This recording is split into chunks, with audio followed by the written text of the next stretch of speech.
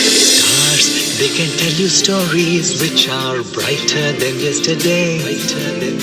The streets have never been so quiet. The squirrels found a new hideaway. Tomorrow will never be the same.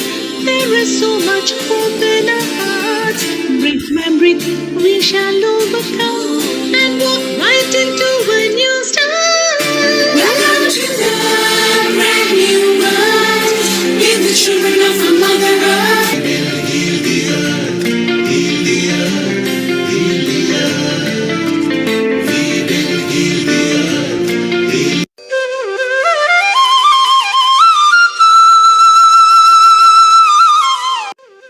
Namaste. Please join us this Sunday on a free global online episode, Vegan and Vegetarian Kitchen, Achieving Good Health Gastronomically. Heal the earth, heal the earth, heal the earth. Stars, they can tell you stories which are brighter than yesterday. The streets have never been so quiet. The squirrels found a new hideaway. Tomorrow will never be the same. There is so much hope in our hearts. Brick by brick, we shall overcome and walk right into a new start. Welcome to the brand new world. We're the children of our Mother Earth. Heal the earth, heal the earth, heal the earth. We will heal the earth, heal.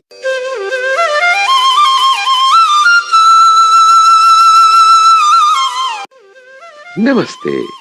Please join us this Sunday on a free global online episode, Vegan and Vegetarian Kitchen, Achieving Good Health Gastronomically. Heal the earth, heal the earth, heal the earth. Stars, they can tell you stories which are brighter than yesterday. The streets have never been so quiet. The squirrels found a new hideaway. Tomorrow will never be the same. There is so much hope in our hearts. Brick by brick, we shall overcome and walk right into a new start. Welcome to the brand new world. We're the children of our Mother Earth. Heal the earth, heal the earth, heal the earth. We will heal the earth, heal.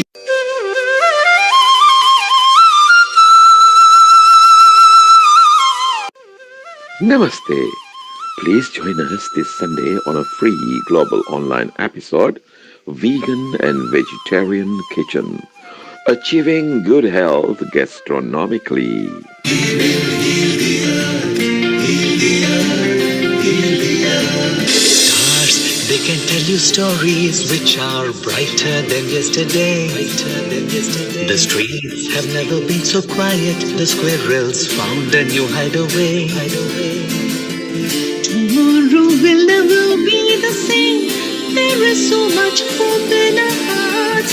Brick by brick, we shall overcome and walk right into a new start. Welcome to the brand new world.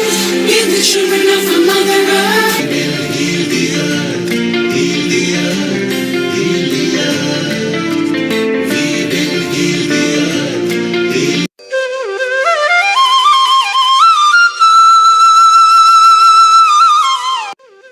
Namaste. Please join us this Sunday on a free global online episode, Vegan and Vegetarian Kitchen, Achieving Good Health Gastronomically. Heal the earth, heal the earth, heal the earth. Stars, they can tell you stories which are brighter than yesterday. The streets have never been so quiet. The squirrels found a new hideaway. Tomorrow will never be the same. There is so much hope in our hearts. Brick by brick, we shall overcome and walk right into a new start. Welcome to the brand new world. We're the children of our Mother Earth. Heal the earth,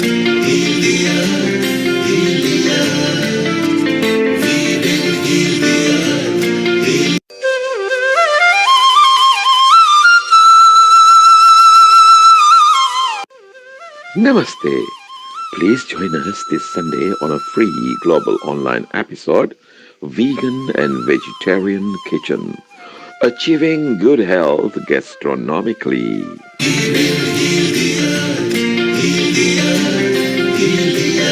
Stars, they can tell you stories which are brighter than yesterday. The streets have never been so quiet. The squirrels found a new hideaway. Tomorrow will never be the same. There is so much hope in our hearts. Brick by brick, we shall overcome and walk right into a new start. Welcome to the brand new world.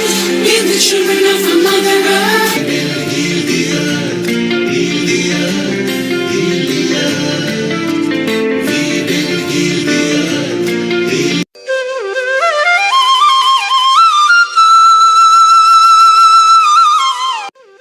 Namaste.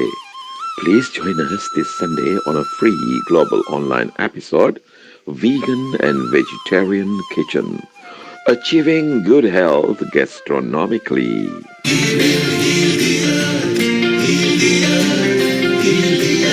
Stars, they can tell you stories which are brighter than yesterday. The streets have never been so quiet. The squirrels found a new hideaway. Tomorrow will never be the same. There is so much hope in our hearts. Brick by brick, we shall overcome and walk right into a new start. Welcome to the brand new world. We're the children of a mother earth.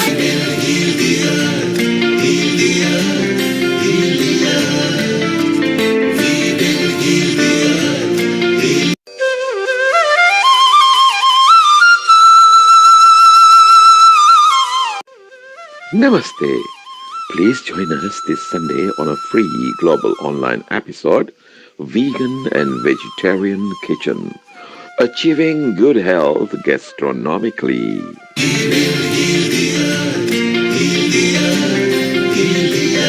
Stars, they can tell you stories which are brighter than yesterday.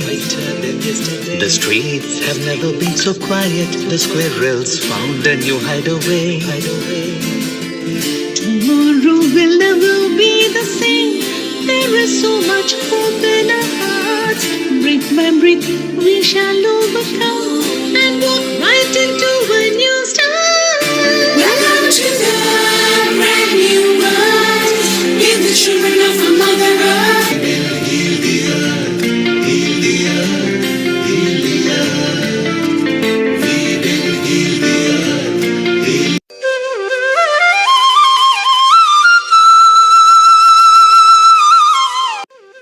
Namaste. Please join us this Sunday on a free global online episode, Vegan and Vegetarian Kitchen, achieving good health gastronomically.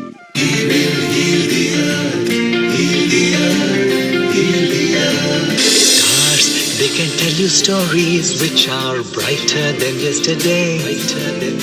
The streets have never been so quiet. The squirrels found a new hideaway. Tomorrow will never be the same. There is so much hope in our hearts. Brick by brick, we shall overcome and walk right into a new start. Welcome to the brand new world. We're the children of a mother earth.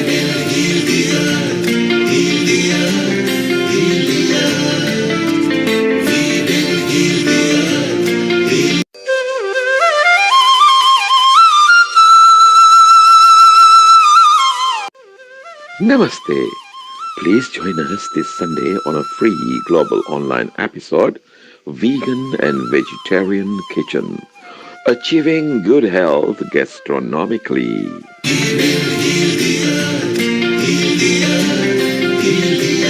Stars, they can tell you stories which are brighter than yesterday. The streets have never been so quiet. The squirrels found a new hideaway. Tomorrow will never be the same. There is so much hope in our hearts. Breathe, man, breathe, we shall overcome and walk right into a new start. Welcome to the brand new world. Give the children of our Mother Earth. Heal the earth, heal the earth, heal the earth. We will heal the earth, heal.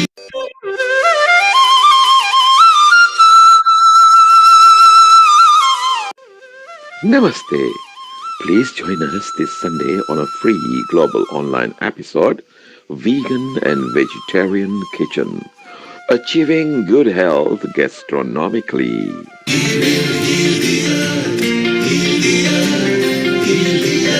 Stars, they can tell you stories which are brighter than yesterday. The streets have never been so quiet. The squirrels found a new hideaway. Tomorrow will never be the same. There is so much hope in our hearts. Breathe, man, breathe, we shall overcome and walk right into a new start. Welcome to the brand new world. Give the children of our Mother Earth. Heal the earth, heal the earth, heal the earth. We will heal the earth, heal.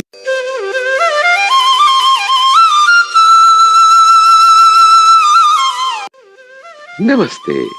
Please join us this Sunday on a free global online episode, Vegan and Vegetarian Kitchen, achieving good health gastronomically.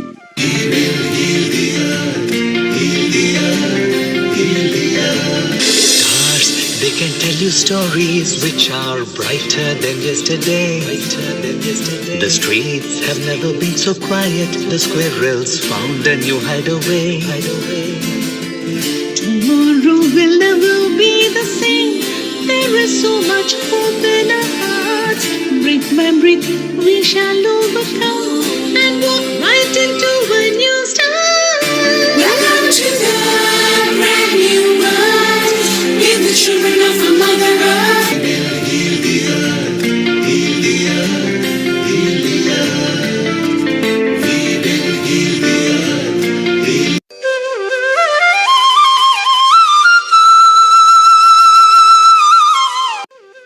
Namaste.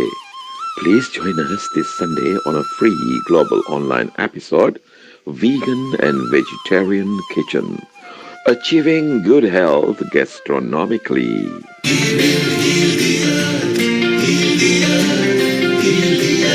Stars, they can tell you stories which are brighter than yesterday. The streets have never been so quiet. The squirrels found a new hideaway. Tomorrow will never be the same. There is so much hope in our hearts. Breathe, man, breathe, we shall overcome and walk right into a new start. Welcome to the brand new world. Give the children of our Mother Earth.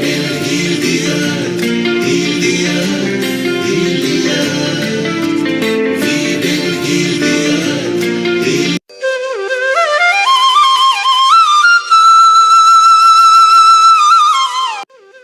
Namaste. Please join us this Sunday on a free global online episode, Vegan and Vegetarian Kitchen, achieving good health gastronomically.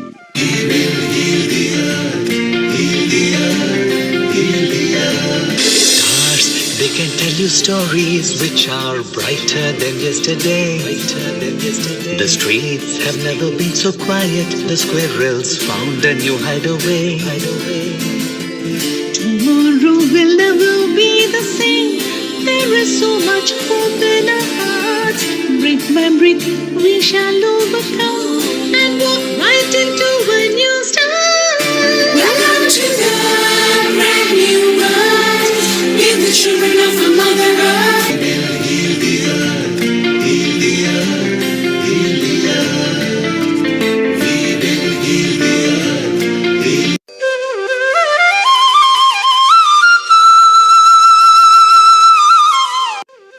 Namaste. Please join us this Sunday on a free global online episode, Vegan and Vegetarian Kitchen, achieving good health gastronomically.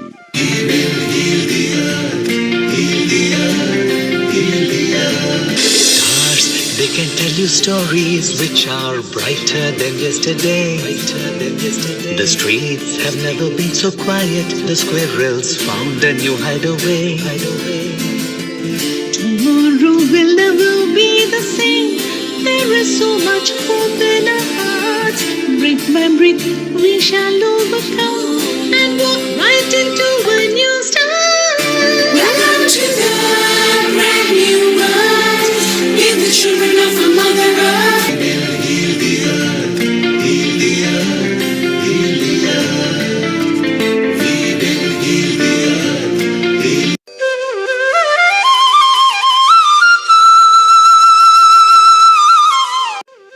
Namaste.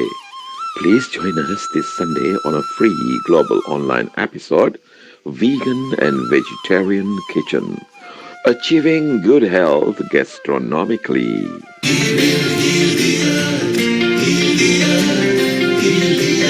Stars, they can tell you stories which are brighter than yesterday. The streets have never been so quiet. The squirrels found a new hideaway. Tomorrow will never be the same. There is so much hope in our hearts.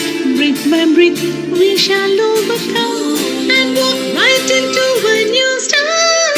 Welcome to the brand new world. We're the children of a mother earth.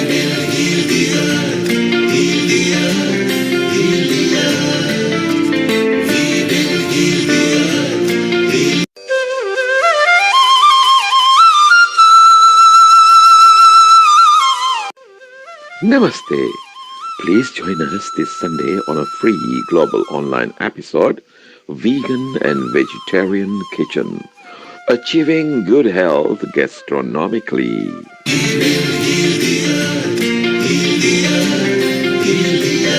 Stars, they can tell you stories which are brighter than yesterday. The streets have never been so quiet. The squirrels found a new hideaway. Tomorrow will never be the same. There is so much hope in our hearts. Brick by brick, we shall overcome and walk right into a new start. Welcome to the brand new world. We're the children of a mother earth.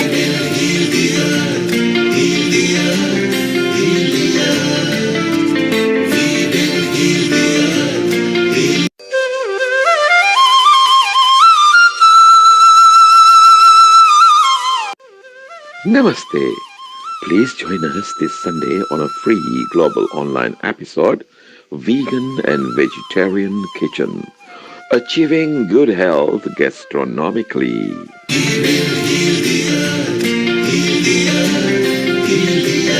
Stars, they can tell you stories which are brighter than yesterday.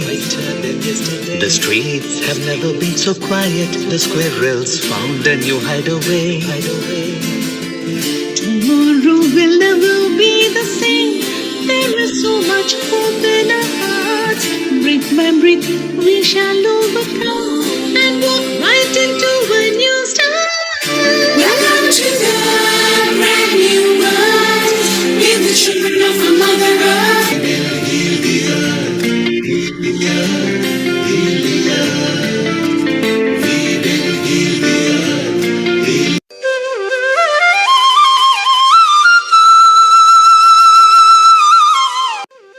Namaste. Please join us this Sunday on a free global online episode, Vegan and Vegetarian Kitchen, achieving good health gastronomically.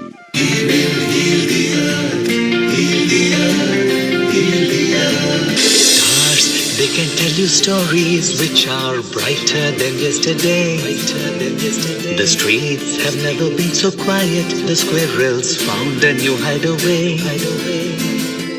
Tomorrow will never be the same. There is so much hope in our hearts. hearts. Breathe, man, breathe, we shall overcome and walk right into a new start. Welcome to the brand new world. Give the children of our Mother Earth. Heal the earth, heal the earth, heal the earth. We will heal the earth, heal.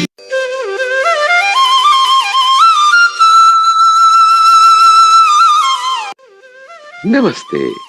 Please join us this Sunday on a free global online episode, Vegan and Vegetarian Kitchen, Achieving Good Health Gastronomy.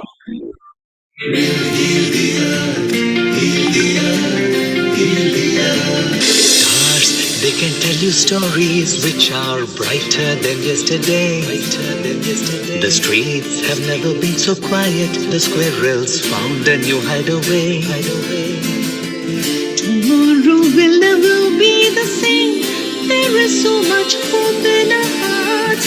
Breathe, man, breathe, we shall overcome and walk right into a new start. Welcome to the brand new world. Give the children of our Mother Earth.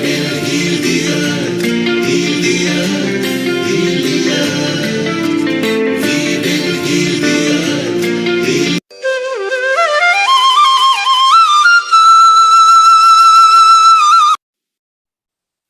10, 9, 8, 7, 6, 5, 4, 3, 2, 1. A very warm global namaste to all our viewers today from wherever in the globe you're connecting to us from.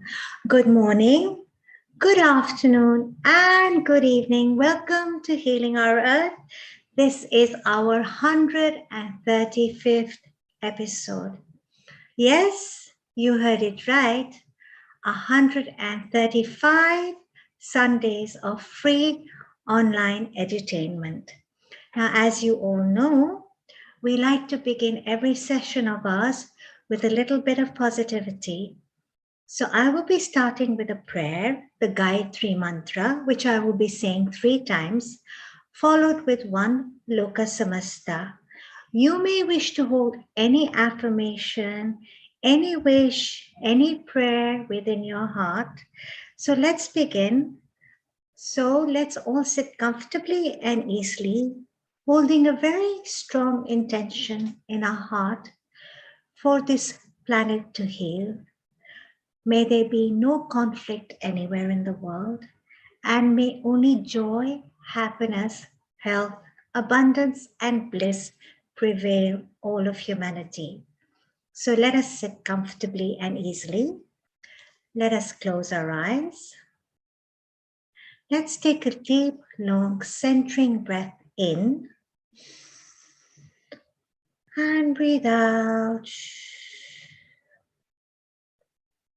One more deep, long, centering breath in and let go. I will be saying the Gayatri Mantra. You may wish to hold any affirmation or say any prayer within your heart.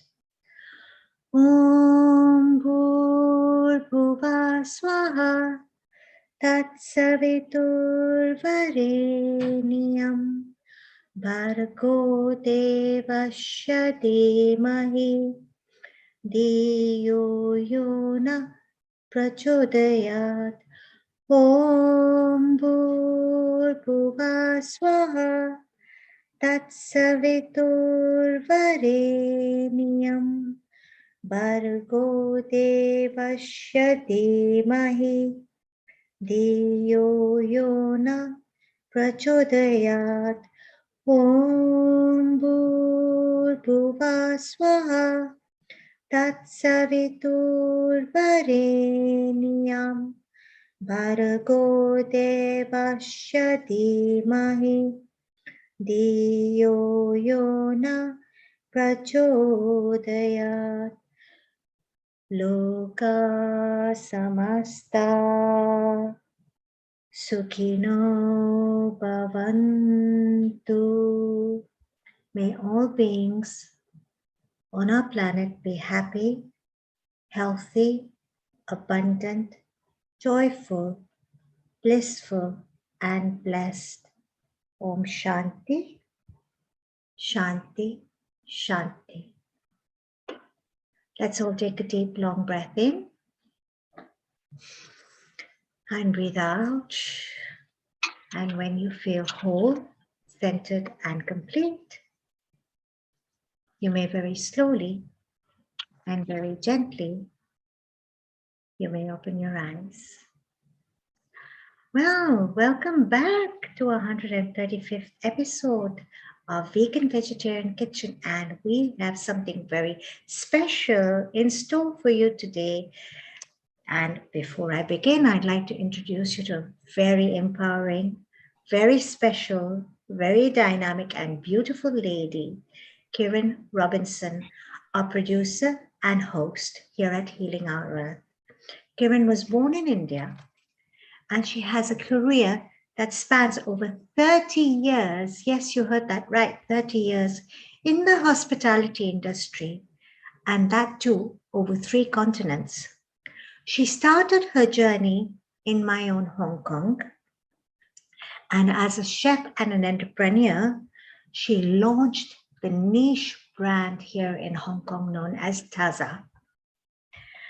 She loves concept designing, is a wedding planner, and these have been all parts of her commission, so much so that she even received IFB government tenders here in Hong Kong and beyond.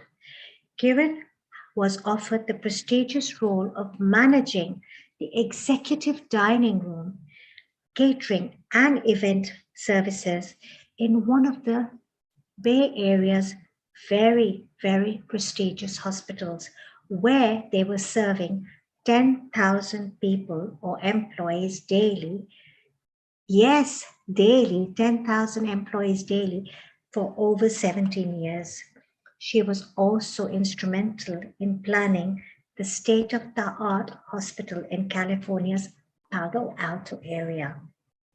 Kiran, as I know her, loves to give back. She is the co-founder of the Malawi Children's Mission, where they empower children through education, provide nutrition, healthcare, and life skills.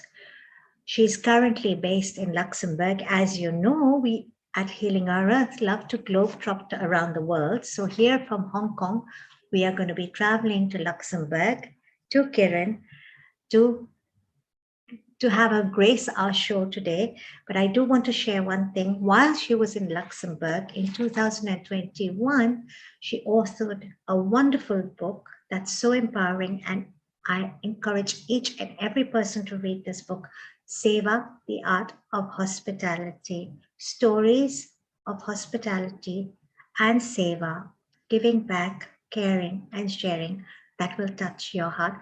I can go on and on. You can find Kiran on our handle at www.kiranrobinson.com. And a very warm global namaste to you, Kiran. Welcome to Healing Our Earth. It's so good to see you. Namaste, Seema. How wonderful you are. What a beautiful, honoring read up on me. Thank you so much. How are you doing in Hong Kong? Having a glam of a time? I'm melting. You're melting. It's so hot and humid here. It's unbelievable. Even the evenings, Kiran, we get out in the evenings. It's a sauna. It is. Seema, I am so glad to see you. May I do an intro for you, just for others who are joining in so they know a little bit about you, not that everybody doesn't know you. Here we go. Seema was born and raised in Nairobi, Kenya. Her culinary interest developed at an early age, founded on a family food business. Extensive travels in Africa, India, and Southeast Asia have allowed her to follow her culinary passion and grow her knowledge on the effects of food on the mind and body. Using secret skills handed down from grandmother to granddaughter, with the belief that you are what you eat, she draws from the ancient practices of Ayurveda and Mayan wisdoms. Curating healing spice blends, immunity-enhancing yoga teas, self-care prescriptions, and other well-being foods. Amazing. One's thought process and method breathing can positively or negatively impact one's mental and physical health. Seema is a qualified breath, water, and sound teacher with the art of living. Her intertwine of diet, breath work, meditation, and self-care prescriptions nourish the mind, body, and soul, and put one on a journey of greater well-being, allowing one to live their life to the fullest. Seema has successfully shared her skills and knowledge with corporates and individuals over many years in Hong Kong and Singapore, and is now based in Oxford. Seema is passionate about music and dance, and she enjoys producing episodes here at Healing Our Earth. Welcome, Seema. Thank you so much for co-hosting with me today, all the way from Hong Kong. Thank you, Kiran. I wanted to share something about you, Kiran.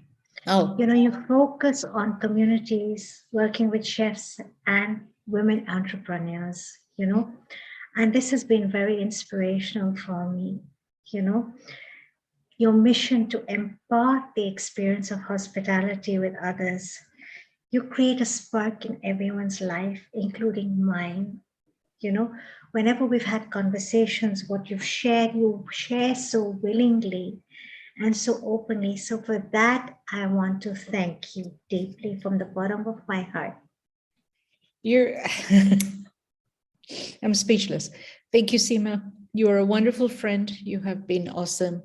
As I shared in my newsletter yesterday, every word of it is true. You are the art of friendship. I think every human being should learn from you what it means to give willingly, freely, all of your love and all of yourself to a friend. I would say straight back at you. Straight back at you. And what a beautiful article. You made me cry. Oh, well, enough about ourselves. I was so touched and very deeply touched. So I want to thank you for that. And I would encourage everybody to read Kiran's articles. She has a monthly newsletter. Am I right? And you write female fingerprints and you cover stories of all these inspirational women who have so much to share. And I know we have a lot of inspiration coming our way today with a lot of wonderful people coming on board at Healing Our Earth. That's right. And you know what, Seema, nothing gives me more pleasure than, just talking about women, celebrating them and empowering them. I actually write articles every week on my newsletter on Substack. It's kiranrobinson.substack.com.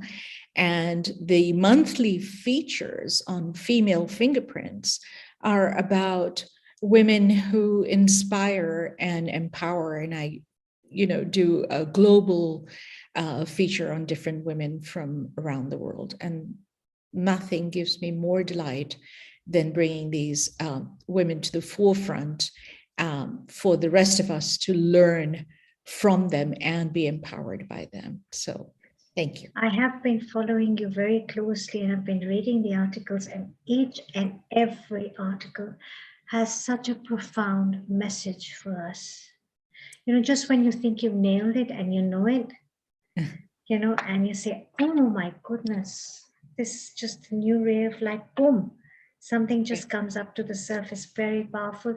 And you're a prolific writer, and everything you do, everything you write reads so beautifully and so well. Thank you. It's easy to do that when you're surrounded by women who are open, who want to have a voice and who want to put it out there and share their messages. So it's easy to attract those beings, Thank you so much. You certainly are attracting them. Thank you. Absolutely. And we have so much in store today. I'm so excited. Yes, Tell us more, Kevin, what we have planned today. Very exciting. We have a full program. We have our beautiful, wonderful guest, Michelle Whistler. It's going to be her first time on Healing Our Earth. And shall we bring her on and say hello to her? Yes, please. Hi, Michelle. How are you? Hello. Hi. Welcome to Healing So Our Earth. nice It's to be here. so wonderful to have you here. Big global warm welcome to you. Thank you. Michelle Whistler. Michelle Whistler is a certified nutrition coach specializing in plant-based eating and founder of Our Conscious Earth. She's a member of the American College of Lifestyle Medicine and follows evidence-based nutrition principles. She coaches busy 40-year-old women, the habits and skills to make conscious food choices, offering them the opportunity to reverse or avoid chronic disease, lose weight, and enjoy a longer health span and lifespan than average. She provides 121 coaching and online group monthly membership. I'm sorry, I meant 1-to-1, not 121. She provides 1-to-1 coaching and online group monthly membership. I beg your pardon. After pivoting from a busy fashion career in footwear and handbags, she dived into the plant-based nutrition course with T. Colin Campbell and E. Cornell, a gut health course with Dr. Will, and help me here with the pronunciation. I don't want to butcher that word. Yeah, it's Bolsewicz. So it's a Polish name, similar to my name, but Bolsewicz, yeah. Bolsewicz. And both Ruby's, it's Ruby's. Yeah. And Matthew Kinney's culinary education courses. What a great, great bio here, Michelle. Welcome again. Thank you so much. I'm so excited to be here. So let me share my screen here because I have a bit of a presentation before we go into actually making the recipe. Michelle, how are you around? Michelle, Yes, how did you, flip-flop, your pivot? How did that happen? I mean, you were in a fashion career, footwear and handbags, and then you switch. I mean, that's huge. That's very intriguing for me. Do you mind sharing that? Oh, no, not at all. Actually, it was, I really was interested in food my entire life. So even when I was in the fashion industry, I had a regional job here in Asia. So I used to visit all the different countries in Asia, and I always made an extra day in my schedule to go eat at the latest restaurants, the little local hole in the walls. I just love traveling and spending time taking cooking classes in the different areas. So I just loved food, and I always was into that. And I ended up, just basically being an overworked executive and needed to improve my health. But I'm actually going to share a little bit of that in my slide presentation about what prompted me to do that. But it was really just being overly stressed out, just crazy life-work balance and realizing that I needed to take care of my health. That's good. That's good. It's amazing when I hear people's stories about them being conscious finally, realizing that, it's this stress, it's not worth it, right? And to be able to take big pivots, really big pivots to get to the next season of your life, even if you have to reinvent yourself, so to speak, right? That's very brave. But if you don't do that, then you're just in the rut and you only have yourself to blame, isn't it? That's true. It's all about actually taking that first step, just telling yourself you're going to do something. And even if it's a small step, then you feel accomplished. And it's like, okay, I can do the next thing. What's the next thing? Absolutely. That's very encouraging to hear. Indeed, it is. Yeah. Michelle, whenever you're ready, please proceed. I'd love to see what you've got in store for us today. All right, let me share here. Okay. Can you see my screen? Yes, it's beautiful. Okay, great. So we're going to let us eat no oil salads today. And what I want to share here is, what if I told you that losing weight, keeping it off, and enjoying a longer health span and lifespan than average is actually really easy? Would you believe me? Most people I think would it's have- really difficult. I would have a lot of questions. Yes. Exactly. So I'm hoping to get a little participation from the general group too. So thank you for taking that first step and making it easy for everyone. But type in the chat, everyone. What do you think? Easy or difficult? What do you think? Do you think it would be easy or difficult to lose weight and really, there my chat went, and really, keep it off, and enjoy a longer life? Anyone going to type? Let's see. I'll just give like 5 seconds here. See if anybody's brave. Easy if we know how. That's a great answer. A new ray of light for sure. All right. Yes, actually, most people think that it's really difficult. They think it's difficult because we live in a world with a fast-paced modern lifestyle that basically has evolved to keep us fat, sick, and feeling tired all the time, while we become addicted to both overly processed foods like salt, oil, and sugar, and unhealthy animal foods. We're currently experiencing a health crisis. More and more people are living their last decade of life in ill health. Just trying to get a little bit of a lag on my screen here. Yeah. I love the colors on your presentation. They're so vivid and bright and alive, Thank you. Gorgeous. Thank you. So basically, this fast-paced modern lifestyle sets us up to be marketed at by corporations and the food industry, which then makes quick fix fad diets seem more appealing. Right? Yeah, I've got this delay going on. Just trying to get my slide. Okay. So basically, did you know there's another way? There's a way to eat more food, lose weight, and keep it off. A way that increases your health span, those years at the end of your life where you want to be quick enough for a game of tag with your grandchildren and strong enough to embrace every moment. My screen is laggy again. Okay. I'd love to hear more about that. Yeah. Just want to have the beautiful picture with it too, right? Yeah. Okay. I mean, you can eat more and lose weight. I love that. You can. It's true, because right now what's happening in the world is an opportunity. It's a wake-up call. It's a wake-up call to think about your own weight and your own health goals.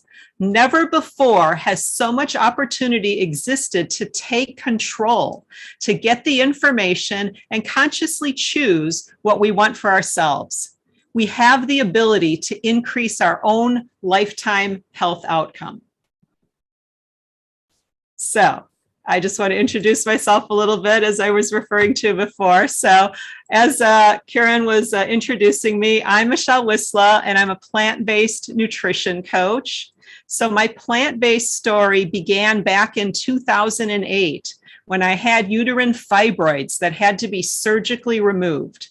My surgeon at Sanatorium Hospital here in Hong Kong said that my uterus was the size of someone who was 6 months pregnant.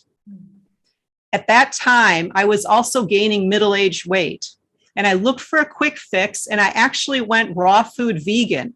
It wasn't the healthiest thing, and it was totally unsustainable because I was traveling up and back and forth between Dongguan and Hong Kong every single week. So it wasn't sustainable. So I bounced back and I added fish back into my diet, and I became a vegetarian pescatarian. I essentially was eating a lot of cheese and yogurt in addition to the fatty salmon that I absolutely loved.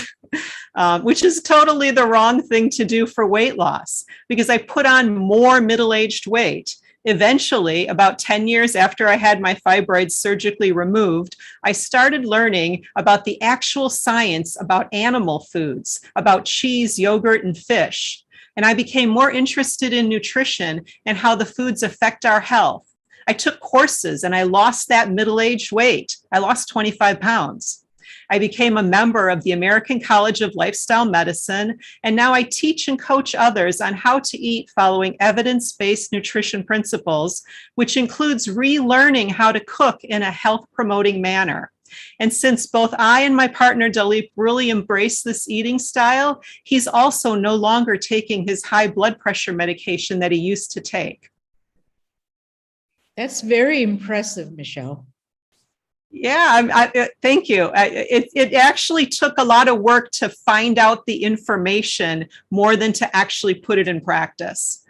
Because as you know, there's so much health around health myths and, just not full information out there, I would say. Right. That's really what helped me discover that, I know that eating a whole food, plant-based, no oil diet is really the solution to the healthcare crisis and the obesity epidemic that we're facing in the world. And I know that if we reframe the way we cook and we choose a few different ingredients, you can get more nutrition and fewer calories. You lose weight and you keep it off, and you can extend your health span while you're doing that too. This is really the science. There are so many studies, good quality studies, not those sponsored by the food industry, that show us this. So today in our time together, I can get the slide on track. Yep, there we go.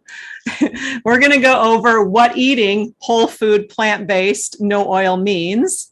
We're going to talk about the difference between oil and fat, and we're going to make an oil-free salad dressing using whole food for the fat. So we still have that bit of taste of the fat, the nutrition of fat, because humans, we need fat and we like the taste of fat, but we're not going to be using a heavily processed oil. Today, we're going to be making a dressing using avocado as our big source of fat, a creamy, delicious avocado ranch dressing. And who doesn't love avocado, right? Exactly. You got my next line. Oh, is it? Okay. I think you're onto this. I think you can do this diet. There we go. So to talk about a whole food, plant-based, no oil, it's really a focus on four things. Fruits, veggies, legumes, which are beans, lentils, tofu, and soy products, as well as whole grains. So there are also nuts and seeds and components like a healthy, vinegar and spices and herbs. But these four things are the focus. These foods contain every macronutrient, vitamin, mineral. They contain phytochemicals, which are plant chemicals, and fiber. One nutrient that's really important and, to be conscious of is fiber. So many people are so concerned about where do they get their protein. Yet, do you know anyone who has kwashiorkor? Kwashiorkor is a form of malnutrition caused by lack of protein in the diet.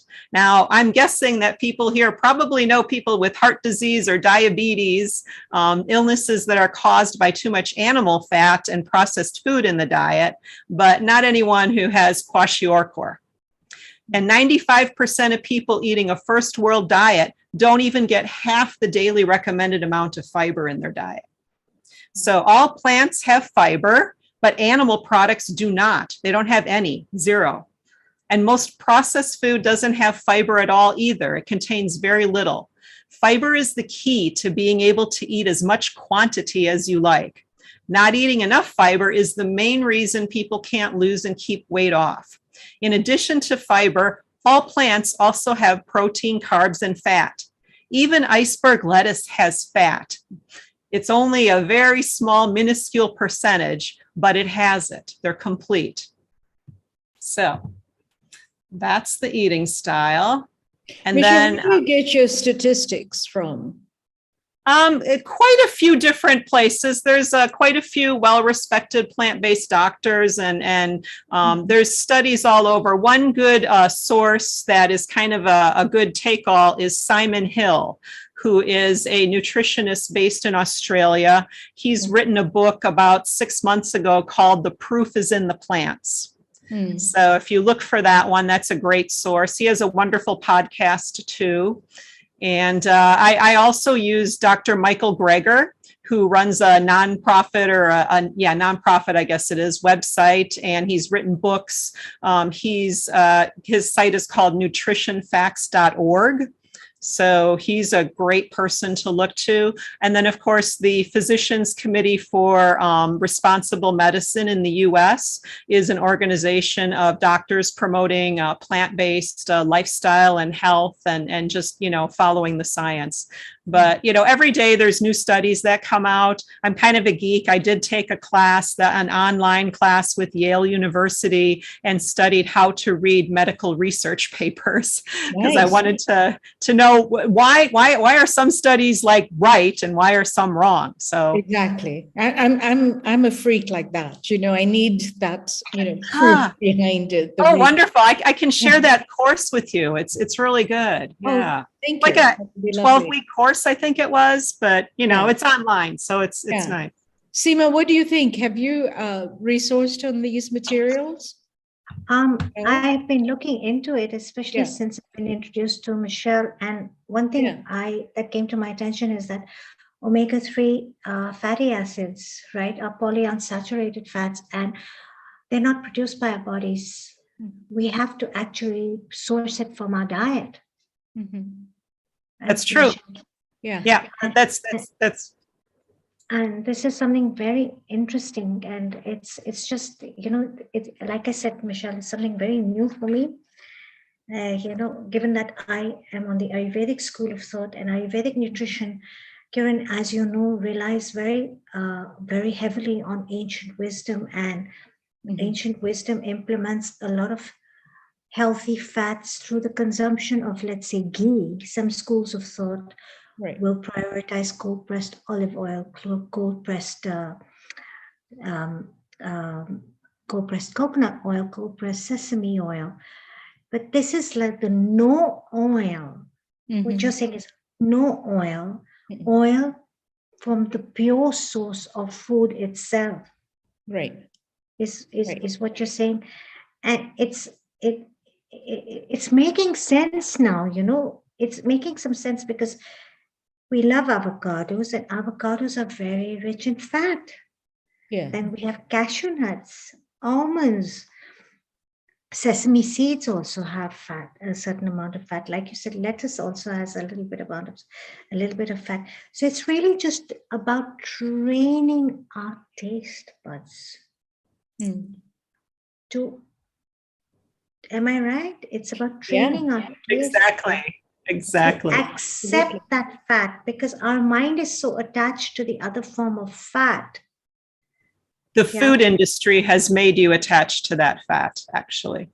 Yes, a lot of food companies are not going to like us for saying this. Yes, but you're right. The food industry has made us very attached, and this is. Well, it was a convenience thing, right? Grab a bottle of olive oil, grab a bottle of dressing. That's how it started, right? The dressing thing, Absolutely. Who's the gentleman at Mind Valley? I forget his name. Oh, yes. What is his name? I can't remember his name either. Kiran, you might remember. I love him because he goes out to the supermarkets and he says, no added sugar. He says, you're likely to buy, he holds a tin, and he says, no added sugar. He says, and immediately you're going to say, oh, it doesn't have any preservatives, it doesn't have any sugar. He said, but no added sugar actually has more sugar than a product that has added sugar. Yeah. And he was reading the contents of the label, and he said, you really have to be aware of what you're buying these days. Even I would say, Michelle, after having this brief conversation with you, it definitely, like I said, is a new ray of light, and it's a spark. So how can we compensate the fact that we're so reliant on, like, olive oil and ghee, with a more natural form of fat? I think that's where she's going to take us right now. Right? Yes. I see I'm jumping the gun as usual, Karen, but I'm excited. I'm just seeing what super learners I have here. You guys are going to get this really quick, it's go ahead, Michelle. It's all yours. Yeah. I just want to quickly interject, and I hope I get the order of the words right, but there's a book out there called like Fat, Oil, Sugar, or maybe it's called Oil, Fat. I can't remember. It's like those three words, and it's written about the food industry. It's actually a reporter who basically studied the food industry and how they took the playbook from big tobacco to push processed foods and animal agriculture on people, basically. He's got some TED Talks and some YouTube videos out there too. I think if you kind of Google that, you can find it, or I can come back to it later and give you guys the link. But anyhow, so actually, yes, well, this is what I was leading to. So why don't Dalip and I eat oil? So first of all, I want to be really clear that I don't believe fat is not necessary for human health. Right? So fat is an essential nutrient, and we must have a small amount of fat in our bodies, about 10% in our diets. We have to have about 10% of our calories coming from fat. People will sometimes believe, though, that they need oil in their diet to absorb some of these fat-soluble vitamins. Vitamin A, D, E, and K are fat-soluble, so we do need fat in our body. We need it in our diet, but that's not true. We need fat, not oil, to absorb the vitamins. So now oil is a fat, and that's all it is. Oil is 100% fat. It's not a whole food. It's a fattening, low nutrient processed food consisting of 100% fat. No protein, no carbohydrate, and no fiber in oil. It's just fat. So there are better places to get the small amount of fat that we need in our bodies to absorb those 4 vitamins. Oil is, it's also basically a fast food from the lips to the hips. When fats are ingested in the form of extracted oils, processed oils, they are rapidly absorbed by your body and converted into fat. If these fats were ingested as whole foods like seeds, nuts, avocado, their absorption would be that much slower, over hours, not minutes, and these fats would be mostly burned off for energy needs and not stored. So I used to be like everyone else. I used to use oil in my cooking and make olive oil and vinegar dressings, since I thought that was the healthiest salad dressing rather than buying the bottled stuff from the supermarket. But for the number of calories it has, oil is just not a good source of nutrient. It's not what I would call nutrient dense. The nutrient density of a food is the amount of nutrients in the food per the number of calories the food comes with. So oil is not nutrient dense. So I can explain that with a little bit of a story, because probably many people here follow and have investments in the stock market. And you try to pick stocks that are not going to go on and give, that are going to go on and give you the most bang for your buck, right? The most return on your investment. You're not looking for junk bonds. So that's what nutrient density is like. It's looking for those foods that are going to give you the biggest return of nutrients for your caloric investment. If you've got 1,500 or 2,000 calories to spend each day, how are you going to invest those calories? I want to invest my calories in something that's got a lot of nutrition and tastes great, and I bet you do too. If we think about some of the foods that typical oils come from, like olive oil or avocado oil, it's from olives and avocados. Olives and avocados have fiber. They have more than just fat. They contain protein, carbs, vitamins, minerals, phytochemicals, in addition to just the fat that their oil version has. And so as Kieran was saying, who doesn't love avocado? So essentially, I'm hearing, that by just cutting off oil, which is all fat, we can actually eat more during the day. More food. It's a big source of the fat, yes. Animal products are the other source. For instance, cheese. 1 cup of cheese is about 1,000 calories, 1 cup of melted cheese. So animal proteins or animal food is a really high source of fat and calories, and in particular, saturated fat, which is the worst kind, besides trans fats, but those are kind of like gone. We don't really see those so much today anyhow. Mhm. Yeah. Yeah. So, yeah, so that's what, nutrient density is like, right? You want to get the biggest return for what you're spending every day. And we can see why an avocado with its many nutrients here is better than avocado oil. We can see that oil is the most concentrated source of fat in our modern day food. And one thing that people don't realize too is that protein and carbs have 4 to 5 calories per gram, whereas fat has 9 calories per gram. So that's why we want to keep the percentage really low. And then with the oil, it has fiber removed. The water's removed. Oil's the highest source of calories we could possibly eat. And it doesn't give us much in nutrition. Any nutrition that it has, we can actually get elsewhere for fewer calories. Olive oil in particular is less harmful than animal fat, right? But it's not as helpful as nuts and seeds. The olive oil polyphenols don't have the antioxidant and anti-inflammatory activity because olive oil has monounsaturated fat. Mm-hmm. Using olive oil in place of animal fat or other oils high in saturated fat reduces our cholesterol, total cholesterol and LDL cholesterol. So olive oil can be a better choice than animal products or other vegetable oils, but nuts and seeds are even better yet. So it's just a better choice, right? That's putting into practice, how am I going to spend my 2,000 daily calorie allotment, right? Eating avocado instead of avocado oil, right? It's got all the fiber, the protein, even looking, one giant sweet potato has 120 calories. It's the same as 1 tablespoon of olive oil. So, on the previous slide, you could see that there's several parts to eating whole food, plant-based, no oil. And one thing that you can immediately put into action and see the results of today is getting the oil out of your salads. Right? And we're going to make it taste really awesome because we're going to get our fat from a whole food source. So we still have that taste of fat, but we're adding more fiber. So it's a really easy action step to take. It's a great place to start to eat more consciously. Let's get the oil out of our salad dressings and start eating in a whole food, plant-based way.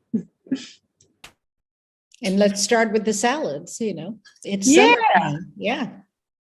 Exactly. Mm-hmm. So there's basically 3 parts to make up a salad. Just, talking about this here, right? Healthy salads are definitely a way of life for people who want to lose weight and improve and maintain their health. But actually the benefits of a salad could be lost when the calorie count is increased tenfold with oil. So I just want to start with the greens here because as the base of the salad, the greens are essentially the main ingredient that makes up the bulk of the plate. What we select for that base will determine our type of salad. But today, because of limited time, we can only pick one type of base, and we're going to focus on greens. And salad greens are usually what people think of when they think of a salad, but there are actually several other things that you could choose for your base besides greens. You can actually, use some things like roasted vegetables. You can get into eating things like quinoa or brown rice, putting that as part of a base. And we really don't have time to get into all of that. So I do have a link that has a lot of different recipes with different bases and salad oils that I can share here in the chat. So we'll just put that there. So that's basically a link that has things besides salad greens, and it has the avocado oil recipe all written out, but we'll go through that today. I'll show you in demo. Okay. So thanks, Miguel. I think that will be very helpful for all of us, that link. That's important. Thank you. Yeah, there's like a dozen or so recipes in there. So I've got many different no oil recipes, salad dressing recipes. And what I love about these things too is that you can use them thicker as a sauce. You can use it like a dip too. for dipping vegetables, or maybe some homemade chips that weren't made with oil and sugar. So yeah, you can use it for a lot of things. So in talking about greens, I mentioned Dr. Greger before of nutritionfacts.org. He has a particular way that he eats where he calls it the daily dozen. So in his daily dozen of what he tries to eat, it's 2 servings a day of greens. And a serving is either considered 1 cup raw or a half a cup cooked. So that's really how important greens are in our diet. It's actually one of the most nutrient dense sources of food. Spices and herbs are higher than greens, but greens are really nutrient dense and a good source of fiber too. And then here's just a listing of the types of greens, and this is also in that download. So I just kind of listed out, different ways that we can look at leafy greens. Basically, they have so many different textures, right? So a good rule of thumb is to keep in mind that the hardier and firmer greens, like kale or romaine, can stand up to creamier dressings. And softer greens like arugula and spinach lend themselves really to lighter dressings like a vinaigrette.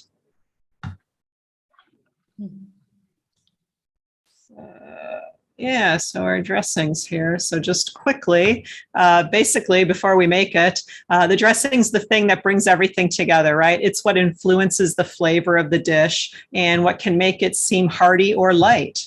Sometimes people do want to eat a light salad, and sometimes they want it to be more like a meal. And then dressings, let's see here, made without oil, basically are creamy and rich.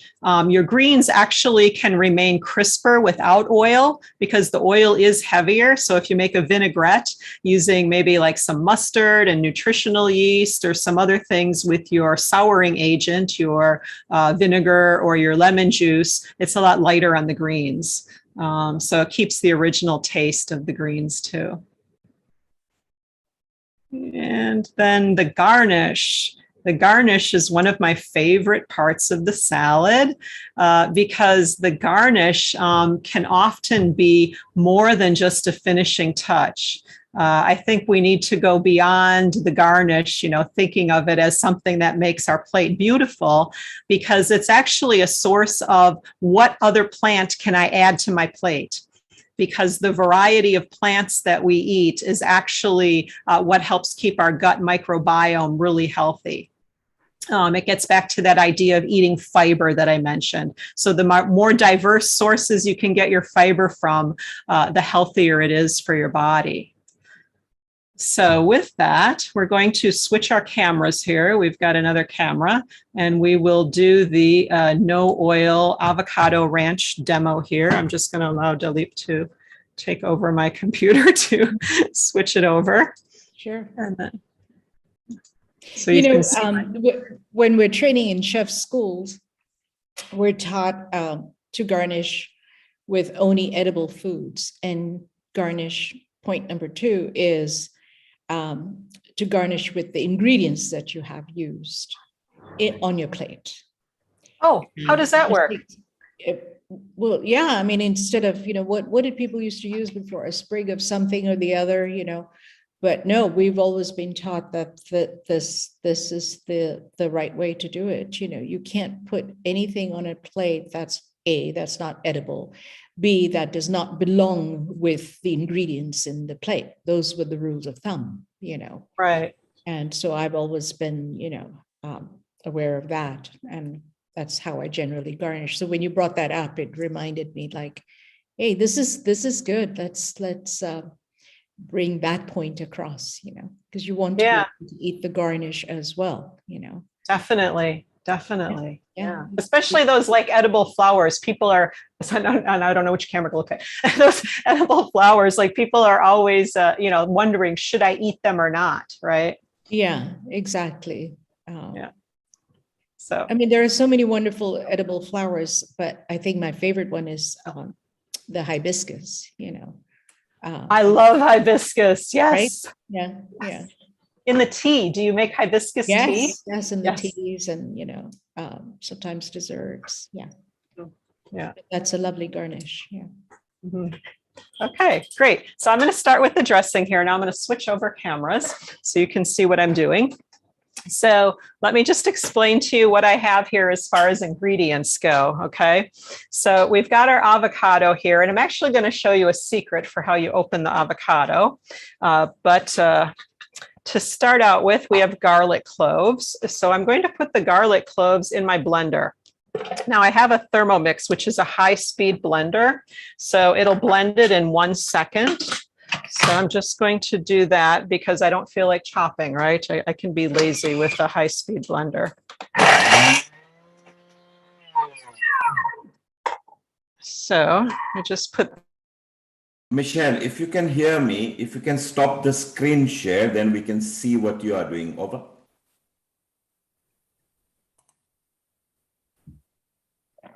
There we go. Thank you. Perfect. Carry on. Sorry. Sorry. I'm here. That's okay. That's great. Now we can see your pretty face. Okay, good. All right. So what I did is I just chopped my garlic. If you can see that. Yeah, I can see that it's there. Okay. Good. Yep. All right. So basically just chop the garlic. And now for the avocado, I have a trick here. And one of the things is when you're shopping for an avocado, you look for ones that have that little butt still on it, because then when you take it off, hopefully it's a light color inside and not dark. That looks pretty light to me. So let's hope that should signify that it's a good avocado and it hasn't gone totally stringy and bad. And I know a lot of people will cut their avocado in half and then kind of twist it this way. But I actually cut it into quarters. And I'm going to show you why this is a little bit easier. I can do it properly. All right, there we go. This is a lot simpler to get the pit out. You don't have to dig your nails in. It's a lot quicker. And then the other thing about avocados to know is that most of the nutrition is in that really dark green spot here along the side. So what you want to do is you don't want to dig into it with a spoon. You want to actually peel it. So peeling the avocado skin, you will leave more of that green intact. So it's actually, you're keeping most of the nutrition is in that green part, and you don't want to leave that behind if you're digging it out with a spoon. That's a really great tip. Michelle, could you also tell our viewers how you would choose an avocado when you're in the grocery store? Sure. Mm-hmm. Yes. So I'll actually buy a few at once. And so I look for them at different stages of ripeness so I can eat them over a few days. Mm-hmm. And if you see ones that are a light green and are really hard as a rock, they're not ready yet. But the great thing about avocados is that they continue to ripen. They ripen off of the plant. So you can actually take that hard avocado and it possibly will ripen in, 1, 2, 3 days. It depends how warm your kitchen is. Right now in Hong Kong, they're ripening in about a half a day.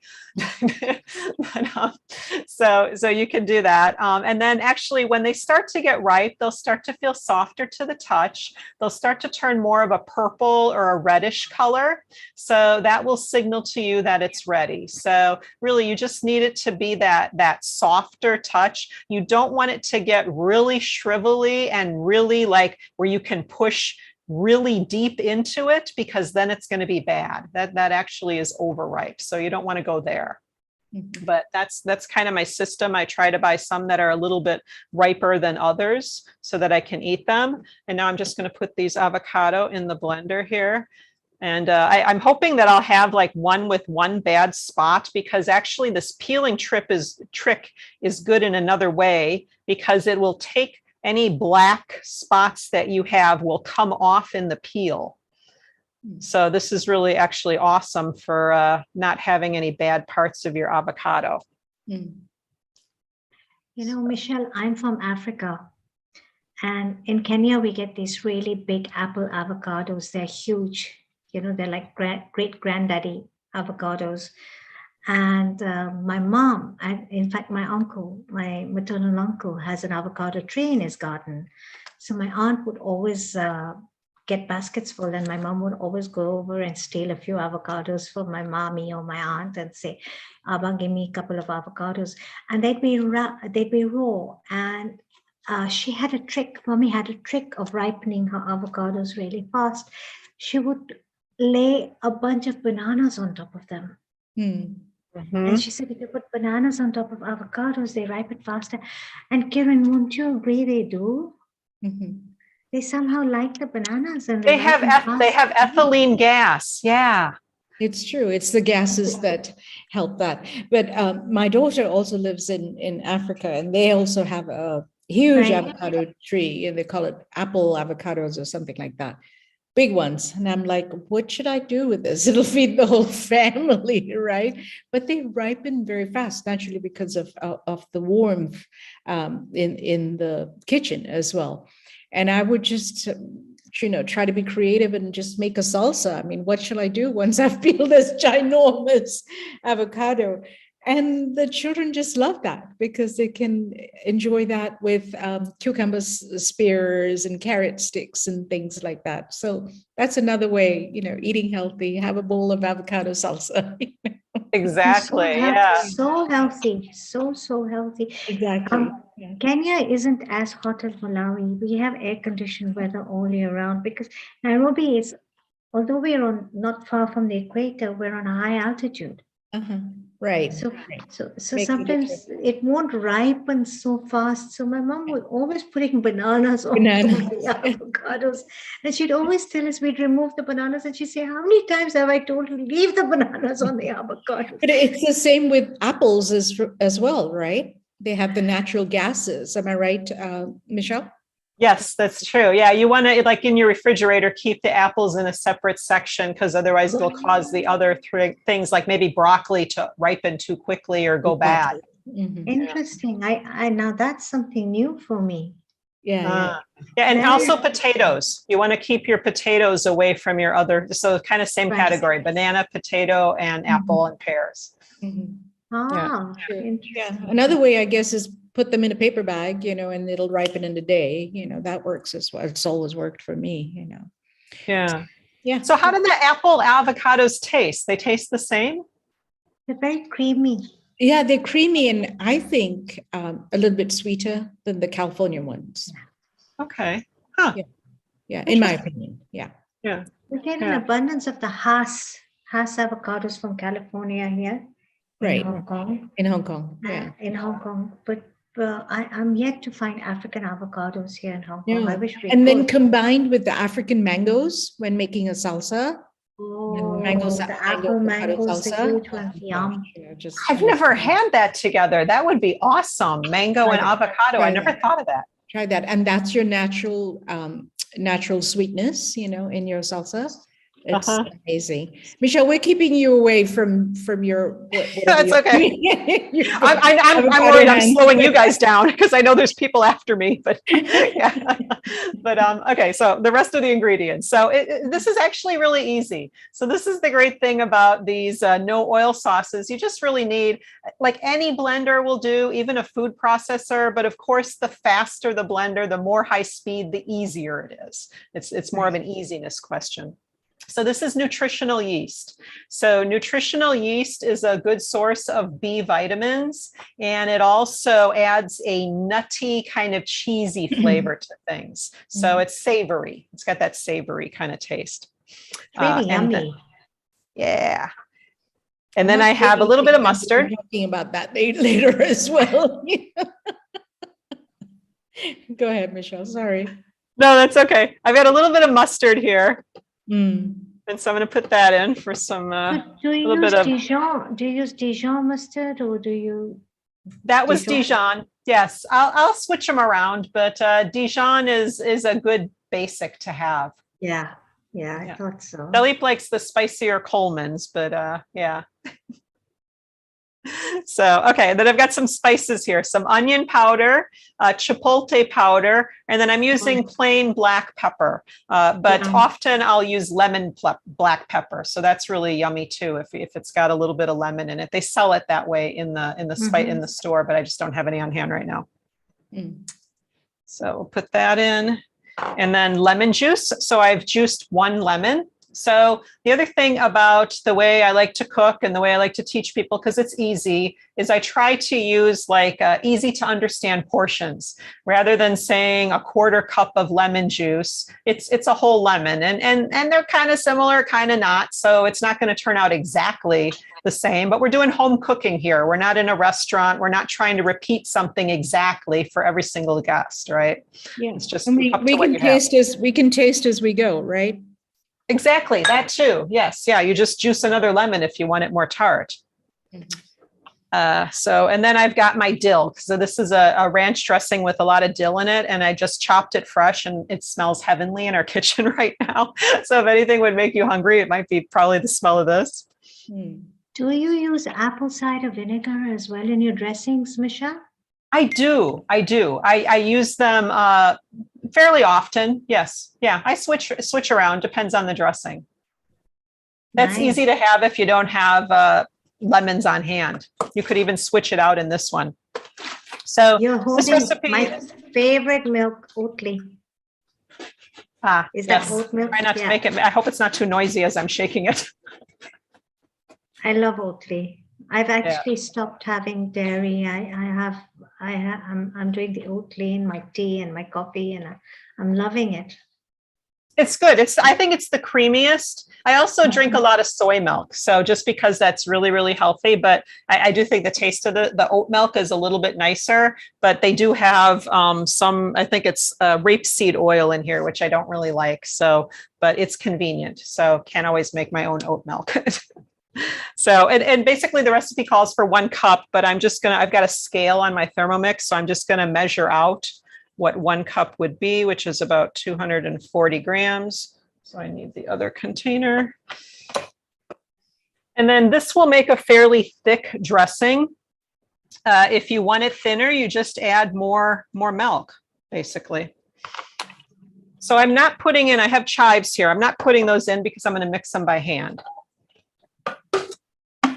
This won't take too long. It might be a little noisy. I'll try and cover the mic.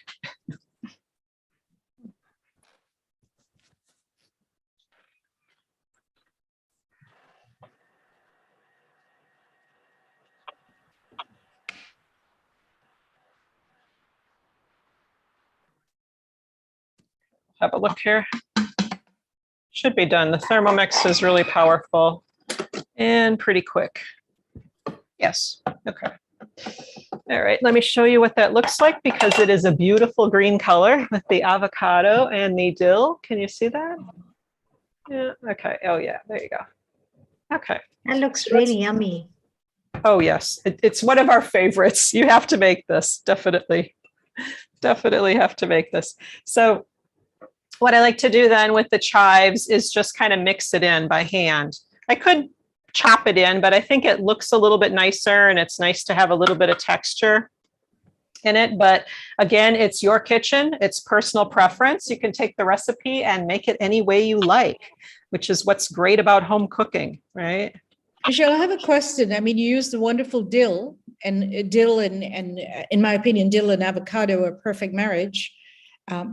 So are chives or green onions and avocado, depending on which, culture you're leaning towards. But you have extended yourself here with chives and dill. Tell me what you were thinking.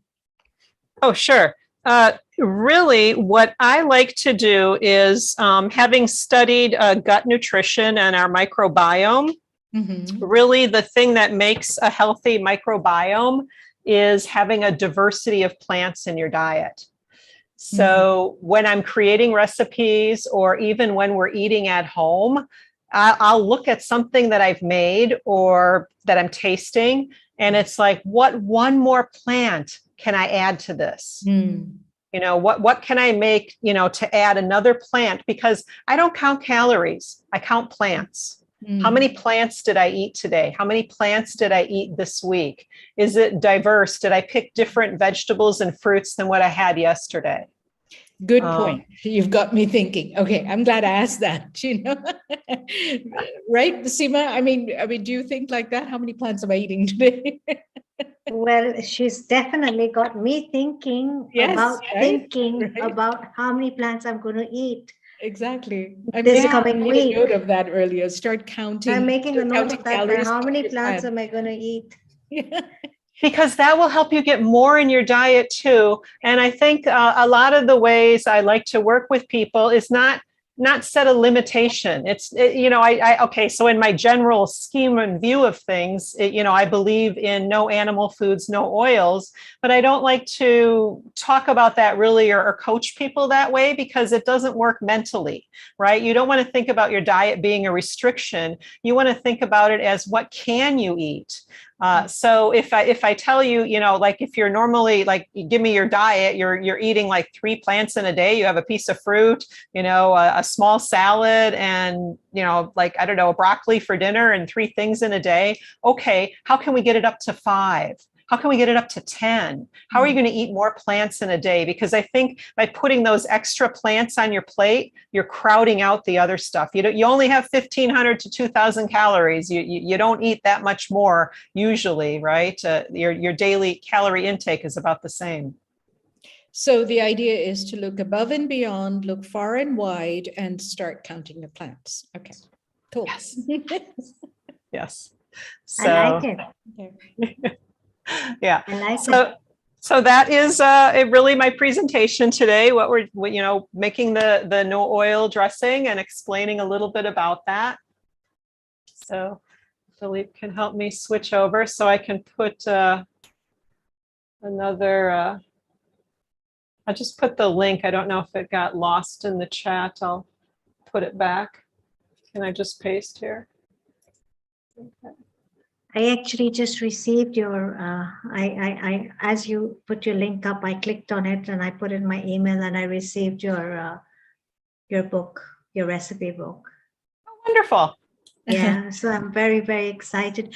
I do have one question because my creative, I'm Kiran, you know how crazy I am in the kitchen. Your juices are flowing.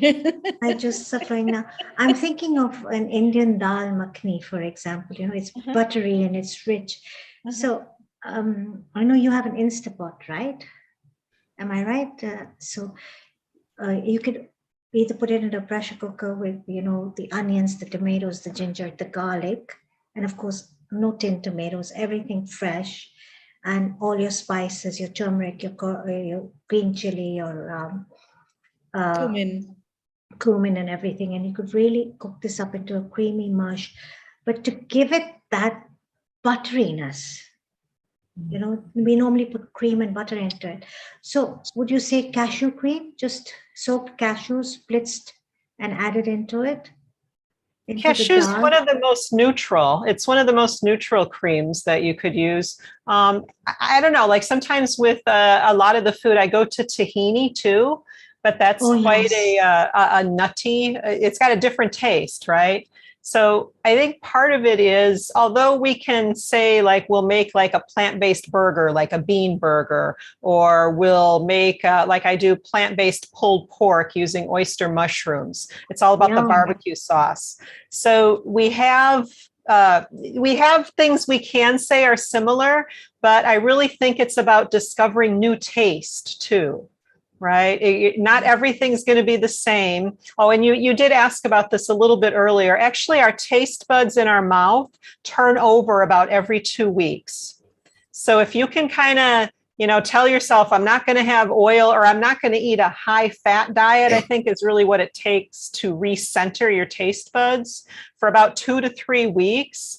Your taste buds kind of lose that. Now, you may still have a habit of, I don't know, sitting down in the evening and watching TV, eating buttered popcorn. So that's separate from your taste buds. That's part of the habit of what you're doing, right? So there you might need to go into some different habit formation. But your taste buds themselves change every 2 weeks or so. Michelle, I'm still thinking, we might be strapped for time, but I have to say this. Since we all have lived in Asia, Kiran, you're from Hong Kong, Michelle, you're from Hong Kong as well. We all love our dandan mian, right? The noodles, the dandan mian. So let's think, what if we opt for buckwheat noodles or soba noodles, which are a lot more nutritious? and we cook them up, and we have this plant-based vegetable broth with no oil, so we can put in our celery, our onion, our carrot, everything, and we can make this very dense broth. And then we can just add it homemade nut butter, almond or peanut, tahini, and if you're gluten-free, well, you're having the noodles, so obviously you're not gluten-free, so you could add soy sauce to it, and you could add your blitzed chilies and garlic. Yeah. And I think, Kiran, what do you think? Sounds absolutely you're delicious. pro. It would work without the oil, right? And you could throw in your, as it's boiling into the hot soup, you could throw in your beans, like your pak choy or choy sam or whatever you want. You mentioned soy sauce. I mean, if you've got that umami flavor going, you don't miss the oils anyways. So right. Yeah. The tahini actually brings in that fatty content, and as does the nut butter, right? The homemade. I make my own nut butter at home. I just keep chatting my peanuts till they turn into butter. Yeah. Literally. Yeah. Exactly. Yeah. No, those are great ideas. There are lots of options. I think we need to write a book, girls. Exciting. We have so much information here. And we do, but that was wonderful, Michelle. Thank you so much. Michelle, yeah. You're welcome. Can we just have a look at the finished product one more time, just for for a refresh? I could probably show here. Yeah.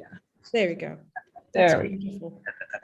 Bring it to the camera. Yeah, that's gorgeous. Yeah, very nice. Smells good. I wish you were here to smell it, because it smells so good. I'm over here. That's gorgeous. Yeah, I just want to dive into it now and taste it. Thank you, Michelle. That was beautiful. Thank you. I hope wonderful. I hope we didn't inconvenience you with, having to do a presentation and open up your kitchen and do a recipe for us. No. It really was. It's fine. No. I'm happy to share, and I'm glad to connect with everyone who's here. This is actually a wonderful experience. So thank you. I'm so happy to hear that. It was so lovely to have you. Seema, do we have anything? I just oh yes, there we go. There's Kiran's son. And so yes, I'm going to buy the book. There's my mum there. Can we zoom in? Isn't she gorgeous? And I think I am pretty much predominantly featured in this book. I assume so, considering I'm a son. If you get a chance, come and buy this book. You can buy it online as well. Do it for me. Thank you. I love it. God bless him. Thanks, Neil. God bless him. I have the book. Thank you. Seema, I hope you will meet Roshan, since you are there right now. I will meet Roshan, and I will be meeting Michelle and Dalip very soon. And I have to admit, I'm a tad intimidated to cook for them, because it's she's given me a strict thing, no oil at all. This is what we eat. But you know what? Like I said, it's a new ray of light, and I will be taking some tips from you, Michelle. Fantastic. Dive in. You can do it. Beautiful. It's easy. I will be chatting with you on WhatsApp. And I just wanted to thank you one more time, Kiran, for introducing Michelle and bringing her on board. This has been great for us. Michelle is awesome. Thank you. And thank you, Michelle. Thank you, Dilip. Thank you, Bina, for connecting us. It's all about connections and friendships, and you're meeting Bina as well, right? Yes. So not just 2 weeks down the line, and we'll be meeting, and we'll FaceTime you. Perfect. I would love nothing more. Thank you. Thank you. We have Meena Trivedi now, a very exciting lady coming on board to join us with a very beautiful recipe. So I'd like to say a very warm global namaste to you, Meena ji. But before we start, I wanted to say something about Meena ji. Meena ji is our in-house singer and performer here at Healing Our Earth. By profession, she's a singer and a performer and a music teacher. She's trained in Indian classical music and specializes in Bollywood songs. Meena ji has performed at various prestigious events and venues here in the UK, including the very well-known Trafalgar Square. Meena Trivedi is a keen cook and a very good one, I must say, and regularly prepares delicious, believe me, trust me, delicious, delectable dishes for her friends and family. She loves to travel. She's just returned from Morocco, if I'm right, and she loves to prepare various fusion dishes. In fact, Karen, you and Meena can have a discussion about Morocco since you both visited Sure. recently.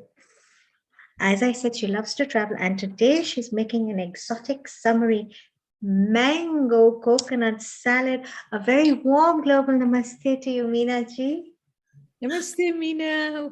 How lovely to meet you. Thank you for being Thank you. Thank you so much, Kiranji and Seemaji. A global namaste to you too, and a global namaste to all our viewers and our friends all around the world of Healing Our Earth. I'm so happy to be here again. It's been a Oh, we're while. so happy. Yeah. Thank you. This is so exciting. I can't wait to hear, see, smell, and taste everything that you're going to be doing. So Yeah. exciting. Thank you. Like Simaji already read what I'm going to do. I'm going to make spicy mango coconut salad. And I was Yum. actually watching, I've been watching Michelle talking about how healthy we should be in our diet. And it's just amazing. I mean, Michelle, in my recipe, I've got olive oil, and this is probably the last time I'm going to use olive oil in my dressing. Oh, see, Michelle, see what you've done. What an inspiration, honestly. Thank you so much for sharing all your. Thank you. So it's just amazing. Yeah. And Simaji, you just mentioned that I have come back from Morocco. Yes, I have. Just last week we came back, and it was just absolutely amazing. And their cuisine is very similar to our Indian cuisine as well. They eat a lot of sesame oil instead. It's amazing. They have a lot of spices as well. And Kiran actually Yes, they just do. returned from Morocco as well. Oh, I see. Okay. And she went for a tagine making class, right? I Yes. did. It was wonderful. I think the whole spices linked to the whole Silk Road journey, and we learned so much from that, and how many countries the spices actually touched. So it's not uncommon. Yes. To I was really surprised to see that they use turmeric like we do, and they use chili powder, and the zira powder they use. Cumin, yes. and saffron. And saffron is, oh my God, this, Right? I think, purest saffron that you get in Morocco. I have bought It's the some for jewel. myself as It's well. the jewel of the crown, right? Yes. It was absolutely amazing. And the cuisine is just amazing. They make things like bagrir, if I'm not wrong, bagrir, and some kind of pancakes, and some kind of paratha, which are square shape. I can't remember the Right. I think they're called taboon breads. They have That's so right. many different kinds of breads, and Yes, it's yes, it's just wonderful. amazing, amazing. They use a lot of sesame oil, and they use sesame in everything, even on sweets, and in their cooking. They make everything with sesame. Same with Lebanese cuisine. It's all Mhm. sesame. Yes. Yes, lots of sesame. They make tahini using that. Tahine. But they make something very delicious, a spice blend in Morocco that's extremely delicious. And I call it an equivalent of a garam masala. It's called ras al hanout. Okay. And they put rose petals in it. Rose petals. But even in the harissa, they use a lot of harissa. And Right. when I went to the souks, the spice markets, they had some of the harissa with the other ingredients as well. The olives, I think they had lots of olives in harissa, the one that I had. Yeah, but they're making different kinds of harissa. Okay. It's The very one clever. They're just taking it to another level now, the experimenting. one I had was like red, blood red in color. So they use red chilies and put lots of olives. Right. And I think they put vinegar in it. It was just absolutely amazing. Yeah. I mean, they had it both in the dry version and the paste as well. But the garam masala thing is a little bit darker, and you can smell, it's aromatic. It has that earthiness, so it's been roasted already. Yes, Herbs. correct. But They put a lot of spicy, harissa in the falafels as well. Mm. That's what I know. Isn't it lovely how every spice tells a story? Absolutely. Absolutely. Very well said, Seema ji. And So amazing. Your mom, Seema, your mom and her book, everything she did that during that time, that was so special. I'm still in awe of that book. I think you really need to reprint That book's coming to you. It's coming to you. We have it here in Hong Kong. And yeah, my mom, touch wood, my mom was, I would call her the spice queen of that era. Wow. Really. Yeah. Very Very aristocratic, No. She wouldn't weigh anything, Kiran. She used to get frustrated with me. So I used to be in the kitchen and I used to say, Mama, but how much? You just say, put a little bit of jeera, put a little bit of cumin. And I used to say, but how much? And she'd go, do this, how moms go mattu. She'd say, just put it and I'd say, how much? She said, I've shown you 100 times. I said, yeah, but you just put it without a blink of an eye and it's the same amount every time. I don't know. Is it a teaspoon? You Is go it half a figure, you go teaspoon? figure it out. And then she'd say, oh, just go. But I know Mina's here today and she's going to give us exact measurements for all of us and our viewers, especially. Yes, I am. Before I start showing what I have to show today, I'm going to sing a song for Seema and Kiran ji. Thank you. You are our singing chef, so please sing a song for us. Thank you. Ji, zarur, why not? आपकी आँखों में कुछ महके हुए से राज है आपकी आँखों में कुछ महके हुए से राज है आपसे भी खूबसूरत आपके अंदाज है आपकी आँखों में कुछ महके हुए से राज है. So this was nice for both of you.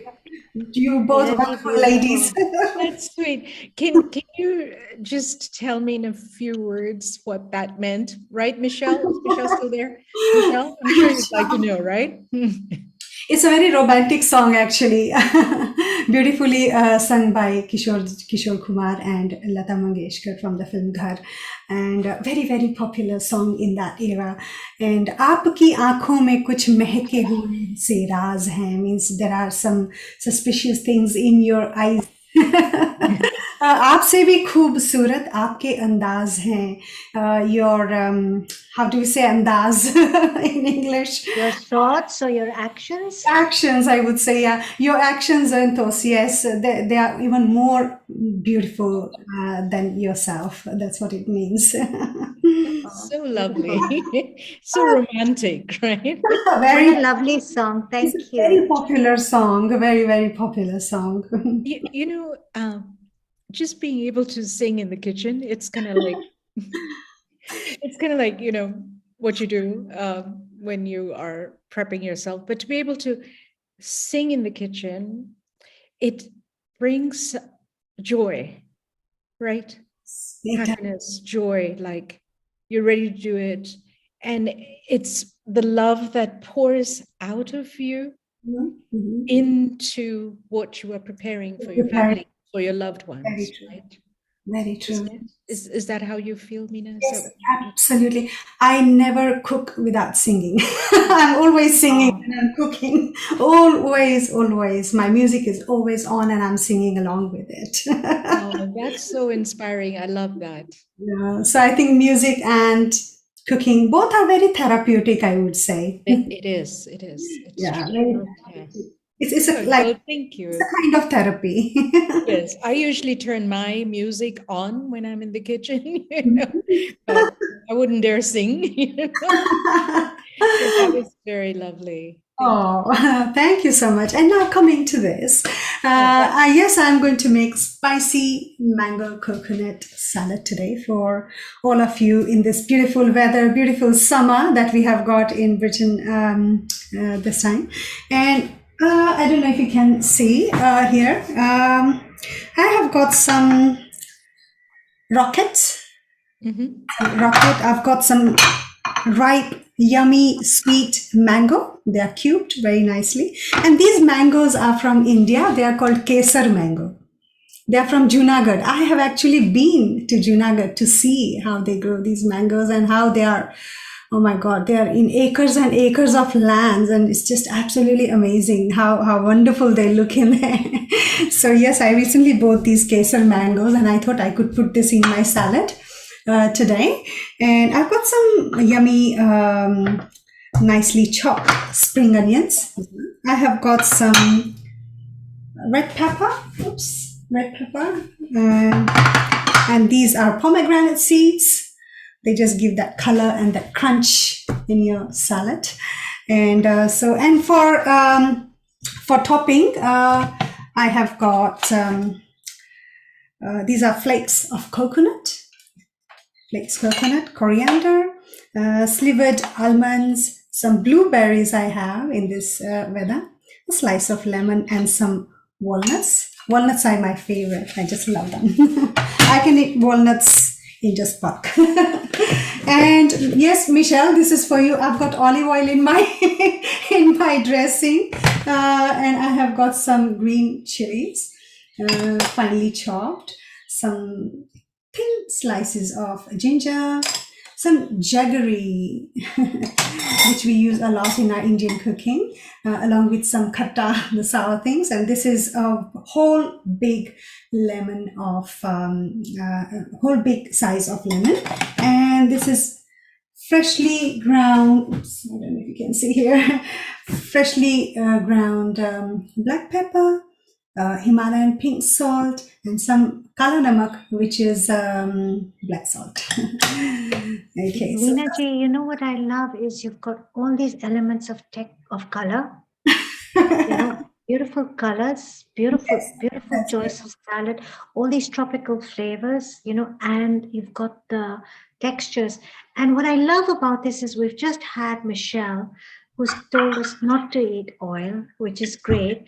Now you're doing this salad with oil, which is really exciting, which is something I would make in my kitchen. But the exciting part of it is we're going to learn from this, from Michelle. Now we've made this lovely salad, which is delicious, and we've made it with oil. And Michelle, what can we replace the oil with in this salad? Yippee yay, I'm really excited. I would love to know that, Michelle, from you. Yeah. She's a real expert. We really need to get her input on all this. Okay. So basically it's very simple. I'm going to put these rocket leaves, tip them here. They're absolutely crunchy, fresh, and yummy. I've got some red pepper. Lovely. Nicely chopped. Sliced. And look at these yummy mango cubes. Kesar mango cubes. They are so sweet and juicy. I'm going to... That is one colorful salad for sure. Oh, it's so colorful in this weather, isn't it? It's just perfect for this weather. And you know what I love is that you've got the mango, the softness of the mango against the crunch of the red capsicum, and then you've got the leafiness of the arugula or the rocket. This is great. I just love rocket leaves. Me too. Peppery. They're peppery. Yes, that's right. They have different kind of taste, which I can't really explain how. And the spring onions. How can we make salads without onions? And spring onions are the best. Best, always. That gives a nice crunch as well. So I'm going to actually pour everything in here. Oh, nice. Look at the color. Look at the color already. And oops, yeah. And crunchy pomegranate seeds, which I'm so hot, healthy. Wow. Pomegranate is so heart healthy. Wow. I just love them. Okay. Now Whenever I see pomegranate seeds in any form, I think of Persian cuisine. I know you love those, Seema. I've seen I you love use them a few pomegranates. times, Oh and my I know you goodness, love those. yes. I have to have pomegranate in my fridge. Meena, Thank you. getting Yes. mouth watering. You know the camera that is pointing onto the worktop? Meena, the camera that's pointing onto the worktop. Yes. If you can bring it forward and then face it slightly more down so we can zoom. Yes, that's beautiful. And Is better? slightly more down. Down. Okay, I'll put it. Slightly. Beautiful. Now we can see Lovely. those wonderful Here you pomegranate are. seeds and the Now you melons. can see. And our mouth is watering. Oh Over my to God, you. look at that color. Can you see this? Colors. So I'm just tossing it a little bit so that it gets mixed nicely. And now, This salad is not only a feast for the eyes with colors, but it's going to be an explosion of flavors, just like that ranch dressing. I'm actually salivating, and you know, it's 10:30 at night here, and I had my dinner at 6:30. And after seeing Michelle's beautiful creamy dressing, another salad, I'm hungry. and I have got some, oops, I don't know if you can see. Oh, okay. Plump, juicy blueberries, Meena ji. Sorry, these are blueberries, yes. So these are blueberries.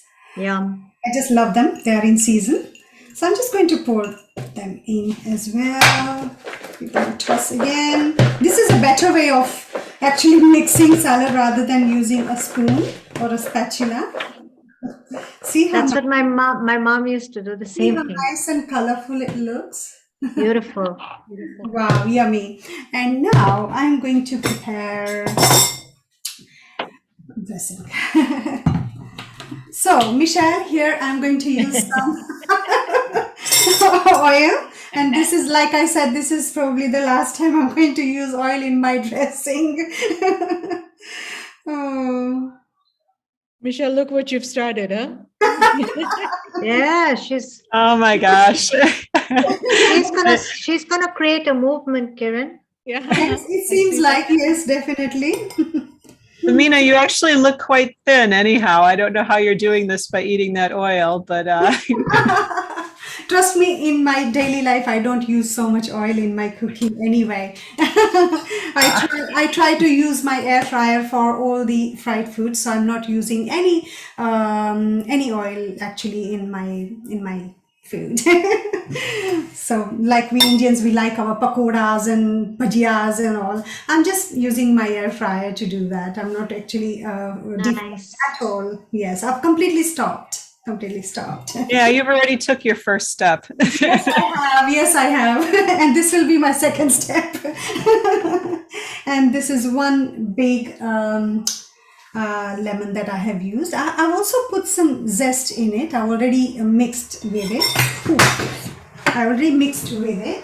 And so I'm going to use this lemon in here. Nice. Yum. Yum. And some jaggery to go with lemon, because lemon is really, really sour and khatta. And so I'm going to, just to balance it out, I'm going to put a little bit of jaggery in there. Not much. So you're just going to get that that sourness balanced out, right? Yeah, that's right. Just to give that balance. Okay, now I'm thinking Michelle here, okay? Sorry, forgive me. This has really impacted me, okay, in a huge way. So I'm thinking olive oil, replace it with what? So I'm thinking of tahini. I'm thinking of cashew cream. I'm thinking of any almond butter or peanut butter might be nice. I love the lemon. I love the lemon zest. For the jaggery, I use a lot of jaggery in my dressings. I'm from Kenya. We use a lot of jaggery in our cuisine to balance out the sweet and sour. I'm thinking of a fruit. How about apple puree? What do you say, Michelle? Perfect. But actually I would also, because she's using a powder, right? Maybe go to date sugar is what I use. That's a good I idea. use date sugar. Yes, now you're talking. Yes, correct. Wow, there's so much to learn for me.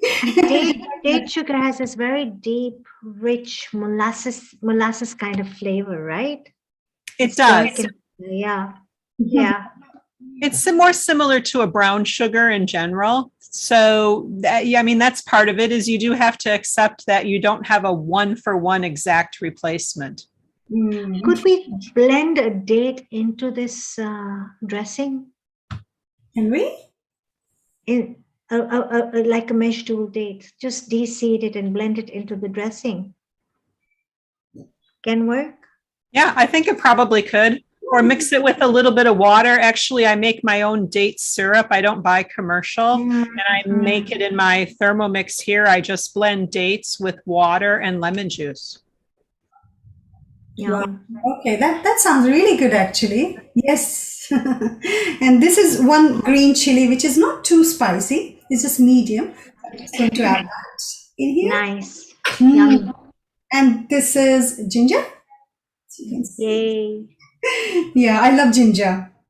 I love ginger. Okay, that's different. Ginger in a salad, you know. Yeah.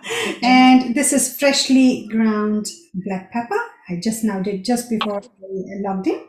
So I'm just going to take.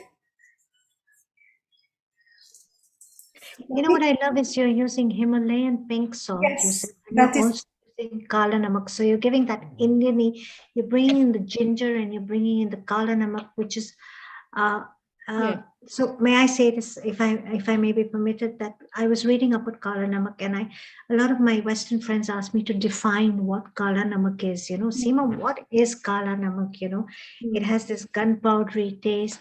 So Karen, I looked it up and please throw some more light on this because someone told me it's salt petre.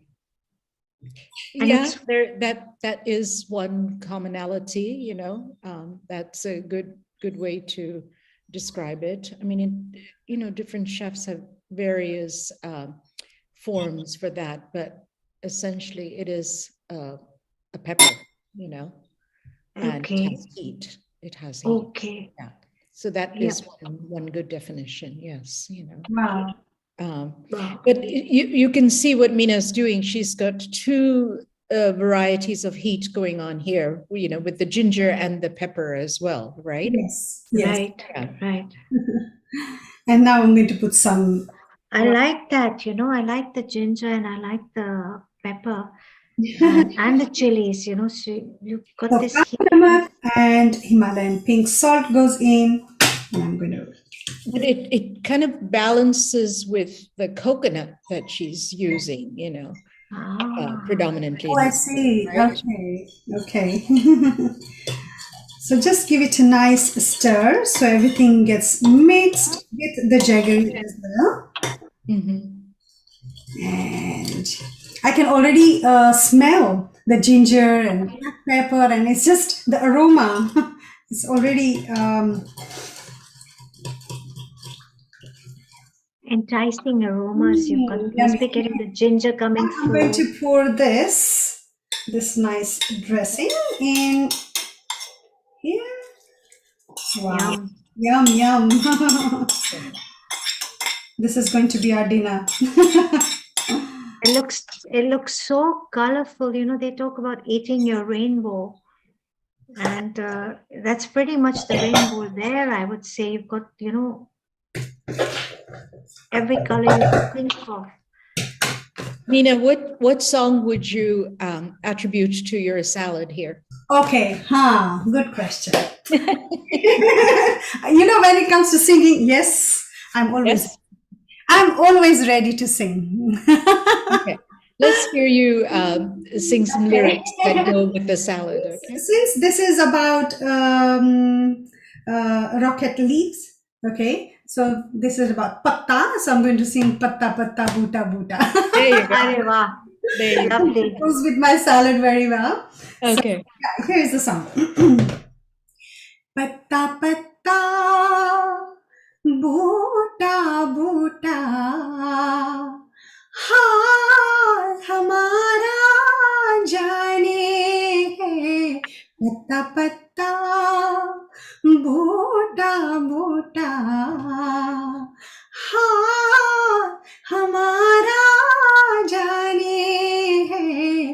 पत्ता पत्ता जाने न जाने गुल ही न जाने बाग तो सारा जाने है पत्ता पत्ता बोटा बोटा हाल हमारा जाने है पत्ता पत्ता कोई किसी को चाहे तो क्यों बुरा समझते हैं लोग कोई किसी की खातिर तरसे अगर तो हंसते हैं लोग बेगाना आलम है सारा यहाँ तो कोई हमारा दर्द नहीं पहचाने है पत्ता पत्ता बूटा बूटा हाल हमारा जाने है पत्ता पत्ता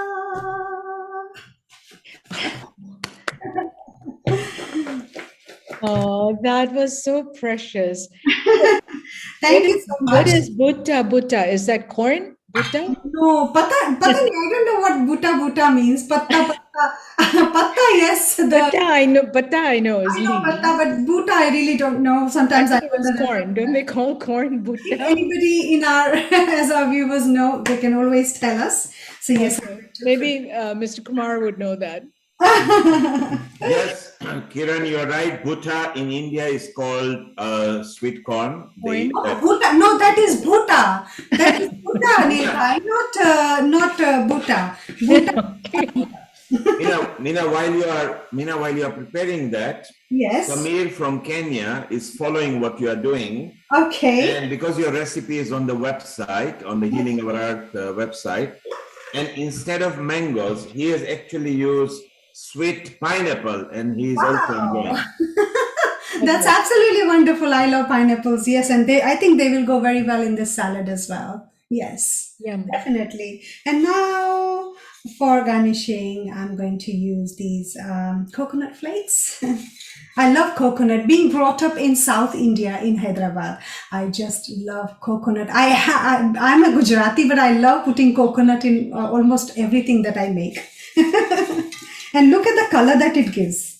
Oh, wow. Look at the color. Look at the contrast. Yeah, it's like snowflakes, right? Yes, exactly. And on top of that, I have got some coriander. Just going to give that. Beautiful. Not much, because we have a lot of green in there anyway. I'm going to put some slivered almonds. I love the combination of textures and flavors here. And my favorite, walnuts. I just love, and I think walnuts go very well with all the salads, I think. Yeah, that's a typical brain food, isn't it? Yes, it is. It is. So I want to say something to Mr. Samir in Nairobi in Kenya. I'm from Kenya too, and I can totally resonate with the pineapple because I love to use pineapple in my salads as well. I think it's a Kenyan thing, and yeah, it's like having a pina colada salad, right, Kiran? Yes, yummy. I love it. Yum. Pina coladas. And some more pomegranate that gives more color. There you are. And the sweet blueberries, yummy. Here it is. Such Beautiful. a beautiful salad. Kiran, look at that. Yummy. Wow, thank you so much. It's just, as I said, this is going to be our dinner. It's a lovely party salad for entertaining, Yes. imagine bringing that to the That's table, you know. That's right, yes. Very tantalizing. Great. Absolutely, yes. I will sing one more song. I never have enough of singing, okay? Please do. I'm going to sing Kora Kaagaz Tha Ye Man Mera, another one. I know that song. Ah! I know that song, but please go ahead.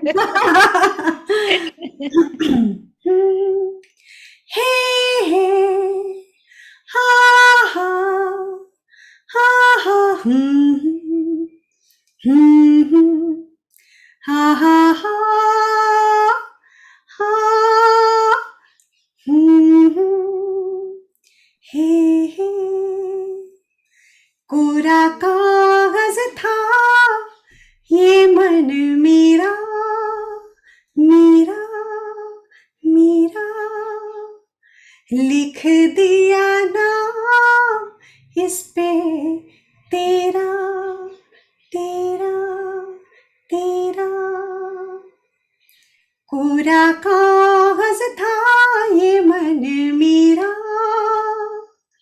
लिख लिया नाम इस पे तेरा सुना आंगन था जीवन मेरा बस गया प्यार इसमें तेरा टूट न जाए सपने मैं डरता हूँ निस दिन सपनों में देखा करता हूँ हो टूट न जाए सपने मैं डरता हूँ निस दिन सपनों में देखा करता हूँ नैना कजरारे मतवारे ये इशारे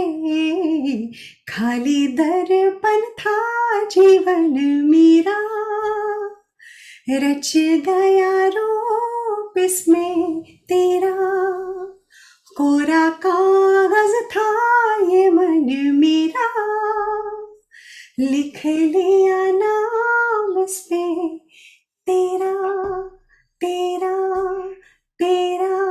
And this is for healing our earth actually. This song, I was singing this song keeping healing our earth in my mind because I have been part of healing our earth for the past more than 2 years, and I have grown so much since then. So I'm so grateful to healing our earth. Thank you, Neelji, for making me part of this as well. I'm really happy to be here.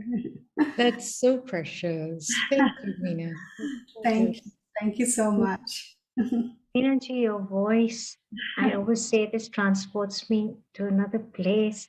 And I could see that Michelle was even smiling, and Kiran, you were swaying and smiling. You know what? Your Music voice has is no so language. Music has beautiful. no language, but yet it can touch your heart. It does. And, you know, as much as music touches our heart, when someone cooks with so much love and passion, the way you have today, and I know the way you always do, because you always send me these lovely snapshots of recipes I that do we share exchange snapshots with each other. It would touch anybody's heart and soul. And you know, Kiran, I love that salad. Now I'm jumping to something. I know you had a salad program. Yes. You're the queen of salads. This is the queen of salads here. Yes, we need to bring that in quickly, right? Yes, tons of salads. They're magical, you know. Wow. It does look nice actually. On Gorgeous. the screen it looks really nice as well, yes. Even your presentation, Meena, that bowl is so lovely, you know. It looks very classy. And you know what, Kiranji, I got this from Morocco. They are very good with artisan. They make beautiful such bowls, and they make such beautiful things with ceramic. They do, but you have good taste to pick. Thank you. Thank you. I do collect these things wherever I go, in whichever country I travel. I pick up their local things that they make by their hands. That's good. I love plates because a plate is important. You know, when you're plating food, again, going back to cooking school, you know, they teach you how to plate. Yes. Right. So I'm into making plates. My daughter, my youngest, has a art studio in California. I'm going to be visiting again. So when I was there last summer, I made my own plate. Maybe I'll show it at the next show. And a plate makes a huge difference. It's because it's a vessel that you can showcase your product in. So it's important to match the plate to your food. Right. Would you agree to that? Absolutely, absolutely. Bang on. Yeah. No, global namaste to everybody. Thank you so much. And hopefully I'll be again here soon. What a delight. We got 2 for 1. We got singing and cooking. And Meenaji, I can your sing all voice. night and all day. Please stay on. Sorry. Please stay on, please, and please keep singing because you sing so beautifully, Meenaji. It touches our heart. She's got some magic in her voice, doesn't she, Kiran? Yeah, And she does. Michelle, wouldn't you agree? Yeah, the whole melody and everything, just gorgeous. I have those wonderful. Oh, thank you, thank you. Yes, Tina, can you lift the final presentation on the yes, other? I Can you can. lift it near the camera? Like this. Yes, a bit more. That's it. Well, there you are, the scrumptious. Yes, beautiful. Just run with the ingredients again. Wow, the ingredients are rocket leaves, pomegranate seeds, peppers, spring onions, and on top of that, I have put some, for topping, I used all the nuts that I had, which is walnuts, almonds, and as you can see, some blueberries and pomegranates again. And for dressing, I had olive oil, ground pepper, Himalayan salt, black salt, jaggery, lemon, and yeah, that's it, really. I think Michelle will approve of this. I think that's enough vegetables and fruit for a day. What do you think, Michelle? Yes? I love all the plants. It's just awesome. It was like she was just thinking to herself, what other plant can I add? I love that. Exactly, right? Yeah, I think we can also use some baby young spinach in there as well. Would they be nice as well? Do you think? Beautiful. Yes. I think so. Yeah. I would use some baby spinach if I had some, yes. But pineapple sounds like a very good idea as well. If I had pineapple, I would have definitely put some pineapple in there. But I love it when our viewers contribute and participate and get excited and want to share. You know, I love that involvement. You know, so that's great, Meena. I mean, well done. You know. Thank you. You included everyone in this. Oh, thank you so much. My pleasure. Thank you, Meenaji. That's truly a very special salad, and definitely going to give it a try. You know, and yeah, and Michelle, yeah, I know we have the oil, but we could easily make it without the oil, right? I think you could. Yeah, I think there's enough stuff in there that you could make it without the oil.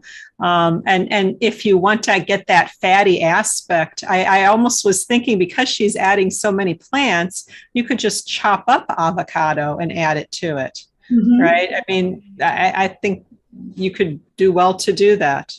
So that could work, I think. Wow. Yeah, Okay. very yummy. But Lovely, if you're looking for that, you know, a little bit of liquid to have everything tossed together, and if you're missing that, and if you're not using oil, I mean, you've got the juice of the pineapple. You know the juice of the blueberries will also secrete into your mouth. You know, when you bite into them. You know, so I think you have enough going to you know, toss it together without missing the oil fat part, right? I think so. Yeah. I don't think you would necessarily miss it unless you're used to eating it. You know, that's the only thing. Yeah, because you want a bite, you want some crunch in your salad as well, you know, and that's where the peppers and other things contribute that, you know, you want that as well. Yeah. I mean, it might take a little bit of experimenting, but you could even make it into a creamy dressing using like the cashew cream, as Seema was, you know, alluding to earlier, or the tahini, maybe to keep it a little bit more authentic. But that makes it creamier. Then you're going away from that liquid, that vinaigrette type feel. Instead of jaggery, can we use some honey? Do you think? Michelle shared date sugar or Yeah. But Michelle, or she has a question for you. She's talking about honey. What are your thoughts on that? Yeah. What are your thoughts? My thoughts, I don't use it. It's if you go to that nutritionfacts.org website that I referred to, there is a video talking about the healthiest sugar. And Dr. Greger goes into a lot of reasons why honey is just a form of sweetness. The one thing that makes date sugar so healthy is the way it's made, the way it's processed, going into processed foods, because they keep the fiber. They dry the dates and they grind it. So you've got the whole plant. So that's the idea. Honey, it tops out as being almost as sweet as regular sugar. There's no fiber in it. It's an animal secretion, really. Wow, that's very informative, I must say. Yes. Date sugar is the idea.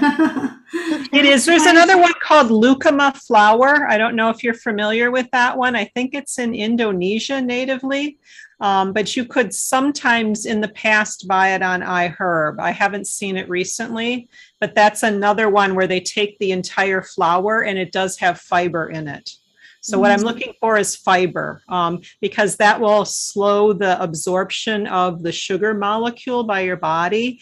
They say that typically when you eat sugar encased in fiber, you actually absorb about 20 to 25% less because of how it moves through your body. So rather than eating a pure form of like a white sugar or even a brown sugar or a honey, because there's no fiber.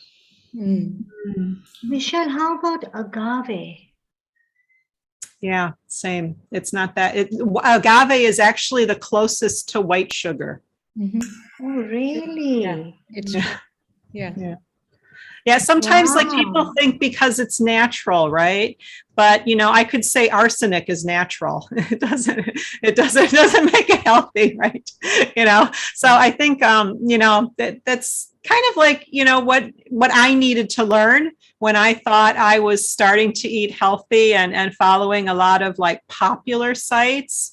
You can kind of twist it around and make the case for what you want to hear or what we're most comfortable with, but you really need to go behind the scenes, see who did the study, why was it done. And then I think you also, in a way, need to realize it's not about being 100% perfect, right? It's this diversity of plants we want in our diet, but are blueberries may be considered like one of the healthiest foods because of its high antioxidants? Yes.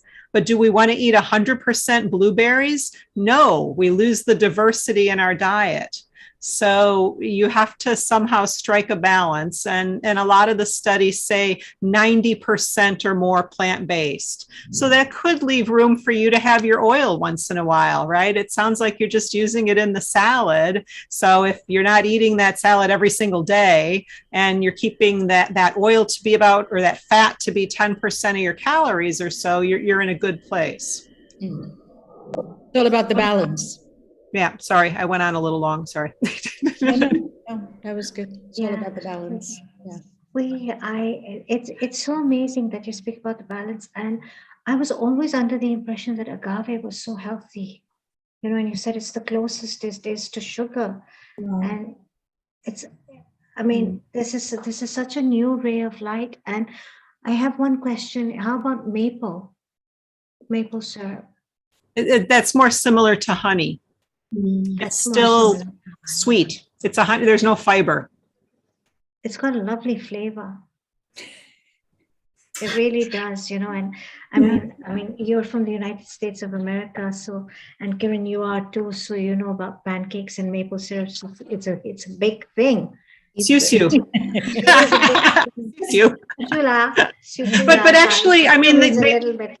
Yeah, a little bit. Sorry, but I mean, like it's kind of like they say sugar isn't quite as bad as fat. I don't know, like like you literally have to follow a human being until they die and see every single thing they eat to really know what is the healthiest. All these studies point to X% lower your risk from this or that, right? So we try to work it out the best we can. Very, very insightful. Well, thank you, ladies. That was very informative and very entertaining at the same time. We learned a lot today. And I love Mina's salad. I mean, I love the diversity of plants in it. And yeah, it's great. I get that crunchy. From now on, I'm going to think how many plants did I eat in a day. Definitely. You know, and I loved the salad too. I love the colors, and I think we have Ranju Ben here with us, joining us, and she'd like to say something. Hello, my name is Ranju. Can I ask a question to Michelle, please? Sure. Yeah. Nice to meet you. Nice to meet you. Thank you. I've been listening to all these healthy options, but regards to the salad and the salad dressing and the oil mixture and everything, how about mixing up with 0% yogurt, 0% fat yogurt in the salad? That's how I eat my salad. Just mix it up with, just do a selection of different salad stuff and mix it with 0% fat yogurt, and I love it. Yeah, yogurt has a nice creamy taste and it does make a good base. I try to go to a plant-based yogurt. So I look for like like an oat milk yogurt, or a yogurt made from soy, or a yogurt made from almonds. Actually, I've seen in the market too. So I don't eat animal foods. I don't like dairy in particular. It's also been shown in a lot of studies to not be good for human health. Basically, you're getting a really concentrated source of animal hormones just naturally. It's not even whether the cow was fed hormones. It's because that 800-pound cow was meant to grow a 60-pound calf to an 800-pound cow in about a year. So they're getting so much growth hormone. It's just not good. And I know you mentioned 0% fat, but a lot of it is the fat in animal yogurt. So that's kind of my thought on that. But, again, it's not about perfection, right? It's about trying to keep that, like bad stuff to maybe 10% or less of our calories. Okay. Does that answer? I hope that answers. But try a soy yogurt or an oat milk yogurt. They actually can be really creamy. And if you're a cook, you can try making your own and see how it goes and see what you like. Yeah, I'll try the oat yogurt. Yeah. Thanks for your advice. Thank you very much. Thank you. Yeah, sure. You're welcome. Hope that helps. What an amazing session we're having, Kiran and Michelle. And Kiran, it's so much fun. And, Meena ji, I wanted to thank her, and I wanted to thank Michelle for coming on board today. Now, before, Kiran, you have a treat for us today, I know. But before we jump on to your treat session. I just need a moment. So if you can... while you're waiting for a moment, I'm just going to announce our future sessions. Please, so go ahead. We have another, for those of you who've enjoyed this session today, which has been great, we have another very exciting session coming up on our Vegan Vegetarian Kitchen, which is on Sunday, the 3rd of July, from 2 to 8 p.m. British Standard Time. And the following Sunday, we have a Guru Purnima special where we pay obeisance and show our gratitude to our teacher. That is Sunday, the 10th of July from 2 p.m. to 7 p.m. British Standard Time. And moving forward, we have a very popular integrated health forum, Transforming Healthcare. It's a global online session, lots of insight on healthcare, lots of speakers who come on board, very exciting conversations. Sunday, the 17th of July, 2022, again, 2 p.m. to 8 p.m. British Standard Time. How exciting. So many wonderful events coming. And of course, at Healing Our Earth, we celebrate diversity, and we make life a celebration. And speaking about celebration, Kiran has something very, very, very exciting in store for us today.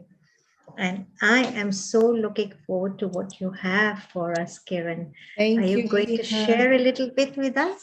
I am. I just want to get my Sure. presentation. There we go. Okay. Can you see it? Yes. Okay. Beautiful. So we had the pleasure of when I say we, I mean Sean and myself, my husband and myself, we celebrated our milestone of an anniversary at 30 years. This was just a couple of weeks ago, and he whisked me off to 3 different places. And of course, you know, my love of food and all of the culture and cuisine and the Michelin chefs of the world, I thought, wouldn't it be nice to just do sort of a documentary and bring it back to our family, Healing Our Earth. And so that's kind of like, you know, in a smaller scale, we had done the Moroccan trip in Marrakesh, you know, except this was like 3 different places, but I thought, I think we can do this. Just focusing primarily on the cuisine, on the chefs of today, what we're doing, what they're doing. And this time I was like, when I reached out to some of the chef friends, I thought, you know, I'm just going to challenge you guys and see if you can just give me a tasting of all the vegetarian, vegan cuisine that you are doing, you know, instead of me going there and picking and tasting. And believe it or not, all of them were thrilled. They went out of their way and they created special menus for me. And we got to taste together. And I got to share my book with them. And we had amazing conversations. And they heard a lot about Healing Our Earth, what we're doing. And they were like, a couple of the chefs were like, yes, in the future, they would love to come and be with us. Okay. So the first place that we visited is the Bulgari Hotel in Milano. It's a 5-star hotel, and it's overlooking the most beautiful gardens in the city. A delightful, extraordinary culinary journey here. And sorry. Let me go back and, whoops. What happened?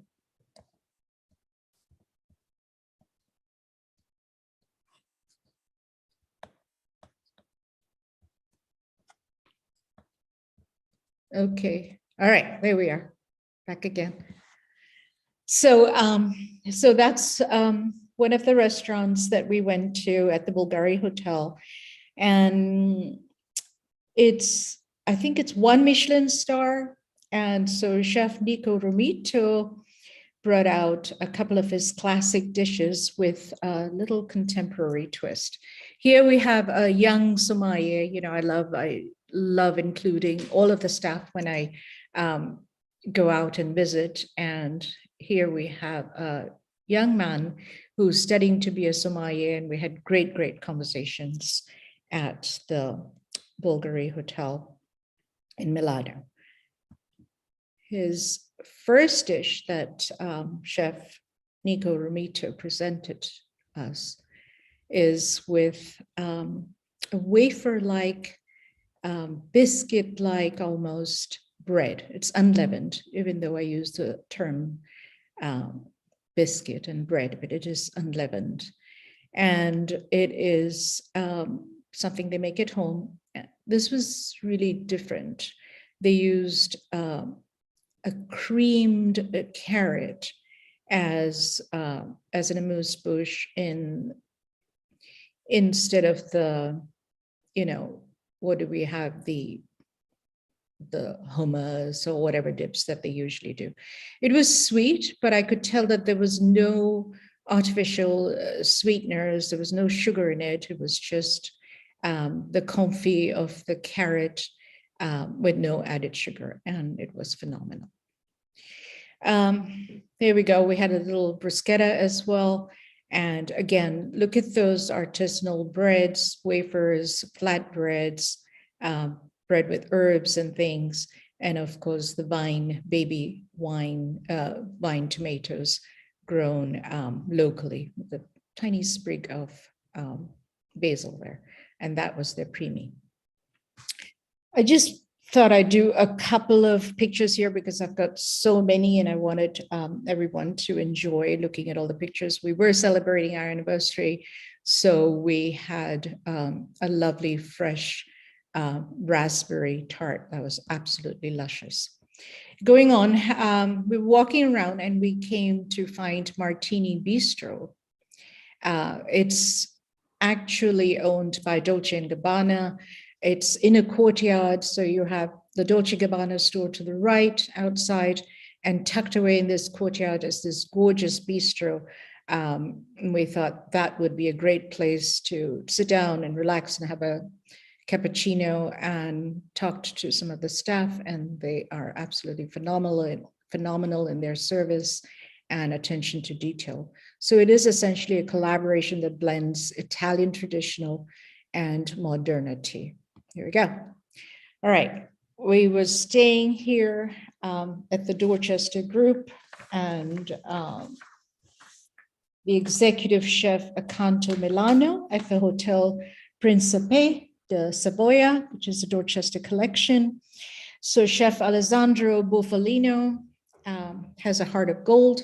He met me a couple of times and gave me a tour of his beautiful classic Italian restaurant that has a contemporary twist at the Dorchester. And this is outside. We decided to sit outside. He came up, met, and we took a picture with the book. So the first thing that he brought to the table was an amuse-bouche, which is, as you see there in that, on that gorgeous vessel right there, which looks like marble, in very intriguing shape. And the contents of that amuse-bouche is a phyllo pastry shaped like a cigar. So I called it the cigar-shaped pastry. But what it has in inside is avocado mousse. So it's filled with avocado mousse, which is at both the ends, it's dipped with crispy chia seeds. And the one next to it on the left, my left, is a little bit of the eggplant and roasted tomatoes dip on a cracker, a homemade cracker. That was delicious, crunchy, yummy, all of the yummy flavors. So we all know porcini is a fall mushroom, and chefs just love porcinis.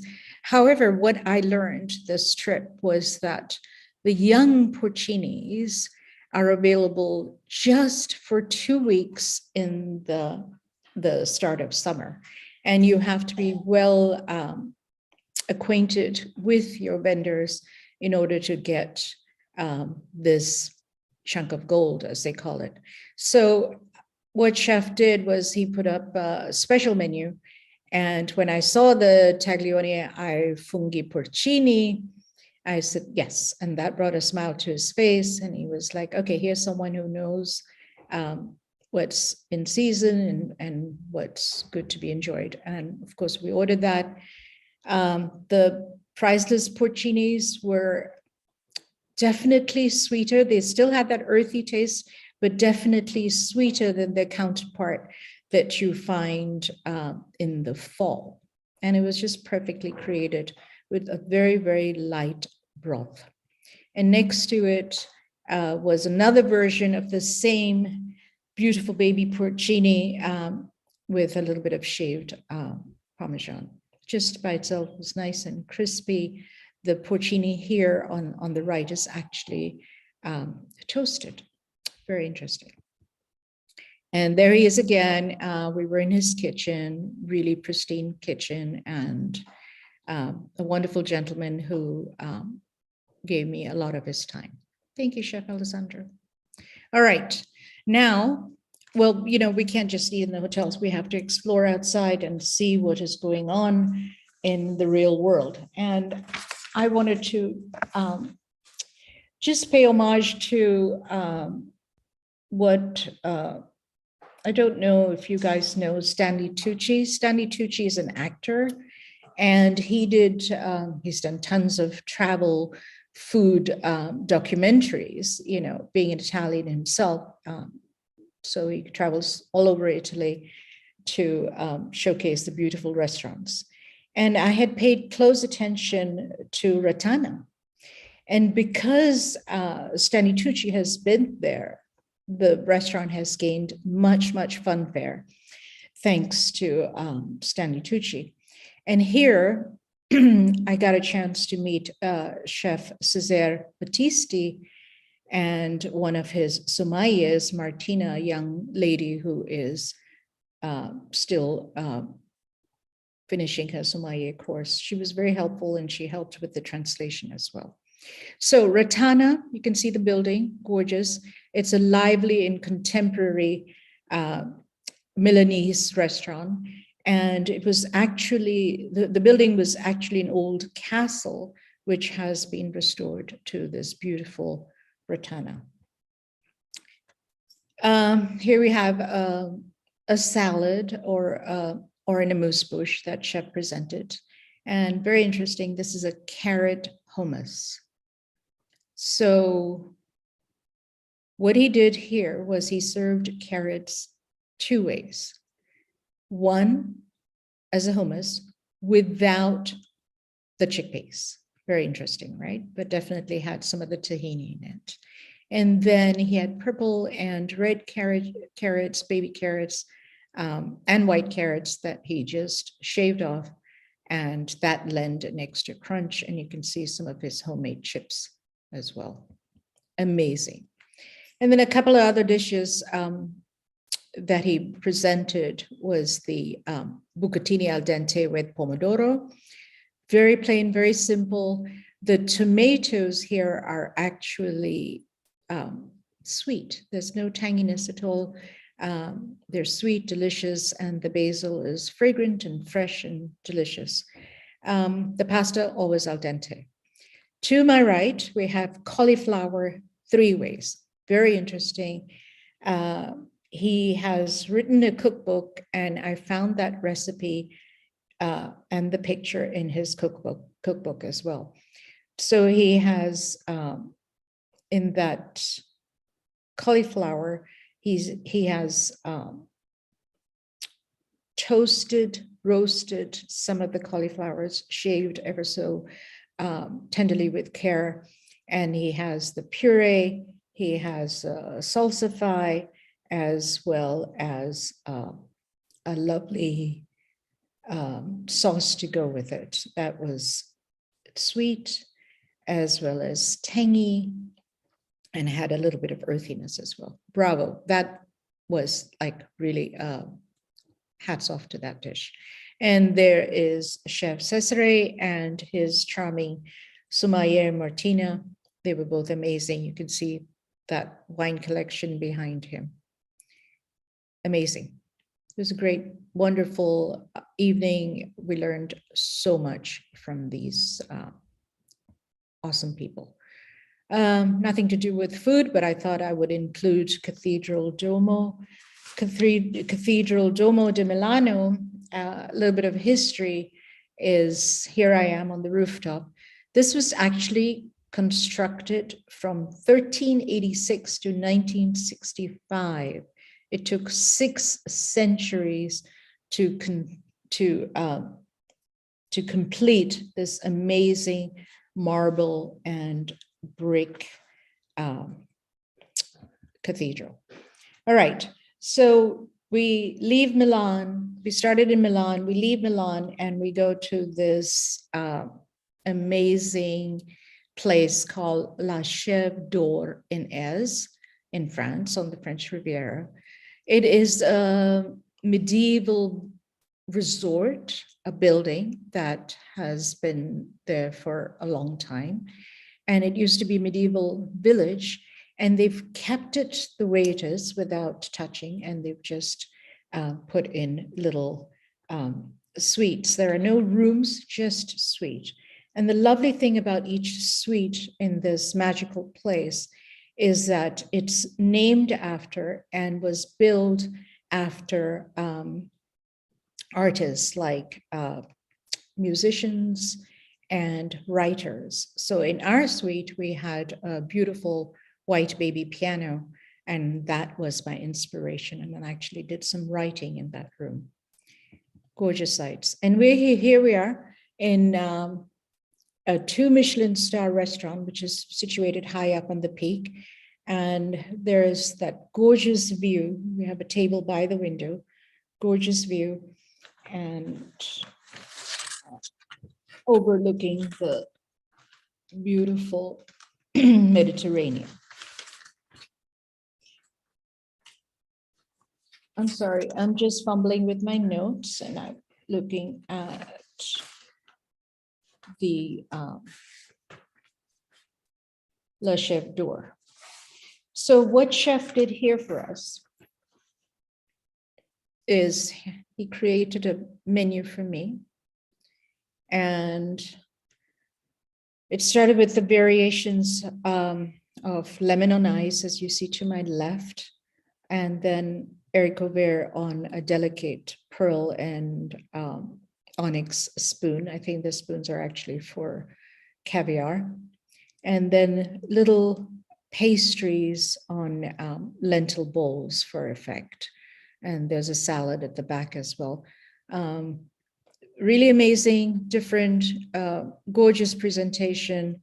I could have just lived there. So let's go here. The first course, this is a tasting menu of 5 vegetarian courses.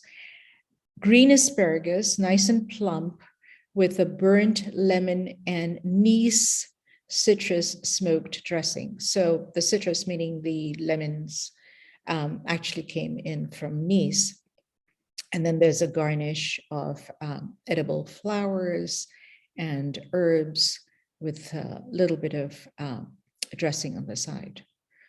To the right, we have carrot with puffed quinoa crust and a sweet spice jus. And look at those gorgeous, vibrant colors, absolutely delicious. He did a fennel as well, and the fennel textures, there we go. There's no fennel here, it's the aubergine, but he did a fennel textures declination with samphire. Samphire has a very distinctive and salty taste. It has vibrant stalks like asparagus and can be used in raw salads. So there are 2 types of samphire. One is marsh and one is rock. Of course, it's more palatable to enjoy the marsh one than the rock.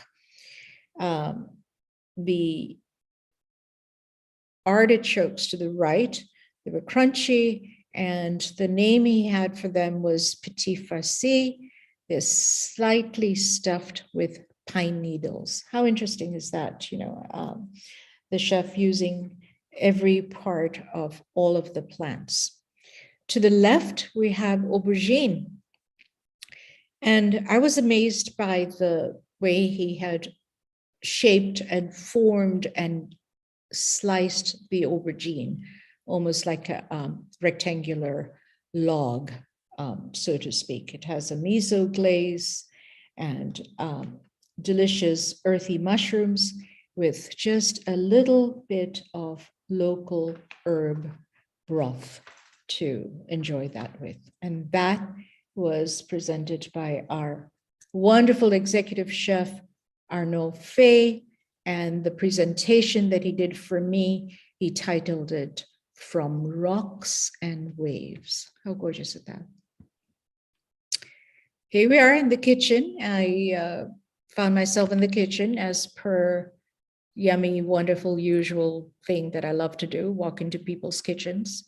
And as I walked in, the team was preparing my artichoke course that we showed earlier. And let's hear this.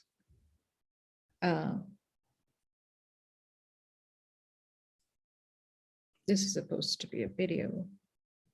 Let's see if I can start it. Okay, here we go.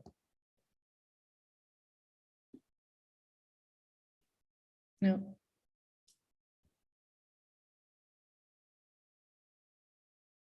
It's working. Okay. And here's the chef, Chef Arnaud Babe, with my book. It's interesting, sometimes you have to go to various places to meet with chefs and have your book held up for recognition, isn't it? It's the back of the kitchen at the stairwell. All right, so we move on. We take, we get a car and we drive to Monaco now. We leave Le Chef d'Or and we go to Hotel de Paris in Monaco, and we visit with Chef Yasmina Hayek of the M Sharif. Now, M Sharif is fairly new. I think it opened in April in at the Hotel de Paris in Monaco. And she has a very interesting story, Yasmina. From Beirut to Monte Carlo, hearty cuisine with flavors that touch the senses, with the opening of the new emblematic restaurant M Sharif, Chef Yasmina Hayek, daughter of Mirel Hayek, and M Sharif means chef's mother. So Yasmina's mother, a brilliant Lebanese chef, had a dream and a vision to create her own restaurant, her own business. And Yasmina, who actually was studying medicine, decided to stop, halt for a moment, and help her mom so that her dream can come true. And I met with this lovely, lovely young woman. We had a wonderful time. And in her restaurant, she presented falafel in a cup. So it's primarily Lebanese cuisine, but with a twist. Falafel in a cup. That's different, right? It was gorgeous, crunchy, yummy, and really took it up to another level. And to the right, we have a meze of the dazzling white labneh with toasted pine nuts as a garnish, nice and crunchy. Sorry, Michelle, about the olive oil, but you know, like I say, balance, okay? Here we go. We have a variety of fresh Lebanese house breads, you know, crunchy. Some of them look like naan breads. And of course, there's the taboon bread. And behind that, you'll see a beautiful hummus with Seema's favorite garnish right there. So let's talk about the hummus first. So the hummus is made with hand-peeled chickpeas to achieve a Robuchon puree. So when I say Robuchon puree, what I mean by that is, I don't know if you remember Chef Joel Robuchon, who is who was a world-renowned chef, and he had 32 stars, 32 Michelin stars, and in the most stars in, than any of the chefs in the world. So Robuchon created a signature dish of pomme puree, and that really made him famous. And what he did in the end was he made sure that every one of his restaurant would have his favorite pomme puree, which is pureed potatoes or creamy potatoes. It wasn't, it's a very easy recipe with just fingerling potatoes or Russian banana potatoes, whatever you can find, or Yukon Gold potatoes, a lot of butter and a little bit of milk, but it was the techniques that he had formulated which made his potatoes just soft and milky. It was a little bit of work, but grinding it, passing it through a grind in the food mill, and then to complete it, to make it even smoother, running it through a potato ricer and a drum sieve. And of course, the whole process is emulsified to make this yummy and rich. So that's what I mean by Robuchon puree. And then next to that, we have a beautiful pastry wrapped delicacies with yogurt dips. They did a vegetarian version for me for this. It was just crunchy and spicy, and there was a little bit of harissa in it. And then a yogurt dip, kind of like the Indian raita to go with it. Very clever, very different. Actually, let's go back there. It reminds me of the Moroccan cigars that I used to make when I was catering back in Hong Kong. And instead of doing a baklava, I would make these pastry cigars with the nut filling in it.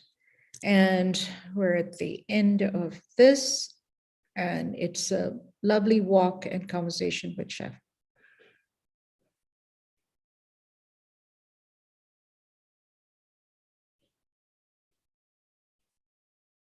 Kiran, wow. Can you hold on? Let's see this.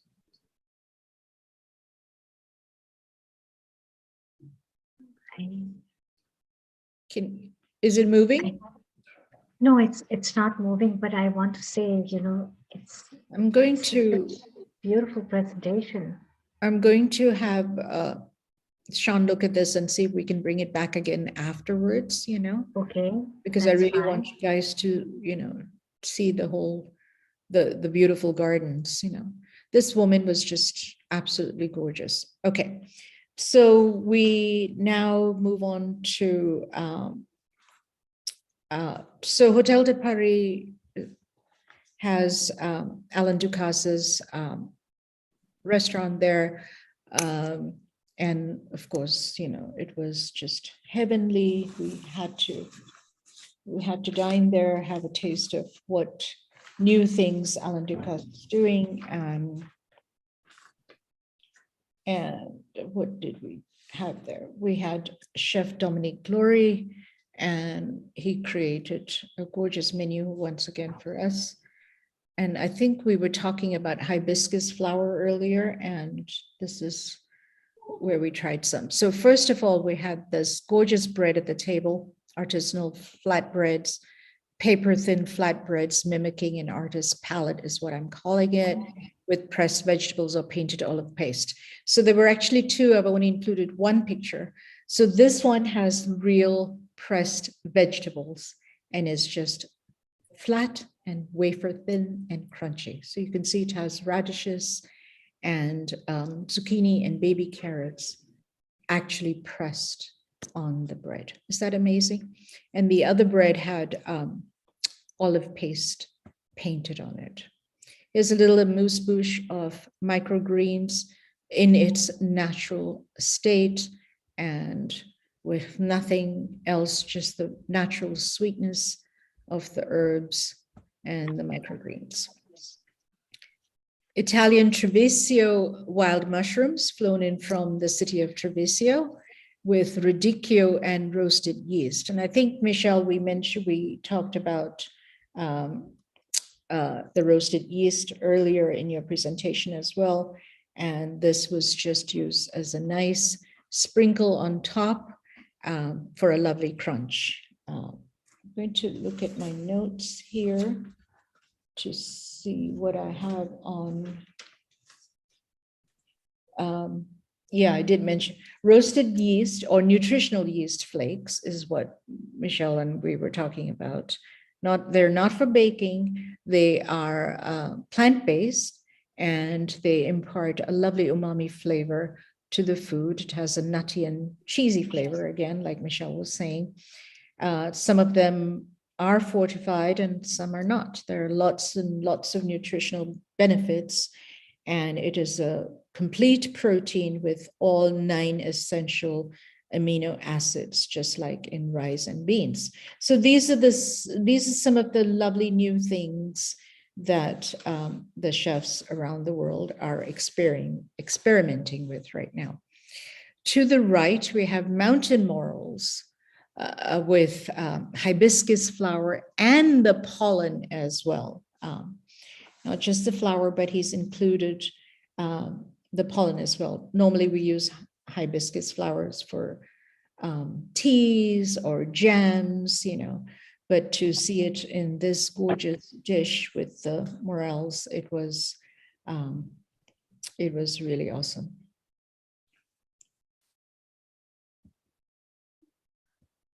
So I had notes on the asparagus. I think I missed that, but no worries. We can come back to that. Here we go.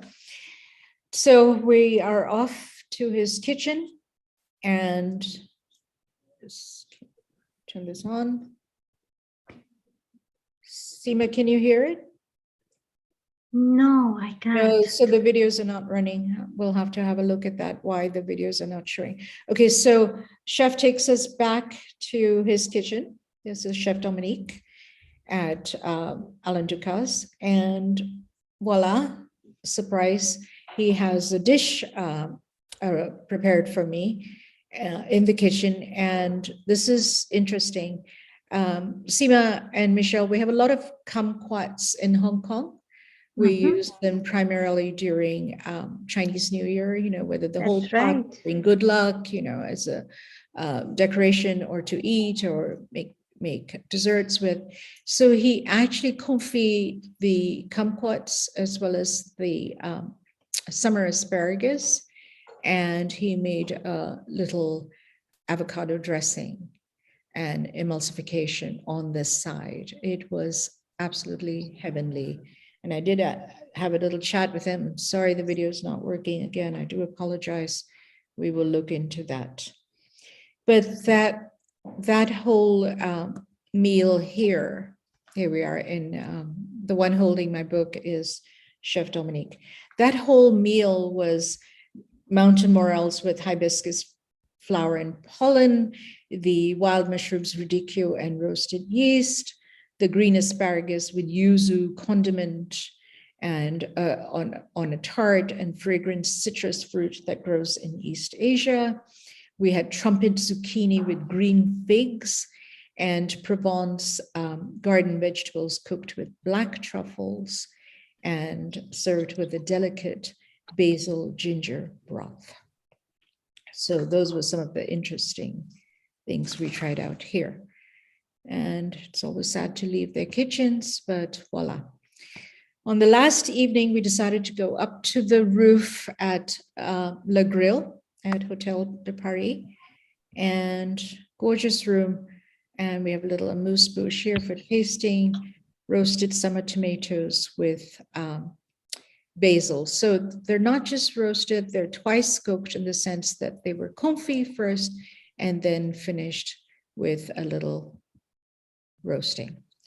To the left is the garden vegetables with herb vinaigrette. I think there were two kinds of herb here. It was basil and dill, if I'm not mistaken, and it was just amazing.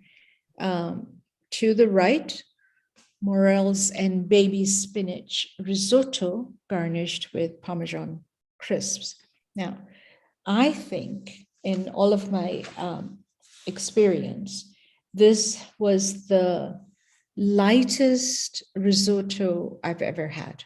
Normally a risotto is creamy, not necessarily because of cream added to it, but it's because of the product. The risotto rice is naturally starchier, so it appears to be more creamy. But this was the lightest risotto I've ever had. And it was easy to digest and absolutely delicious on the palate.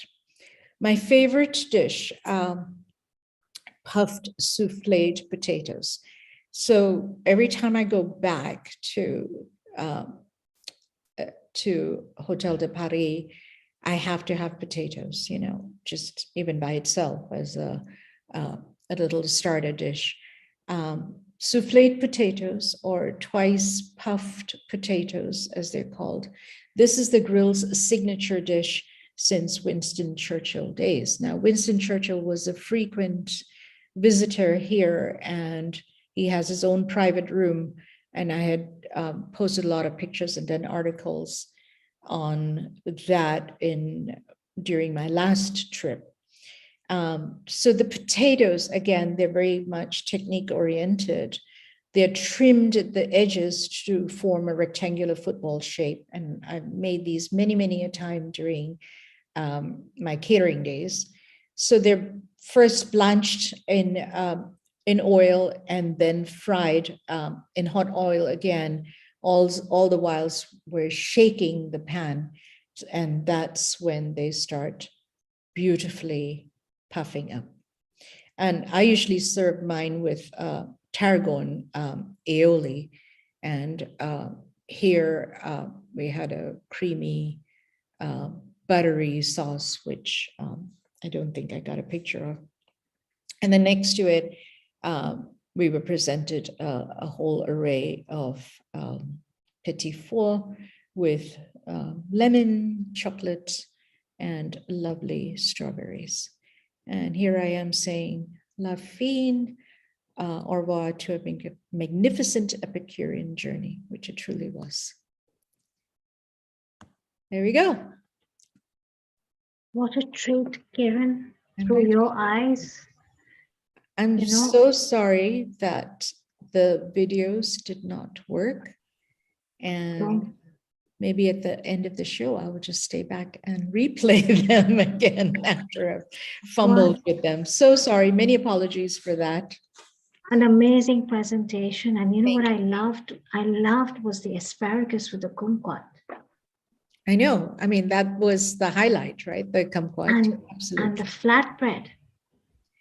What a piece of art. The one with the pressed vegetables. Yeah. That was what like a beautiful piece of art, And really like a painter's palette.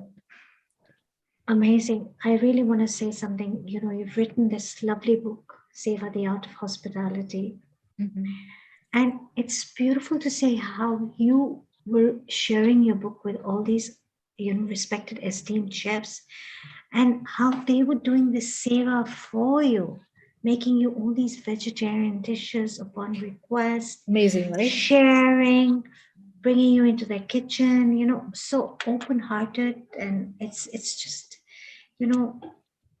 I'd say that the element of food brings people together on tables and in kitchens and on Healing Our Earth today.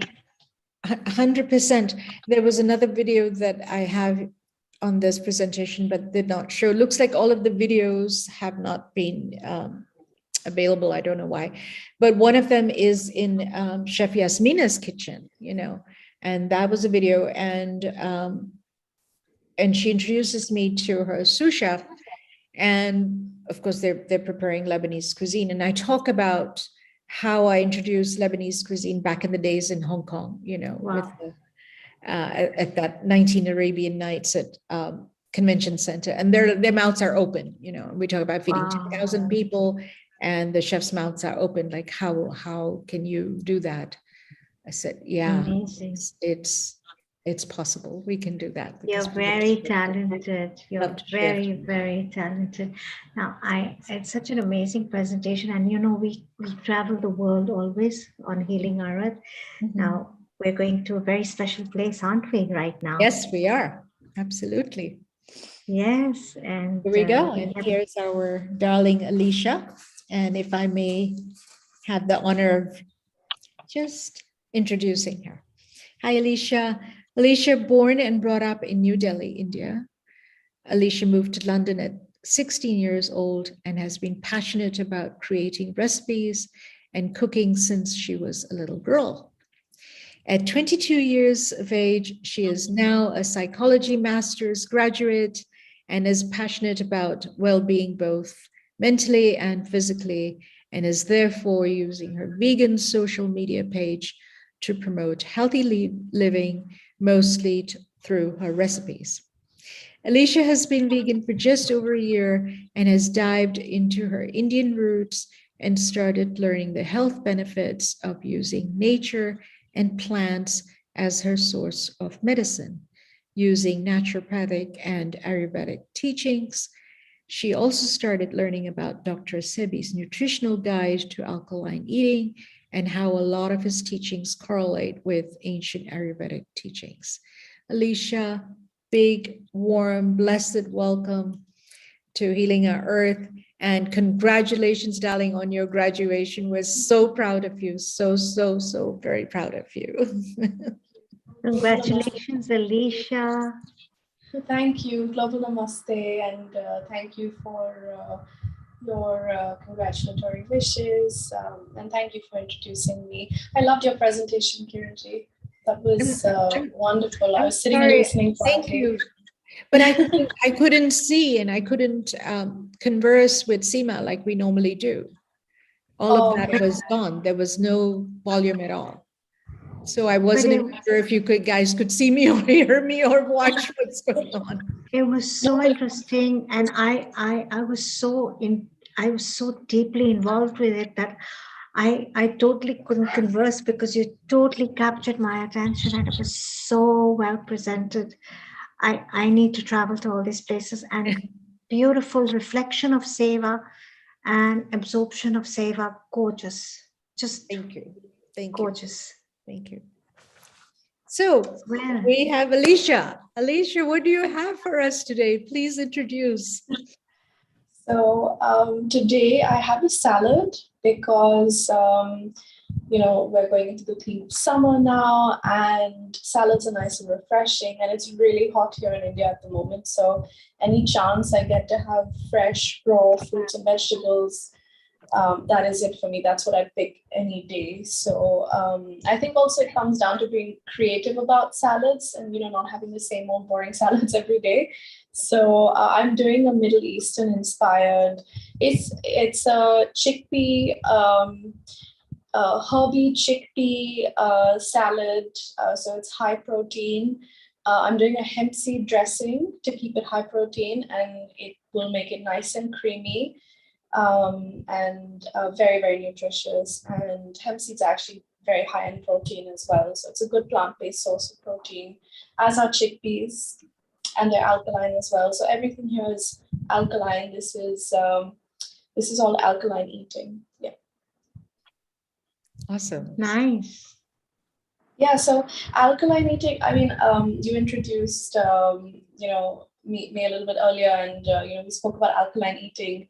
The reason I incorporate alkaline eating into my diet is because alkaline foods are what restore your body, revitalize your body, add prana to your body, which is that life force.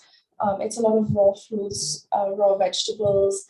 Even if it's cooked foods, it's alkaline foods are the most natural foods. Chickpeas, they go back to ancient times, and they were a staple in a lot of diets around the world, whether that be Mediterranean diets, Middle Eastern diets, Asian, South American diets. So I try and eat ancient grains, ancient pulses. So that's basically what I'm doing here today. I'm trying to incorporate healthy eating and make it seasonal and local. Anything you can get local is what is usually best. Yeah. Alicia, how much time do you spend formulating a recipe prior to actually presenting it? Because it looks like there's a lot of thought process going on here. Tell me a little bit about that. That's a good question. I actually, I think because I'm creative in the kitchen, I think of what I would want to eat. I'm a very intuitive eater. So when it comes to creating recipes for me, I would think, okay, I want, for example, for this salad, I was saying, I want something fresh, but I want something high protein. And I love Middle Eastern food. So let me combine all of those elements together. And, that's basically where I get my ideas from. So it would probably take me, I don't know. I don't know if I could put a time on how long it will take me to develop a recipe, but this is a tried and tested recipe. I tried it out a week ago and it was very, very nice. So yeah, before presenting something, I generally try out a recipe, and I tasted everything to make sure that it's good enough to come here. That's lovely. Thank you. But it does take some, I mean, you make it sound easy, but it does take some thinking, right? Of like, Yeah, absolutely. I also think we have so much variety of fruits and veggies, especially when the seasons keep changing. You keep getting different things depending on what's in season at the time. So I just kind of go to my local market. I go at least once a week and I see what's there. I try new fruits and vegetables that I've never seen before and never even experimented with. And I start researching about them. I look at their nutritional benefits and I think, wow, okay, I've never heard of something like this, and I try and incorporate that into my recipes somehow. So yeah, that's what I've done here. So everything over here is seasonal. I mean, pomegranates are in full swing right now in India. We're getting beautiful fresh pomegranates. I mean, they're not even as ripe as they could be. I think in a couple of weeks to a month, it will be even sweeter. Yeah, they just look a little pale, don't they? In color, I mean. Yeah, a little bit. Yeah, exactly. So I think it's the early season for pomegranates. Right.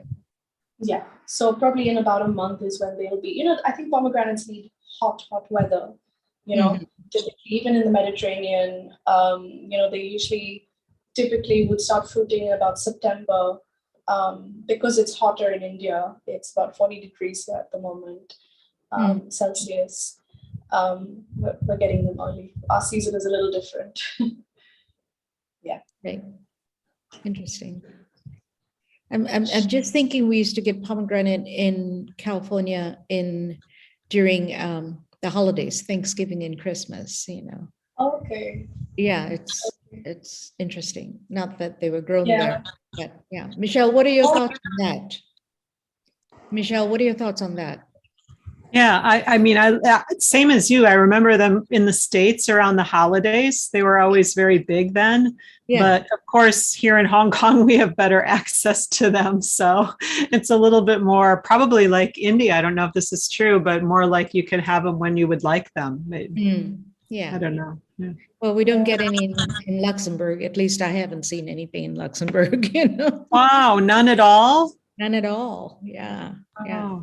Interesting. I would generally find that when I was living in London, I would have to go to like farmers markets, like Indian farmers markets or Caribbean or African farmers markets, things that would get shipped over. They are from overseas, but they would bring a lot of the seasonal food in. So we did go to the big supermarkets and things to get our basics and things like that. It was always nice to discover new farmers markets because they would get a mix of local and overseas products. Right. So sometimes I would find pomegranate, but again, it would probably come from places like Greece. So they would be, or even Albania and North Africa, that region. So they would probably come by about September, October, I would think. Yeah. So yeah, different seasons depending on where you are. Yeah. Should I begin? Yes, please.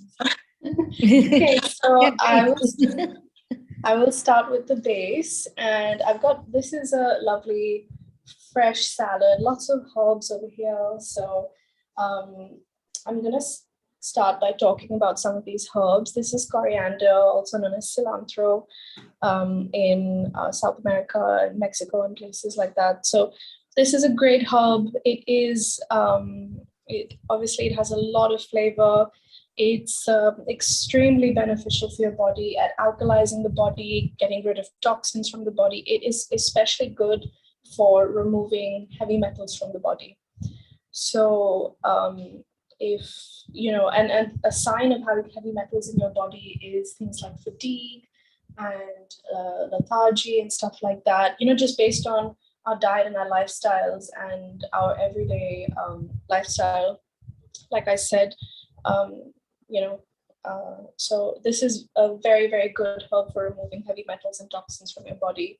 So I'm chopping everything from scratch here so that you guys can obviously, be in on the entire process. So I like chopping my salads extremely small, especially this one, because it kind of reminds me of a tabbouleh, but not really. So, tabbouleh is chopped very, very small. Obviously, this is not a tabbouleh. It's got coriander. Tabbouleh has parsley. You could use parsley, actually, if you can't get a hold of coriander. And if you feel that parsley is, more local to you, go for parsley. That's a beautiful herb as well, and even more alkalizing than coriander. So which kind of parsley do you use, Alicia? The curly one or the flat leaf? So I prefer the flat leaf parsley, but in India we only get curly leaf. Mm. Yeah, but when I was in London, you would get the choice of both. I always thought that the flat leaf had a little bit more flavor. Mm-hmm. I don't know if that was just me, but I felt that it had a lot more flavor. Would you agree? Well, I never used curly parsley, and back in the days, curly parsley was more like a garnish. You would see it on every little, hors d'oeuvres and things, and right. I remember like banishing that. I just feel like it has nothing to offer. Yeah. Yes, you're right. Flat leaf parsley is absolutely packed with flavor. For Mediterranean cuisine, Italian, all of that, it's absolutely delicious. Actually, so many places use parsley. So many different countries use parsley, like you just said, Italian as well, and pastas, and their fresh minestrone soups and things like that. Yes. So, beautiful, beautiful herb. I love parsley so much. So that is actually a great herb. Curly leaf, unfortunately, we don't really get flat leaf parsley over here, like I said. So I do miss it sometimes, but I find, what I do actually? This is a good tip. Yeah. So we get this type of coriander and parsley. We get the root intact. Right. So actually, I chop it from here so that it's still got that, base. Mm-hmm. And you can actually just put this in soil and it'll grow new parsley or coriander. So I could get another batch of coriander just out of this. You could do the same with. Yeah. And we stronger flavor too, right? Yes. Yeah. Perfect. Yeah. I also think herbs lose their flavor the more they're kept around. Sure.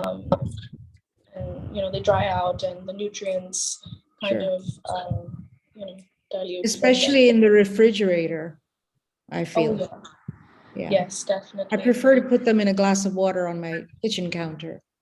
That's what my mom does. Oh, really? Yeah, she does that with herbs. She tends to put that on. She tends to put them on the kitchen counter, and just leaves them out in a glass of water. Because I think the temperature in the refrigerator just kills them. It kills it, definitely. Yeah. That happens to a lot of fruits and vegetables. Like I even like leaving my tomatoes out, for example. Well, tomato is a fruit, right? Anything with seeds is considered a fruit. It should be left out. Definitely. But we all put them in the fridge, or we used to anyway. But you just lose the flavor completely if it's been refrigerated. So I've been using these little hacks, and they do make a difference. They make a big difference. Yeah. Michelle, what do you do with your fruits and vegetables? Yeah, I mean, like similar idea. It kind of drives me nuts if I go to the grocery store and you get the tomatoes because they're always kept chilled, and so they've killed the flavor. It just makes me loony because it really does make them lose flavor. Other things I keep in the refrigerator, and that's simply just a function of where we live, because we're up. Our kitchen is on the rooftop level, so I don't keep the air conditioner on 24/7. So it literally it's way too hot up here to keep my stuff out. I don't keep much out. Mm-hmm. So I do put, but tomatoes I'll keep on the counter. But I don't know, apples, pears, like those kind of fruits I'll put in the refrigerator. Yeah, I think some of the fruits can obviously take the colder temperatures. Like you said, apples, pears, things like that. It's really hot here as well. So actually a lot of the times you can't even leave fruit out here. So we kind of leave it out at night, and then we try and consume it first half of the day, like fresh fruits and things like that. So salads, you know, because at night the temperature drops a little bit and it's better. I tend to just, like, if I bought too many tomatoes, I'll just, cook them off and make a sauce or something and refrigerate it rather than waste them, That's a great idea. Yeah. Yeah, actually fresh salsas are a great summer snack, aren't they? I mean, with some nachos or any potato chips or anything. But Alicia, even tabbouleh, you just brought that to my attention, and I'm like, oh my gosh, I haven't made that in years, Yeah. It's so like refreshing. I love Middle Eastern inspired salads because they have so much flavor, all the herbs and all the fresh fruit, veggies. They're just, I personally love them. This is mint as well, so I'm putting quite a bit of mint. This is another very, very cooling herb, and it cools down your body very well in the summer. So we make a lot of drinks with mint. We'll often put it in a nimbu pani or something like that to keep it refreshing, and because some days if you're out in the day with this type of temperature, it's so hot that you come home and you really feel like you're going to faint. Sometimes you need some hydration. That's right. Nimbu pani is like the best thing. Lemon water with like Himalayan salts and mint, and to kind of hydrate your body. So that's very refreshing and cooling. You're right. So tell us what you're doing with all the vegetables. It looks like you're doing a little fine dice of everything. Yeah. So I added the mint, coriander. Now I'm adding the cucumbers, and these are just desi cucumbers, the Indian ones that we get in season these days. I was actually in the hills last week for my birthday, and the cucumbers that we got there was so fresh and delicious. They came straight from somebody's farm, and they were selling them in the market because it's quite a small community over there. So I think you get a lot of local stuff where I was. So the cucumbers there, you could taste the freshness, like as if they were harvested a day or two before, Yeah. So and I love the ones with all the seeds. I know a lot of people like the seedless cucumbers, but I feel like the seeds actually give them more flavor. I love seeds. I love crunching. I want to eat the skin, everything. Yes. Yeah. So we have to kind of be careful about the skin because we get cucumbers that are a bit bitter. So we do that hack where you chop off the bit where it's hanging from the actual vine. Yeah. And then you rub it against the Do people still do that? Yes. I know I used to do it way back with my mom. She taught me to do that, but I don't do that anymore. Yeah.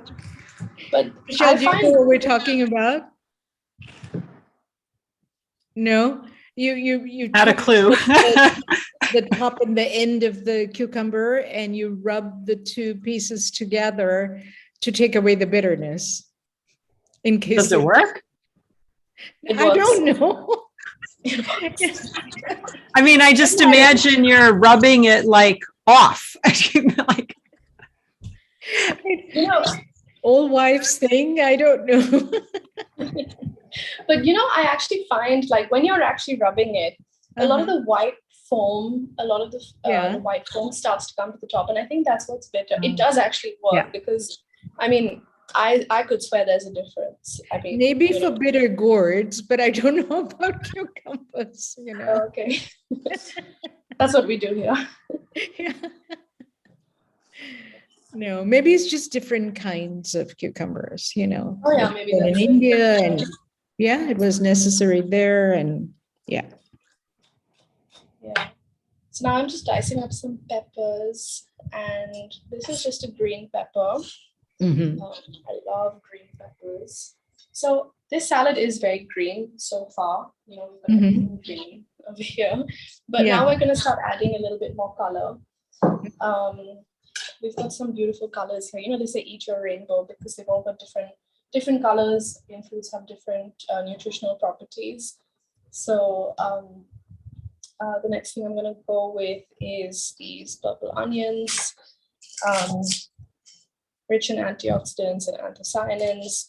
And onions are, especially raw onions, are very good for you because they're quite they're good with colds and coughs and flus, and they've got this medicinal compound in them. I don't know if you've heard, but if you want to make a cough syrup, a really effective cough syrup, this is obviously a ancient recipe, but you chop these onions, you put them in a jar, and then you put a lot of salt or sugar. I would prefer to put salt, and then it basically drains out a lot of the onion juice. And then you could just shot that, and that's very, very, very good for colds. I don't know if you've heard that. No. Seema, have you heard that?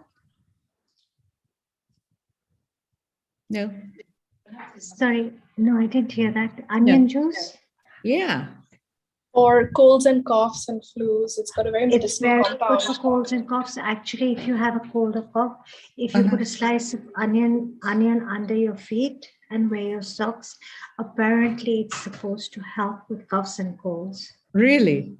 Yeah, and a lot of people swear by this. I myself have not tried it, but then I have. But speaking of onions, one foolproof remedy, as an Ayurvedic nutritionist and beauty therapist, now I'm deviating onto the beauty side. If you are suffering from a thinning hair and your hair growth is thinning, onion juice. Okay, you put it on the head. You smell like a vampire. Okay. How do you drink it? Do you mix it with water? What you can do is you take coconut oil and you slow simmer your That ain't onion gonna happen. in coconut oil with black seeds and curry leaves, and you turn it black. So it's actually a foolproof formula to prevent your hair from thinning and helping it not gray so fast. And so are you ingesting this, or you? No. Then you simmer it. You can ingest it. I mean, it's food, right? You turn it black, you burn it, and then you sieve it, and then you put it in the partings of your oil. This is like old grandma's ways, ancient wisdom. And you put it in your hair, and anybody you want to keep away from you will keep away from you. If you want your spouse to keep away from you for that day, just put that oil in your hair. I promise you they'll run a mile. Your children will run a mile. And you can peacefully enjoy your hair, but then you shampoo. But surprisingly, when you shampoo your hair, the smell comes out.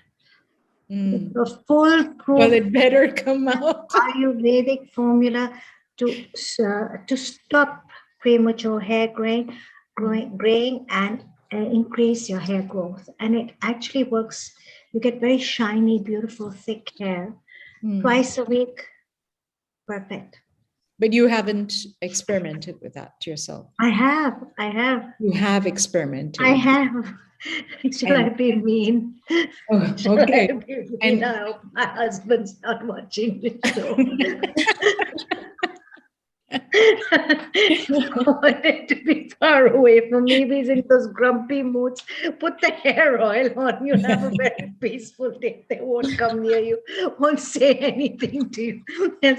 They'll put their hands on their ears and say, Baba, no. Smelling so bad, let her just stay in the kitchen. It smells really bad, but it really works. We should Works on your hair, not keeping people away. You know what I used to get put in my hair, like when I was in school and we used to be naughty and we didn't dye our hair. So our middle school like coordinator, she would she would always threaten us that if we didn't tie our hair, that she would come and put mustard oil in our hair. And we all never really listened to her because we wanted our hair open in school. But she actually did. She actually got a hold of me one day and she took me into her office and she put mustard oil, raw mustard oil. It's got this pungent smell, and she put it into my hair and plaited my hair up and tied it up tight. And she said, "Now this will teach you to, not leave your hair open in school." And that was traumatic, to say the least, I think. And if you're talking about trauma, let me tell you, whenever we visited back home in India, my grandmom, she would look at us and she would say, "What is this? They're in the sun all the time." She would take out, all these ancient, and it's rubbed down on me. Kiran, if Kiran can hear me right now, it's rubbed down on me. She would take, you would know about this, she would take besan or chickpea flour. She'd put turmeric into it and sandalwood and yogurt and all different herbs and spices, skin-friendly spices. And she would, strip us down. We were very young, so we would be stripped down naked, sitting in the courtyard on these patlas or these little wooden benches, just 2 inches above the floor in height, and she would rub us down with this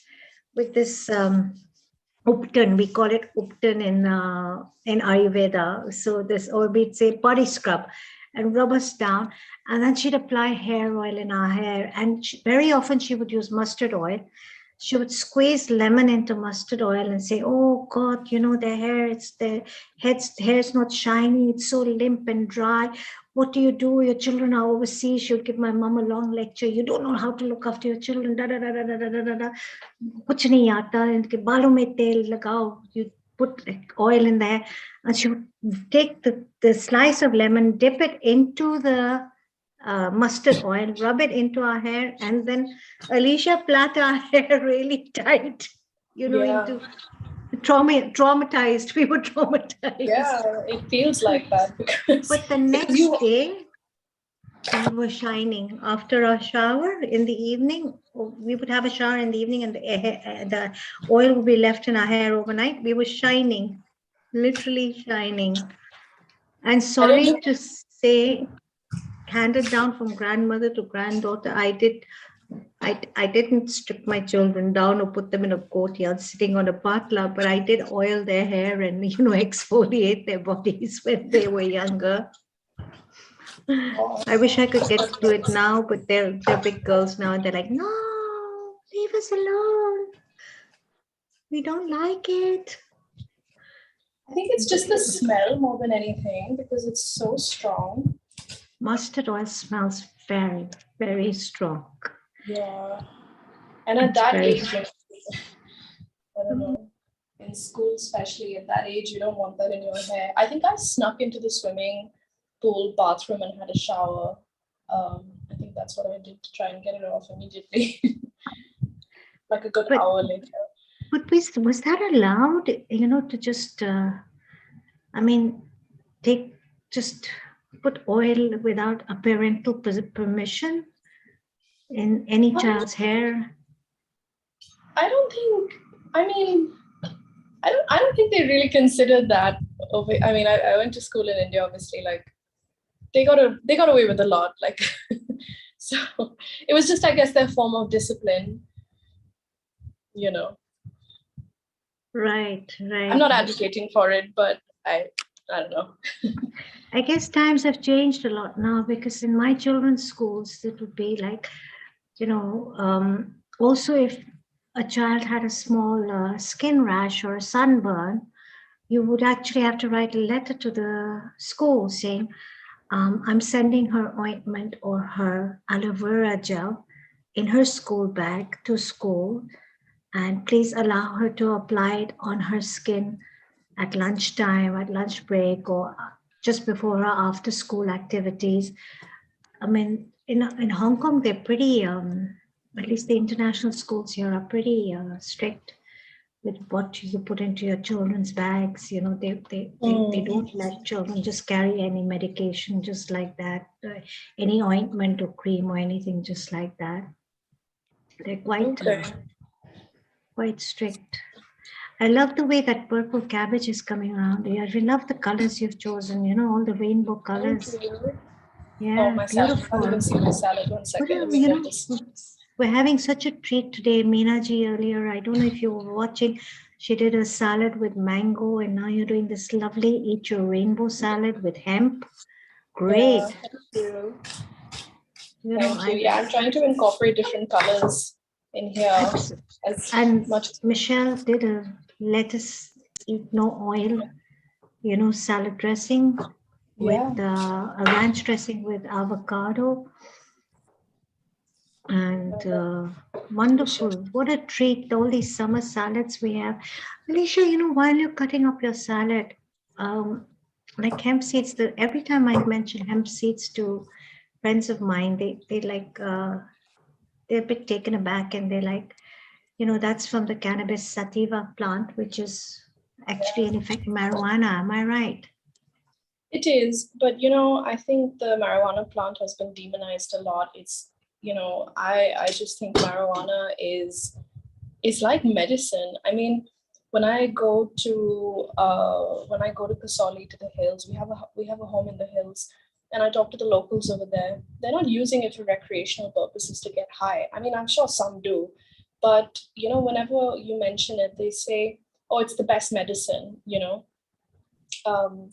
And it just kind of grows wild over there, and so that's why it's you know, kind of known by everybody. People have they take the marijuana leaf or even the hemp leaf. They're two different plants, I should specify. But they are very, very similar, and they have a lot of similar properties. They're just different strains, and they're just different varieties.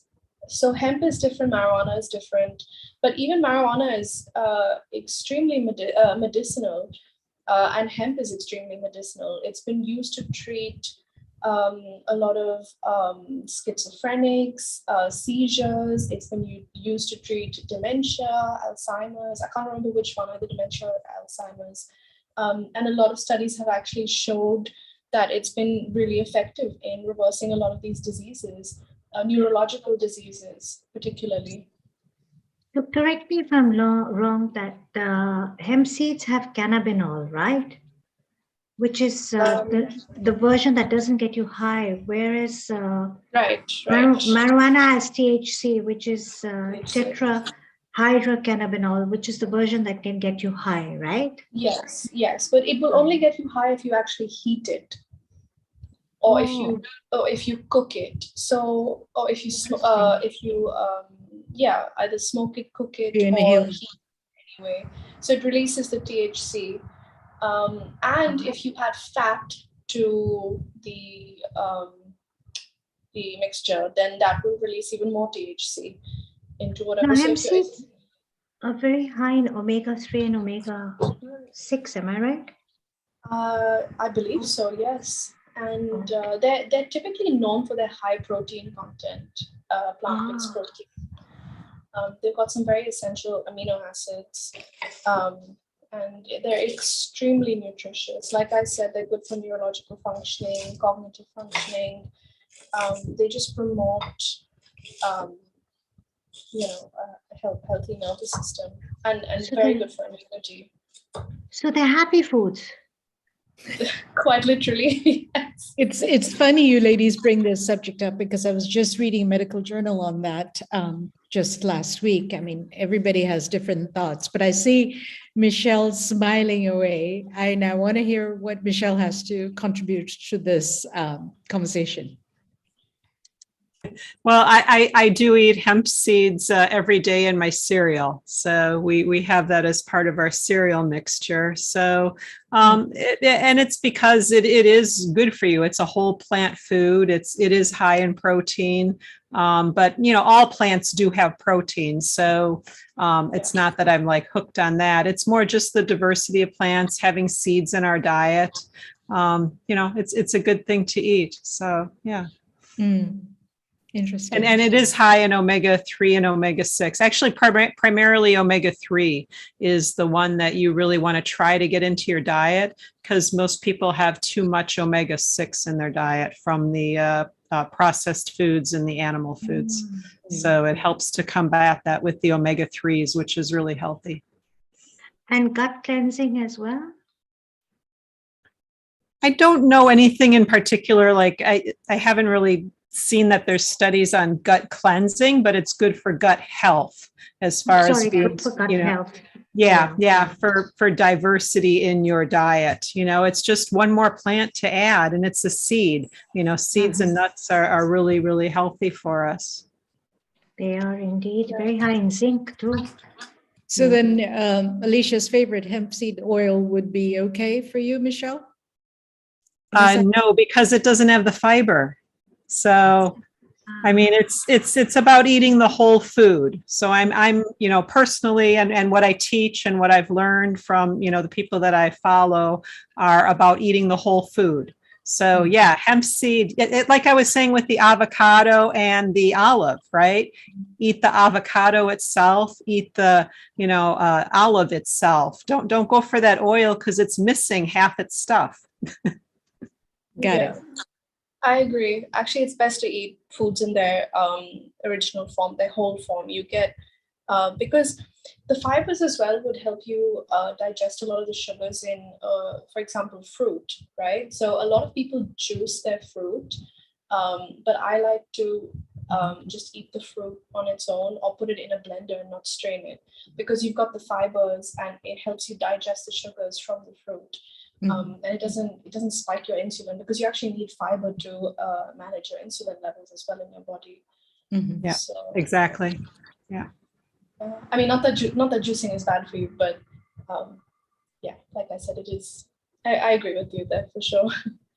Yeah, you're missing some things when you're juicing it. So again, I go back to that, you know, if you're eating 1,500 calories in a day, take the fiber with it. And the fiber actually helps you absorb, like you're saying, your insulin doesn't spike, but you don't absorb the calories because the fiber's pulling it through your body. Absolutely. Yeah, it's good coming out the other end. Digestion, yeah. Yeah, absolutely. So I'm just going to quickly go over everything that I've put into this salad. So as you can see, I've got, I put red and green onions just to give it some, you know, color. And I love green onions. I put tomatoes, cucumbers, the herbs. I also put a green bell pepper. I put half a green bell pepper, and I'm putting half a green chili because I do want a little bit of spice. So I chopped that extremely finely. So, you know, I'm not getting big chunks of really spicy chili. And last two things I'm adding before I add the dressing is cooked chickpeas. Now you can use cooked chickpeas or you can use sprouted chickpeas. They're more nutrient dense. You can even use sprouted lentils. That increases the bioavailability of nutrients as well by extremely large percent. So I have cooked chickpeas today, so whatever you have on hand is good. So I'm adding that to the salad.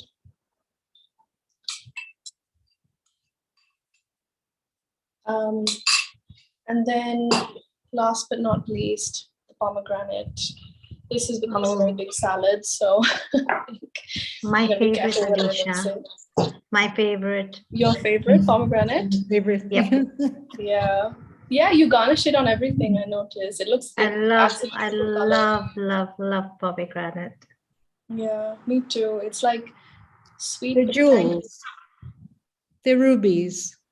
Yeah. Rubies, garnets. Yeah. The darker ones are garnets, the lighter ones are rubies. Gorgeous. Yeah.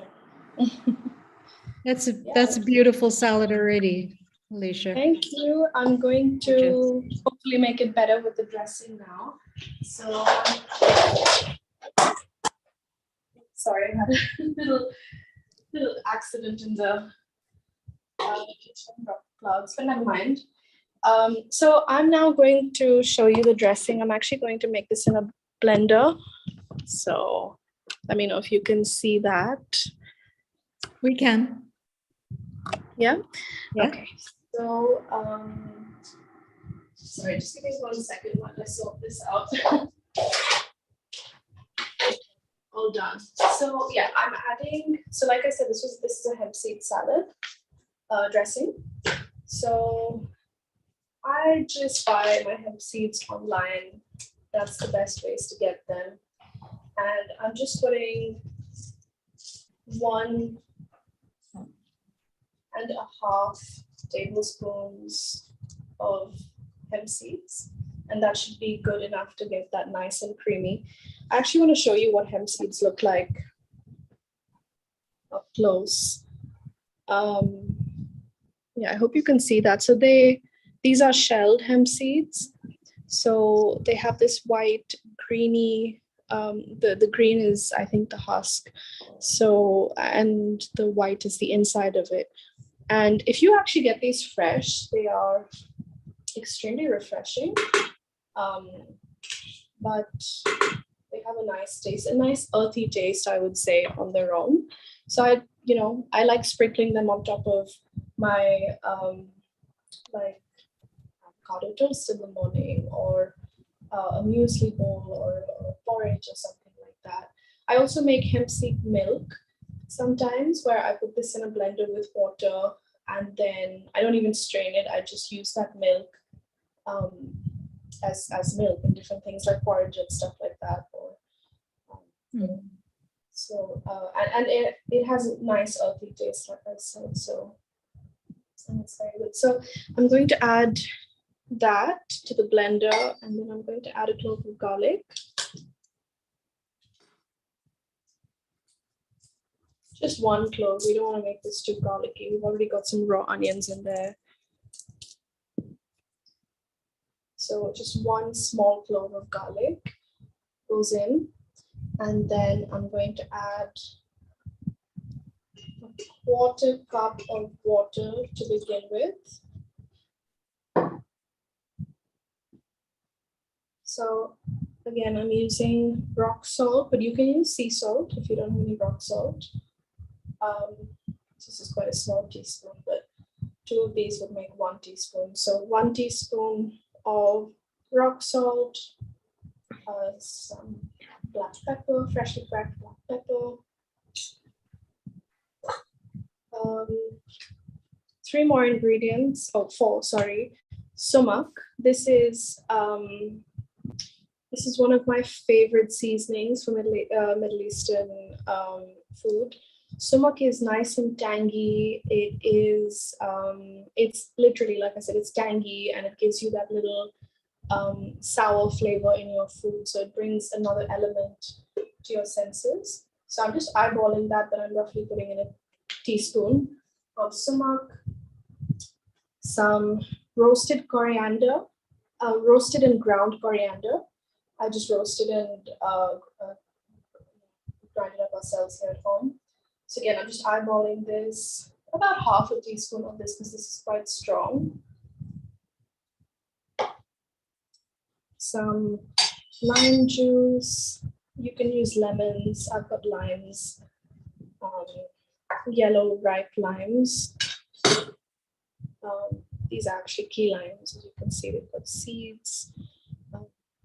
Very, very alkalizing for your body. Limes are actually acidic in nature, but when they go into your system, the enzymes in your body actually alkalize them, and they in turn alkalize your body. So they're very, very good for cleansing and detoxing properties. People always say they have lemon water in the morning or lemon water throughout the day. Helps them flush out the toxins in their system. It's because of the limes. So if you can find limes, go for those over lemons, but lemons will do as well. They're very good for you as well. So I've just used the juice of 1 whole lime for now. Alicia, I just miss the Indian limes, there's nothing, nothing like them. Yeah, I love them. And they're small, these little ones. Yeah. You get the green ones as well. They're very sour, those ones. So those are good for things like Thai food and like Vietnamese and Thai flavors because they're very sour, so they're good for those types of salad dressings and stuff. For stuff like this, I prefer using the yellow ones. And also you get more juice out of the riper yellow ones. I find that we're wasting a lot of the lime juice with the green ones because they haven't fully ripened and developed yet. So I prefer these ones. And last but not least, this is optional. You don't actually need olive oil, but because this is a Mediterranean, Middle Eastern inspired salad, I think it's very important. And olive oil has extremely, it's extremely nutritious. I've added about a tablespoon of olive oil, and that should also emulsify a little bit and make it a little thick in the blender. And all of this, will come together and you'll see it'll turn out very, very creamy. So I'm just going to pop that now into the blender and blend this. I hope this isn't too loud. Go for it.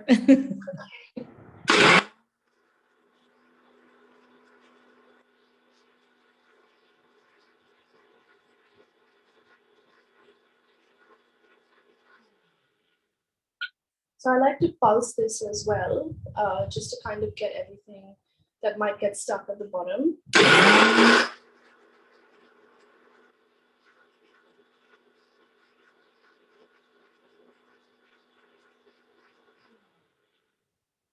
Right, there we go. Yep. So there we go. That is nice and creamy, as you can see.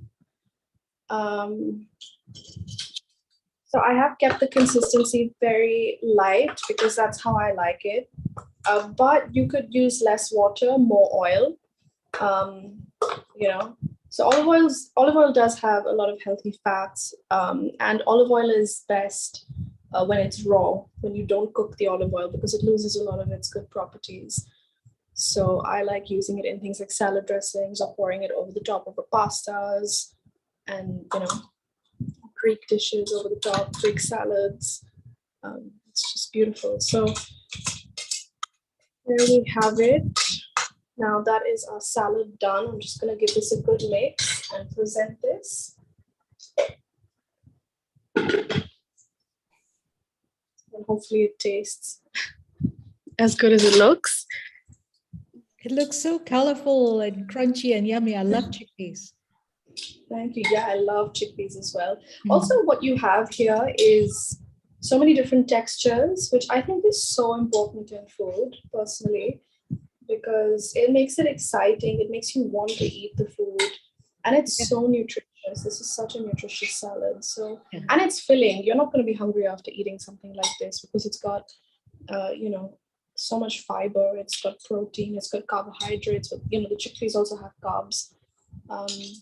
Complex carbs though, so it's well, the chickpeas in itself are so filling, right, with the fiber content. Yes, absolutely. It's chickpeas. Actually, yeah, chickpeas are very filling. So that's another reason. Like, I have kept the proportion of the chickpeas quite even to everything else because you don't add too many chickpeas because they can be hard to digest if you add too many. Mm-hmm. So, it also comes down to how you eat them. You want to make sure that you're not swallowing the chickpeas whole. You're actually breaking them down. You're chewing them with any food, really. These habits will obviously help digest your food better because you start the digestion process in your mouth, not just in your stomach. Alicia, I just had a thought. Just watching you toss that salad, I just pictured chopped, diced beetroots in that. Yeah, that would be great. So I actually was going to put radish, but I forgot that it wasn't in season.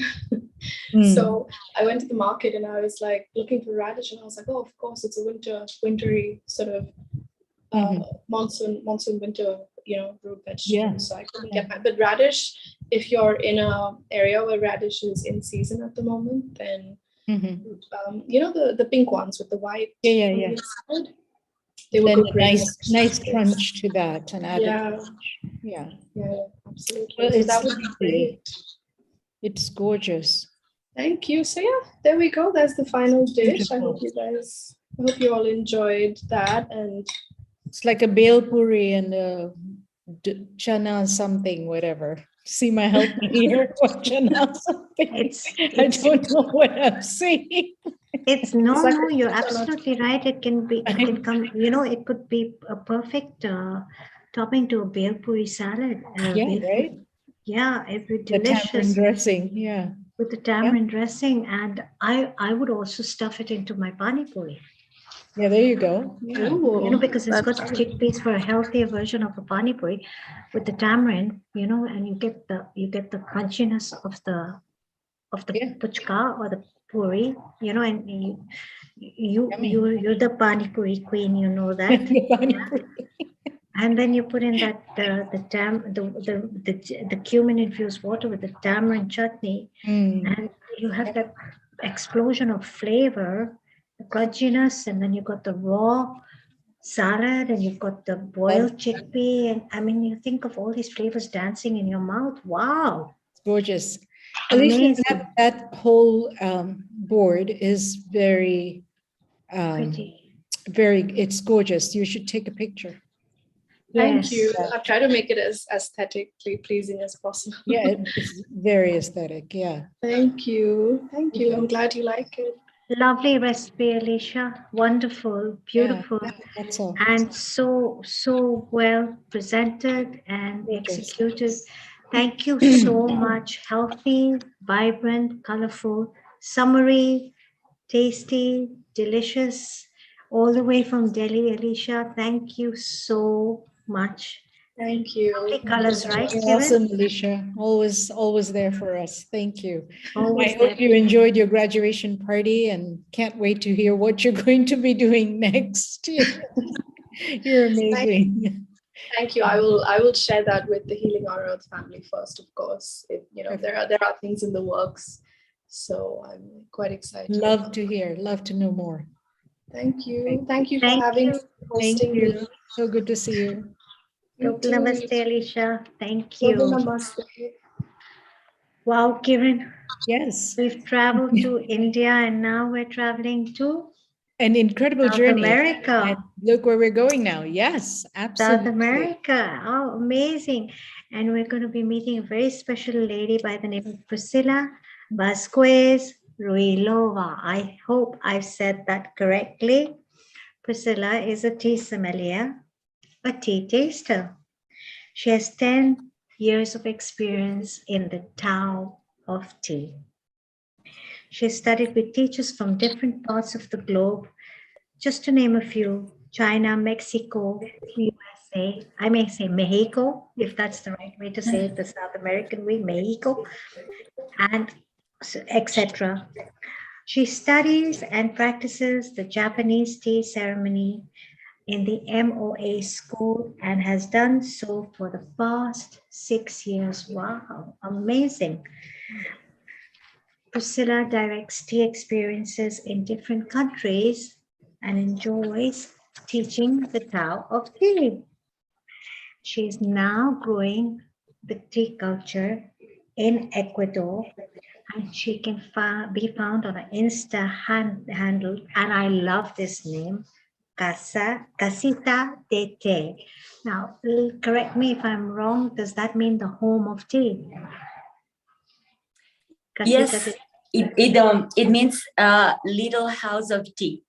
Good morning, good afternoon. I'm very happy to be with you guys again. Thank you for having me. I'm very honored. Muchas gracias. Thank you very much. And a very warm global namaste to you, Priscilla. And thank you very much for joining us here at Healing Our Earth. And you are going to be, I myself am a tea lover. Okay. I grew up very happy you are. I grew up drinking umpteen cups of tea, and I hail from Nairobi, Kenya. And as you may know, Kenya has Kenya is ranked as one of the world's finest teas as well, along with Assam and other parts of the world. But of course, we know there are different teas. There are different leaves of teas. the different flushes of teas. And what I find so amazing is that you are all the way in Ecuador and you're reliving and bringing this wonderful tea culture into your country from something I'd say a tea ceremony which actually had its origins in China. Right? Yes, it have been in China. Tea and tea culture and tea ceremony have been happening for more than 5,000 years. So it is spread around the world, and we have tea in different places, amazing places like you have in Bro, and like you mentioned, China, Sri Lanka, Kenya, Japan, and even here in South America, in Ecuador, we have a growing tea culture, I would say, but we are working on it. It's amazing. What really, really catches me is that the tea ceremony originated in China originally. And today it's quintessentially today it is one of the most quintessential experiences in Japan. Yes, actually on Thursday, I connected with Mexico. With Mexico, there was this friend of mine. He's an art curator, and he prepared a Chinese exposition about the Chinese art. And there was this lady, she is a Chinese art expert, and we were talking about tea. But it's impossible to talk about tea without talking about China. It is true that Japan took it and make it its own way. And it's beautiful. I cannot say another thing because it is my one of my ways of tea, Japanese tea ceremony. But it started in China. It's beautiful. The way they prepare tea, it's beautiful also. I work with tea in China, in Japan, in Taiwan, in Korea, in Africa, in South America, in Europe, and I cannot say which one is more beautiful. I can say they are different. They are the expression of human culture, of human souls. So I cannot say which one is more beautiful than other. And friendships, here in Hong Kong, if you want to have a strong friendship bond, Kiran would be able to step in here. Presenting someone with a gift of tea is an act of friendship, And when you speak of tea in your tea ceremony, I can't help but think on how aligned you and Kiran Robinson are, our host, Kiran Robinson. This simple act of preparing a drink. It's part of hospitality, isn't it, Seema? For a guest, and you elevate it to an art form, it's hospitality. It is seva. It's an act of giving that seva, intricately weaving it with movements. Now, I have attended a Japanese tea ceremony in Japan, and what I noticed that it was this very intricate weave of movements performed with great discipline, very slowly, with a lot of awareness. And a lot of grace. Given a lot of grace and appreciated by the recipient. And that's where I say, you and Priscilla are so aligned because it's seva, right? It's the act of giving and receiving. The act of giving and the act of being grateful in receiving. I love it, and isn't it amazing, Kiran? Yeah, I mean, the presentation, because it's and of course we are all of the same mindset, but you have to prepare it. Like the presentation I did of Marrakesh in the Amal kitchen. So you have a chef, and she's in her white coat and everything, and she's cooking and doing this tagine and all that. for us. And then we come out and it's time for a tea ceremony, but she's changed her whole outfit and she's wearing this gorgeous robe, Moroccan robe, and sitting on the floor and bowing and bending, and then actually brewing the water for the infused, remember the lavender and the mint infused tea, and the way she poured it and presented it, cleaning the pot first with the first heat of warming, the tea leaves so that they bloom, and then, discarding that and then redoing it again. And it's a timely presentation, but well worth it. It's the whole art, the symbolism of hospitality. You are in my home and I'm here to serve you. And we start with a cup of tea. Very significant, right? Yes, indeed. It's very symbolic. It's you say a lot of things during tea ceremony. It's saying, I care about you. You are saying, you're welcome. Welcome to my home. I care about you. I put a thought in everything I'm going to serve, in teaware, in the tea I'm going to bring to you, in the art I'm going to share with you. It's beautiful. It's beautiful.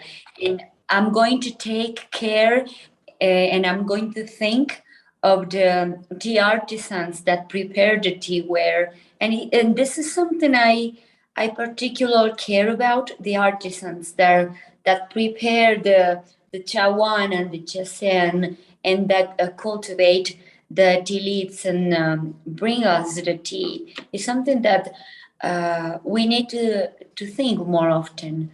There are people working behind the tea that we have in our hands. Very much so. And they work very hard.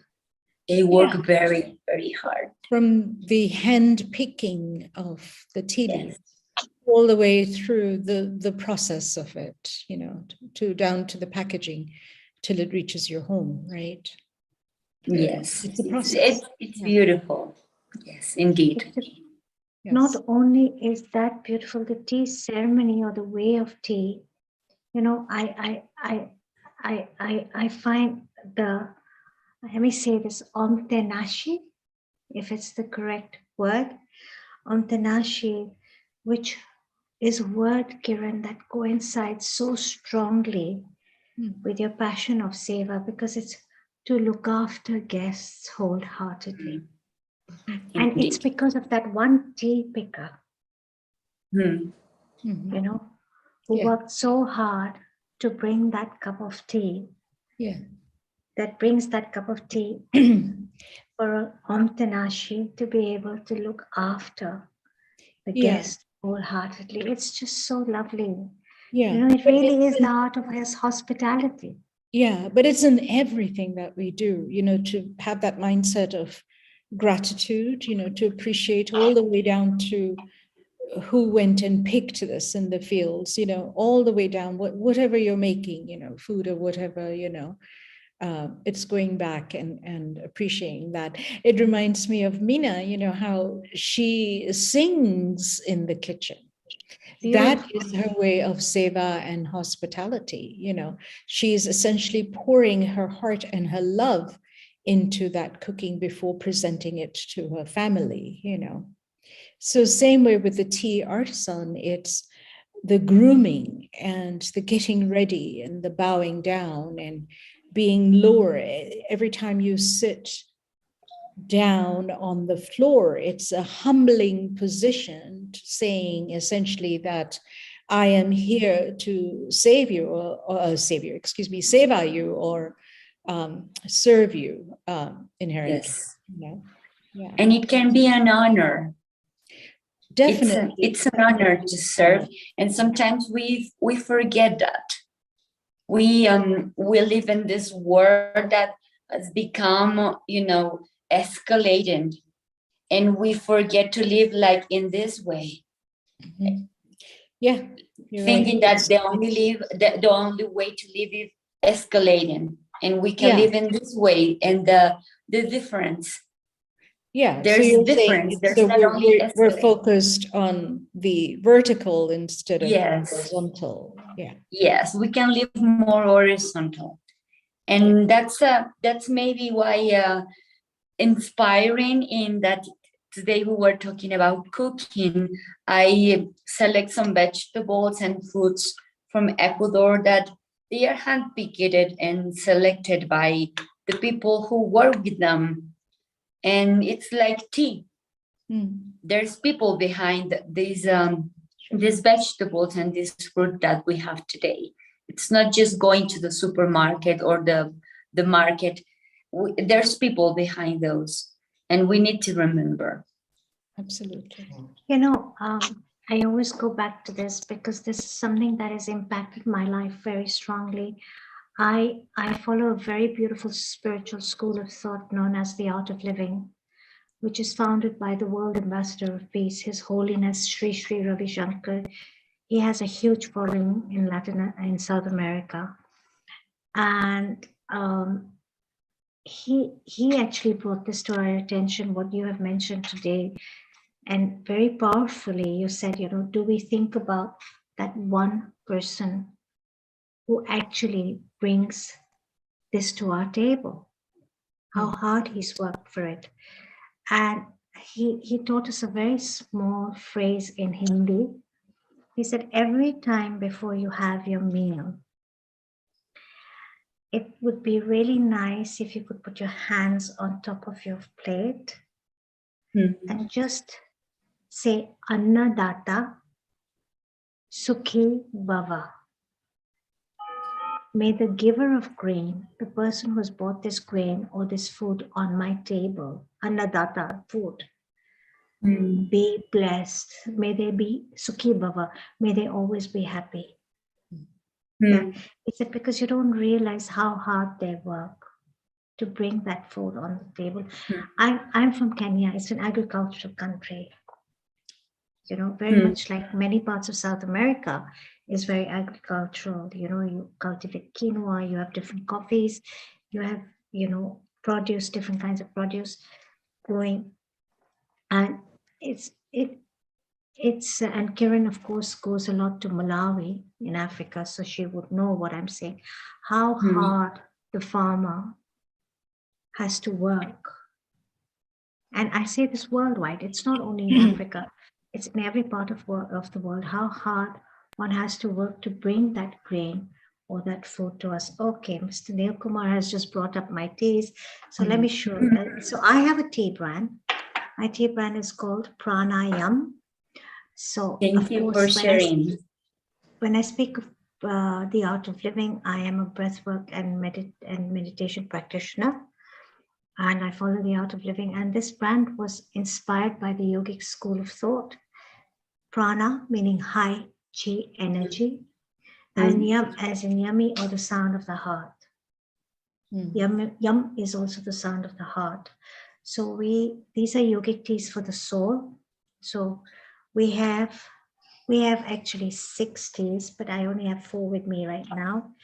Bliss, which is a composition of green rooibos and spices and vervain. It's a green rooibos, tulsi, which is holy basil, and vervain. We call it the tulsi breath tea because it's really fantastic for coughs and colds. Yeah, and it's a very calming tea. Then of course our tea brand started with, again, what's handed down from grandmother to granddaughter, which is a masala tea. Now, Priscilla, we celebrate diversity through our teas, okay? And you know how much I love South America. So I don't know, we started blending our masala tea here in Hong Kong, and it started with just a group of friends. And this is the first tea that got branded, actually, Serenity. And the reason why we call it Serenity is because it has a story of my siblings and I sitting with our parents on our balcony in Kenya, enjoying cups of tea together on a serene Sunday afternoon in the cool breezes in Kenya. But when I speak about celebrating diversity, can you see the South American red peppercorns in our tea? Yes. Oh, that's lovely. Yes, so instead of black pepper, we put in the Latin American red peppercorns or the South American red peppercorns. And So very colorful, of course. very colorful, and we celebrate diversity through our teas. Then we have sencha and mint, so you could say it's like a Moroccan mint tea. Kinda. We made it very smooth by putting in sunflower blossoms. You know, we put in sunflower blossoms. You can't see them; they're hidden in the leaves. So we have sunflower blossoms in this. So it's a mint tea, like a Moroccan mint tea. It's sencha from Japan, but it goes down very smoothly, and that's presence. Why presence? Because it wakes you up and brings you into the present moment. Beautiful. Right? This is bliss because, you know, it takes you to a state of calmness. And our best seller, I have to say this, again with sunflower blossoms to make it all smooth. Yeah, you can see the sunflower blossoms here. Totally. Beautiful. And Nirvana, so it's sencha from Japan, and we have peach pieces in it. I have to keep the leaves away from my children because they pick the peach pieces out of them and they eat them. Of course and they say, they "Oh, do." yummy, mommy," and I'm like, "Leave it, it's my tea, for God's sake." This is our best seller. And then we have energy. We have but even energy. the whole packaging, Seema, it's gorgeous, you know. So Kiran, my mother was a tea lover, and as you know, she was in the food industry. She had a catering and smoking unit in Kenya, and she wrote a cookbook, India, the Cuisine of the Kings. So when I started off with this one tea, I was selling it generically, you know, open in packets in Hong Kong, and a young boy came to me from the Art of Living, and he said, you know, called me Didi. He said, "Didi, this tea is beautiful, and I'm designer, and I've worked with Jaguar in Germany, and I think, yeah," he kept saying, "Yeah, I think you really need to brand this tea, yeah." So I said, "Okay, what can you do?" He says, "Let's work on the packaging." So he sat me down and he said, "Tell me all about your tea." So there was a story. It's a story about recipes that are handed down from grandmother to granddaughter. As in the masala tea. It's recipes about yoga, meditation, and celebrating diversity through the Tao of tea. Sure. You can say. Sure. And he said, what touches you the most about this? I said, my mother. He said, and what is it that you have of your mother's that you want to keep alive? I said, you know what? I said, my mother was crazy about saris, okay? Indian saris, silk saris, and with three girls, okay? And after she passed away, my mom's sister, I'm the youngest of three girls. My siblings are 9 and 7 years older than my aunt came in, my mom's sister. And my dad said, you know, you just distribute everything equally. I want the girls to love each other. I don't want them to fight or anything. And we do love each other and we don't fight over these things. So she said, she's so naughty. She said, Seema's the youngest, so she gets the first choice. So my sisters always tell me, even when mommy, you were the youngest, you got your way, and now Masi, you're getting your way. So I chose all the nice saris. So these are all my mom's saris were very beautiful. These are the colors of my mother's southern Indian silk saris. Beautiful. Each one I took out and we with the cans with these. I mean, you can see the Indian silk sari colors in here. Sure, I saw that right away.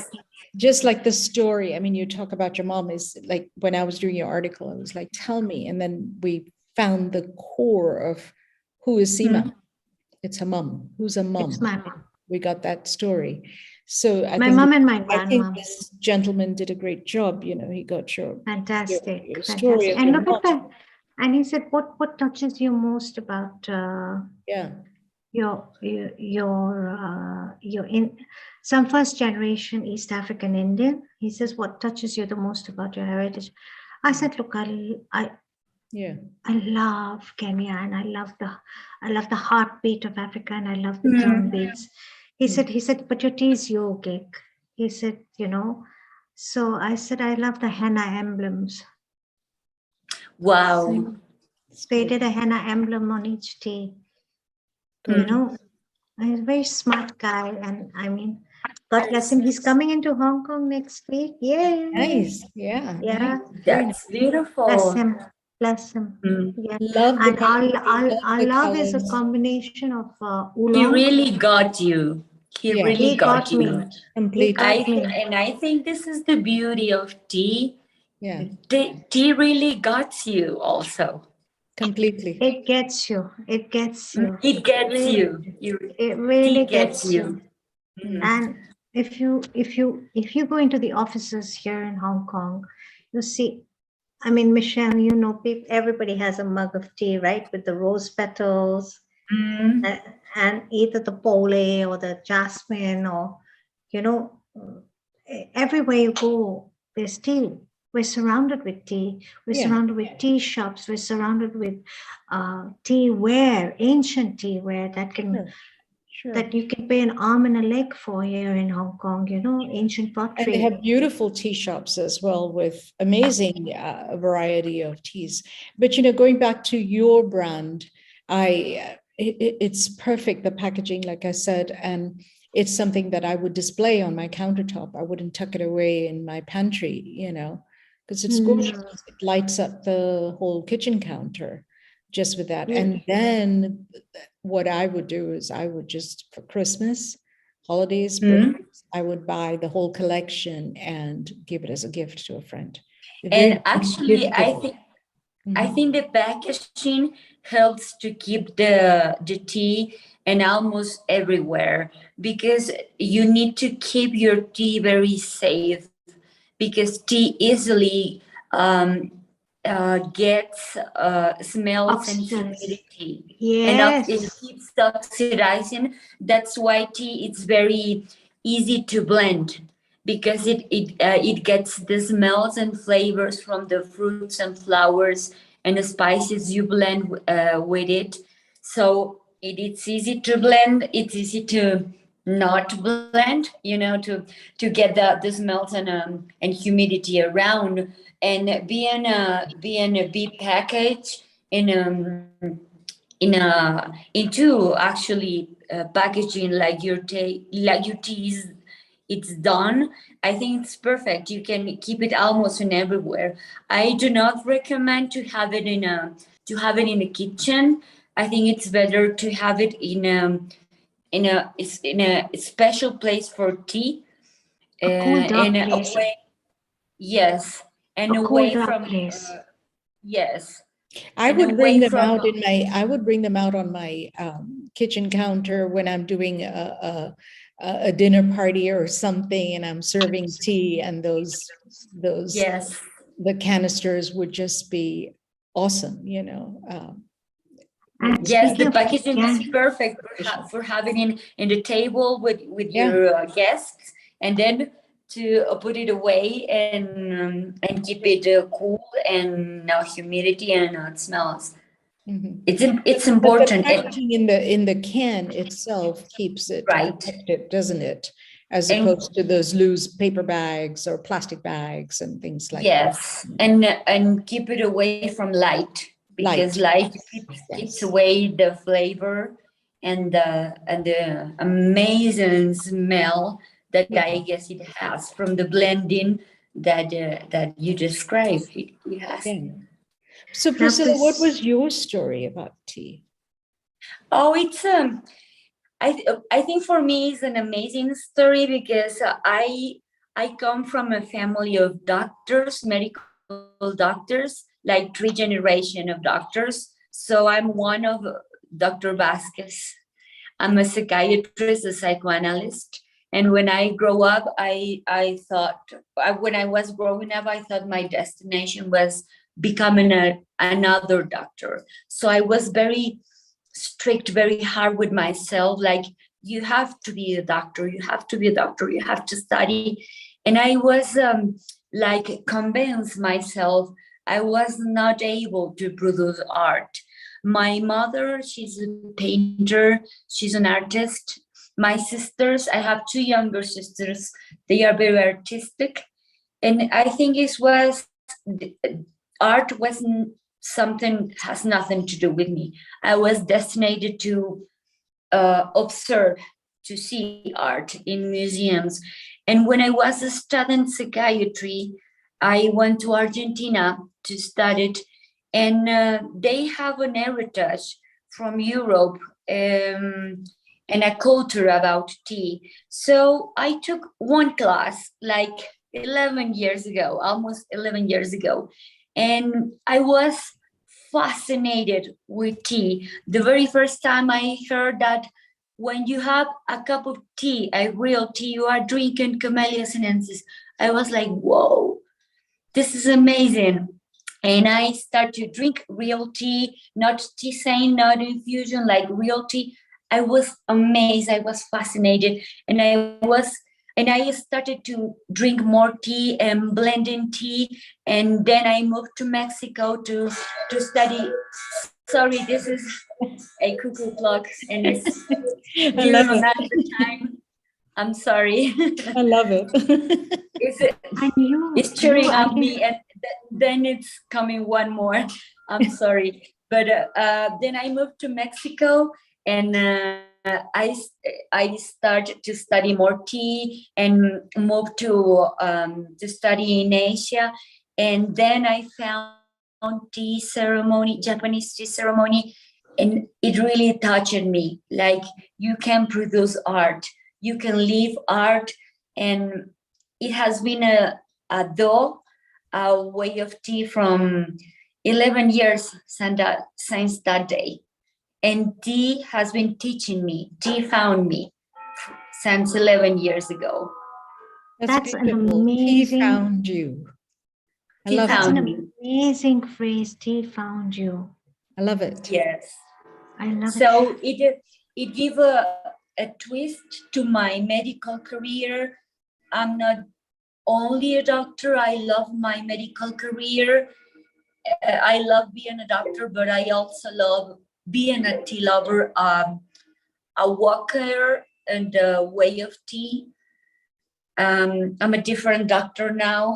I'm the only tattooed Dr. Vasquez in the family, and a tea lover, and I love have these tea experiences and traveling to Asia, which is it's not easy living in South America, in Latin America, and reading about tea and having tea in your way of life, and in the working of your patients, and appreciation the art of tea. It changed my life. It changed my world view. Now, Priscilla, I see you have your own teas there. I'm sorry? You have some teas brewed there, your own teas, right? Yes. We would love to know more about them. I can see this lovely golden hue and this green one and this deep rust one. I can't help but look at them. They look gorgeous. Tell us more about your teas.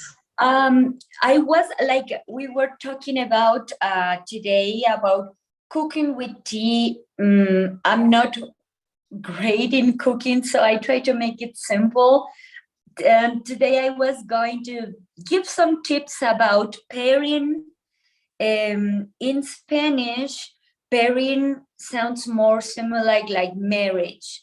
It is maridaje. It means pairing, and it sounds more like marriage.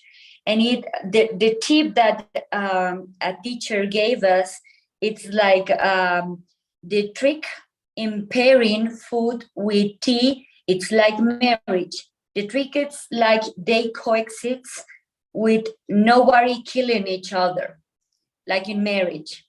So I don't know if it makes sense in English. It makes sense. It's harmony, you know. It's kind of a joke. Yeah. But it's hard. So Yeah. pairing in English, pairing with tea, it's practicing and practicing and practicing. So I have a Japanese green tea, a yokuro. It's beautiful. I think the color is beautiful. It's like a jade color, and it goes perfectly with fruits and vegetables, which I have here. But I also would like to recommend the tea leaves, the infused tea leaves of yokuro, which you can use in a salad. You can experiment like a little bit of yokuro tea leaves in a salad. Maybe it sounds weird, or in a white rice, you can add the tea leaves, and I can assure you they will taste great. Or you can use tomato, and it will taste great. It's a recommendation. It's like an experiment, and they will taste great. You can pair with the infused tea, or you can add the infused tea leaves, and they will taste great. I almost can guarantee. And I also have this oolong tea, the flavor of highly oxidated Taiwanese oolong tea. They have hints of honey, so it can taste really sweet. So I recommend it to pairing with food with fruits, and they will taste great. You can like roast the fruits in a pan firing, and you can like make the sweetness of the fruits like higher, and they will So go caramelize great it. with You like caramelize. caramelize it. Thank Caramelizing you. the fruit. Yes, thank you very much. And then you pair it with I that. want to say that English. Yes, English is not my first language. No, you and speak so cooking beautifully. definitely. And cooking is definitely not my first language. So it is called caramelizing. Yeah. And they will match perfectly with the sweetness of the honey of the oolong tea. They will taste great. It's another recommendation. And that tea is that amber color. Yes, The it's a oolong beautiful tea. amber color. It just, it matches the caramelization of the fruit. Really, like you said, it pairs well, it's just like. Yes, even the color matches great. Perfect. Like caramelizing, even the color matches great with the vegetables. The color also matches great. And I have this Ecuadorian black tea here. It's similar like Indian CTC tea, because in Ecuador we produce CTC black tea, and it's a stronger color. It's a stronger in flavor also, and I recommend it with any food, like with people drinks like digestive. Right. Like when you drink your tea with the food or after the food. Yeah, I was going to say that. If it's a digestive, you would want it like an after dinner drink. After dinner, yes. Tea, right? Yeah. Like puer tea. It's hard. I think it's hard to cook in with puer tea. It's more like an after drinking beverage.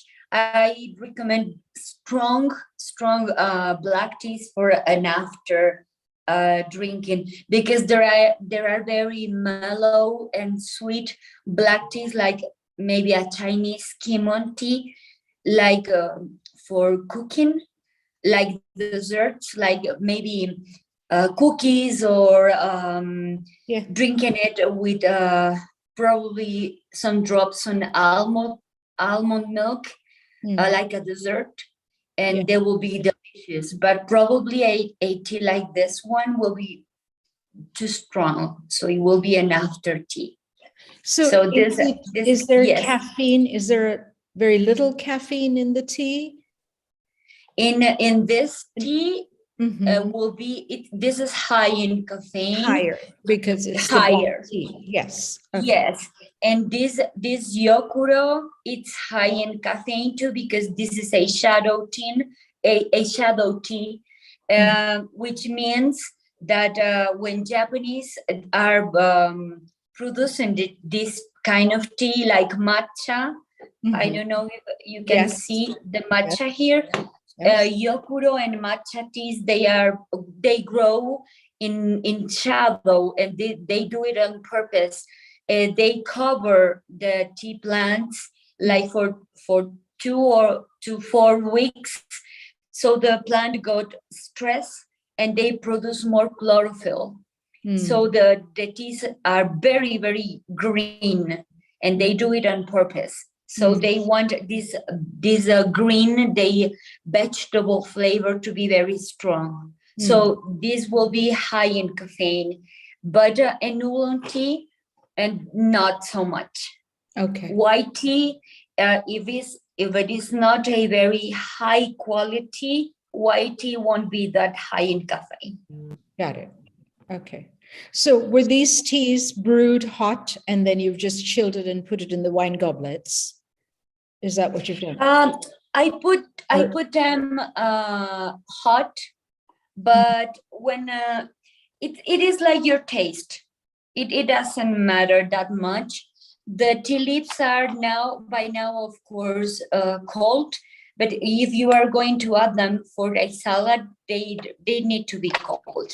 Yeah, I mean, it's beautiful, the presentation. It's like having a glass of wine with your salad or your dessert or whatever, or after dinner drink, to serve it like that. And then the colors are very inviting as well, and the way you match them in your presentation, the way you match them with the vegetables and the fruit, it's gorgeous. Yeah. What is your audience's take on this? Are people like really following you and into this and enjoying this? What has that discovery road been like? When I mean, I'm talking about experiences in South America. Like right now in Ecuador, we are leading people in these experiences. When we serve a table, people sometimes they don't know what to do. So we are leading, like, taste this with this, and we are explaining because it's not very common yet. And when I have been doing this, even in Germany, that they have a tea culture, like a tea heritage, they need to be guided, especially with the Asian teas. Sure. And I think it's not a burden. I think it's fun. It's interesting to guide people and what you are trying to do. Yes. Because in Europe, they are used to black teas, and if you are using Asian teas, you need to guide people. And if you are doing it with Asian teas and Asian people, you need to guide people with black teas. I think we all need a guide. I think so. I think the education part is important, especially when you are, trying to promote something so different. You are essentially using tea as pairings with food. Yes, that's the experience I talking about today. Yeah, it's a very unusual and lovely concept, and for that, there has to be that education, because you want something that you believe in, it's good, and you want to be able to articulate that to your audience so that they can enjoy it, right? Yes. That's awesome. Yes, so that's the part of tea that I like. I like education in tea. Because I tried once, like almost a year of selling tea. It's definitely not my strong point. I like teaching about tea. Yes, you're definitely a teacher. We can tell. Thank you. Probably Indeed. I talk too much, No, but no, that's not at all. Not thank at all. you.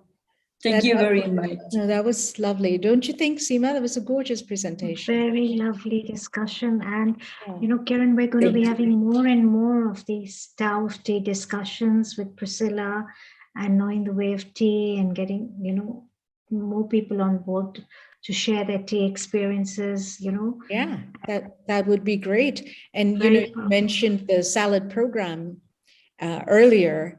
How wonderful to be in touch with Priscilla and say, we're going to do this salad, you know, a couple of these salads. What tea would you pair with that? And bring it to I the love table, it. right? I love it. I think, and like I said, you're the queen of salads. And the queen of teas. Thank you very much. I'm very honored. Thank you. Priscilla, thank Lovely you to meet so you. much for coming on board. And Kiran, thank you. You know, today's been such a lovely day. Yes. I want to thank everybody. You know, I want to thank Michelle. I want to thank Meena ji. I want to thank Alicia, Kiran, your presentation, Priscilla, Tower of Tea. It's been, you know, it's 1:18 a.m. here in Hong Kong. Oh, and I'm yeah. still going. It's been so You need much to go fun. to bed. We need to It's been get so you. much fun. It's been such a great session. And we have another session, another vegan vegetarian next week, as you all know, followed by the week after will be obeisance to our teacher with Guru Purnima. And after that, we have our integrated health forum. But now, Kiran, as you and I say good, well, at least as I say goodbye to Say everybody. Chot, how do you? And sign off with a very warm global namaste. I know Absolutely. you're going to be traveling. Yes, I will be You're gone going to be next traveling week. to the USA with Sharon Rose. Yeah. And our founder director, Mr. Neil Kumar, has just pulled up our future events, as you can all see. Vegan Vegetarian next week. Again, very exciting session. Followed by Guru Purnima, paying obeisance to your teacher. Followed by our integrated health, very powerful conversations on transforming healthcare. And on that note, I'd like to say a very warm global namaste to everybody. Thank you very much for having That me. was so lovely. Thank you. Signing off from Hong Kong. Yeah. And yeah, looking forward to next week, guys. Thank and you. see Get you, to bed now. Priscilla. Again. Bye-bye. Bye-bye. Bye. Miss Sharon Rose, how are you? Namaste. Oh, namaste. Welcome Well, to you. How's everything going? We're happy here because we had just no rain. No rain. Months. No rain. We were doing special pujas to bring the rain. Now it's raining every day. Everything's growing like crazy. It's Beautiful. That's awesome. Let me quickly introduce you. Sharon Rose, MA, winner of the Filmmaker of the Year Award from the 20th World Congress on Qigong, Tai Chi, TCM, Taoism, and Natural Healing, is the director, producer of the forthcoming documentary series, Quantum Qi, The Taoist Art of Nurturing Life. Sharon has lectured, performed, and presented her films in numerous universities, spiritual centers, cultural organizations, and museums, and was a consultant to the National Endowment for the Arts. She's the author of The Path of the Priestess, a guidebook for awakening the divine feminine, and is currently completing a CD, The Nectar of Bliss, dedicated to the healing power of the divine feminine in cultures throughout the world. Welcome, Sharon. Such a joy to have you today. Thank you. Thank you. And I learned so much about tea. Yes. And Seema, the packaging, can we get those in the US, your products? We're working on it. Yes. Yes. We're working on it.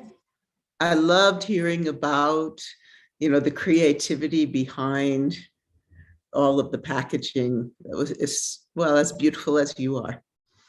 Oh, bless you. Thank you. Such kind kind words. I feel humble. I can send you over all the information. We have a whole, a whole story, we have menu inlays. We have, I mean, the branding is done beautifully. I mean, everything, tea descriptions, benefits, etc. It's all there. And I thank you for your kind words, Sharon. It's so good to see you after I've been traveling, right? I've been traveling, so I'm finally back in Hong Kong, and in this sweltering heat, Kiran, you know what I'm talking about. Yeah, the humidity especially, that's so The trying. isn't it? humidity zaps you. You know, I got out yesterday evening thinking I was very sensible.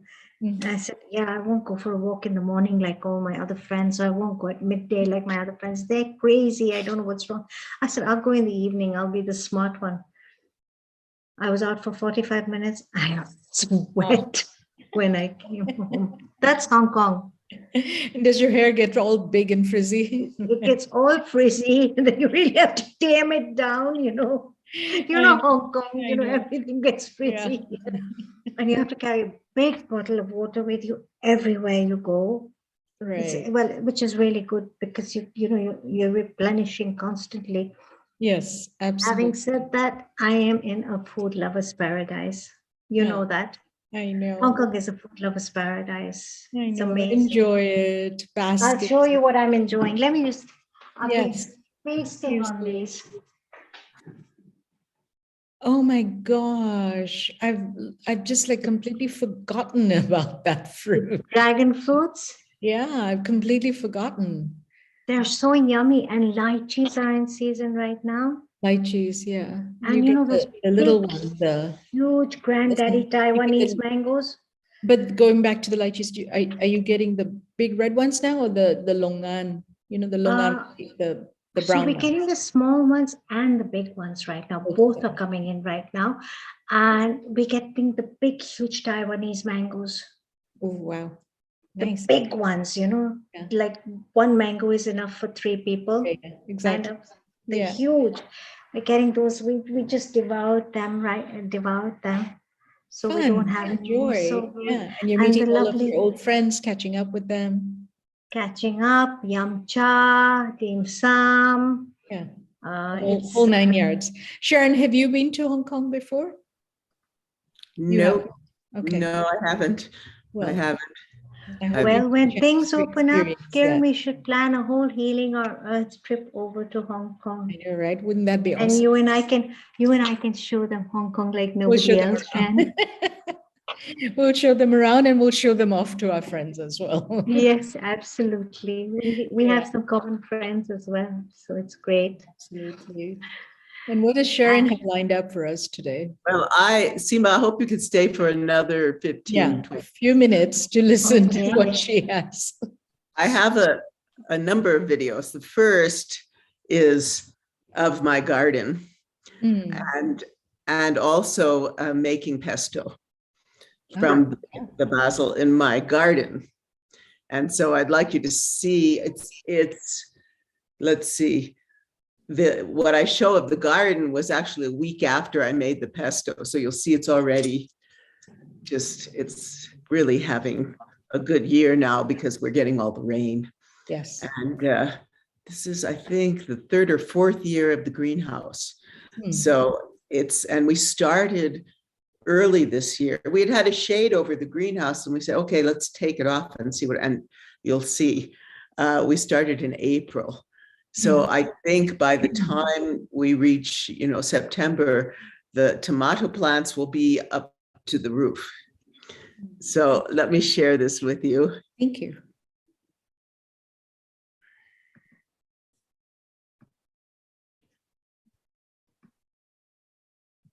What's the weather like there in the States right now, Sharon? Well, it's all different. We had a very dry spring, very unusual. And then, as I said, we did everybody here, because we have, 33 at least spiritual centers, and everybody was doing prayers for the nature spirits, etc. And now it's just like a monsoon. every day. And it's cool. It was 90, which is a lot Fahrenheit, which is very hot for here. And now it's in the low 70s and it's raining every day. And we're just loving it. It's getting green and just beautiful. So here is, let me see if I can full screen. Here we go.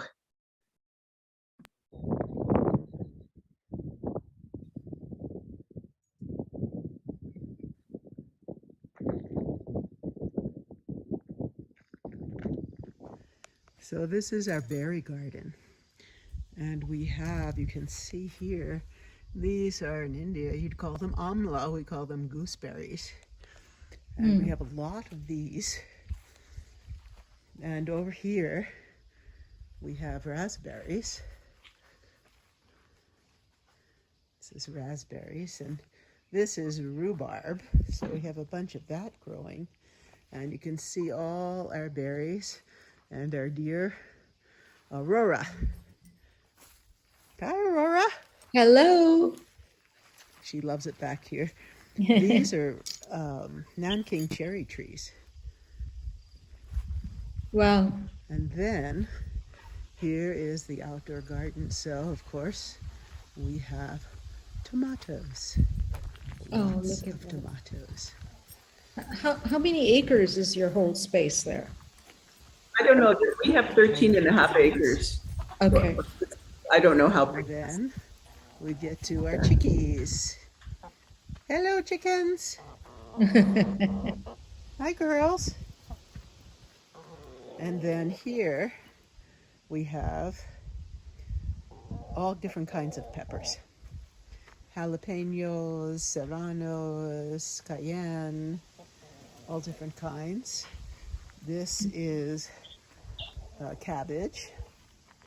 Over here, right here, I'm starting some sugar snap peas, and it's Brussels sprouts and artichokes.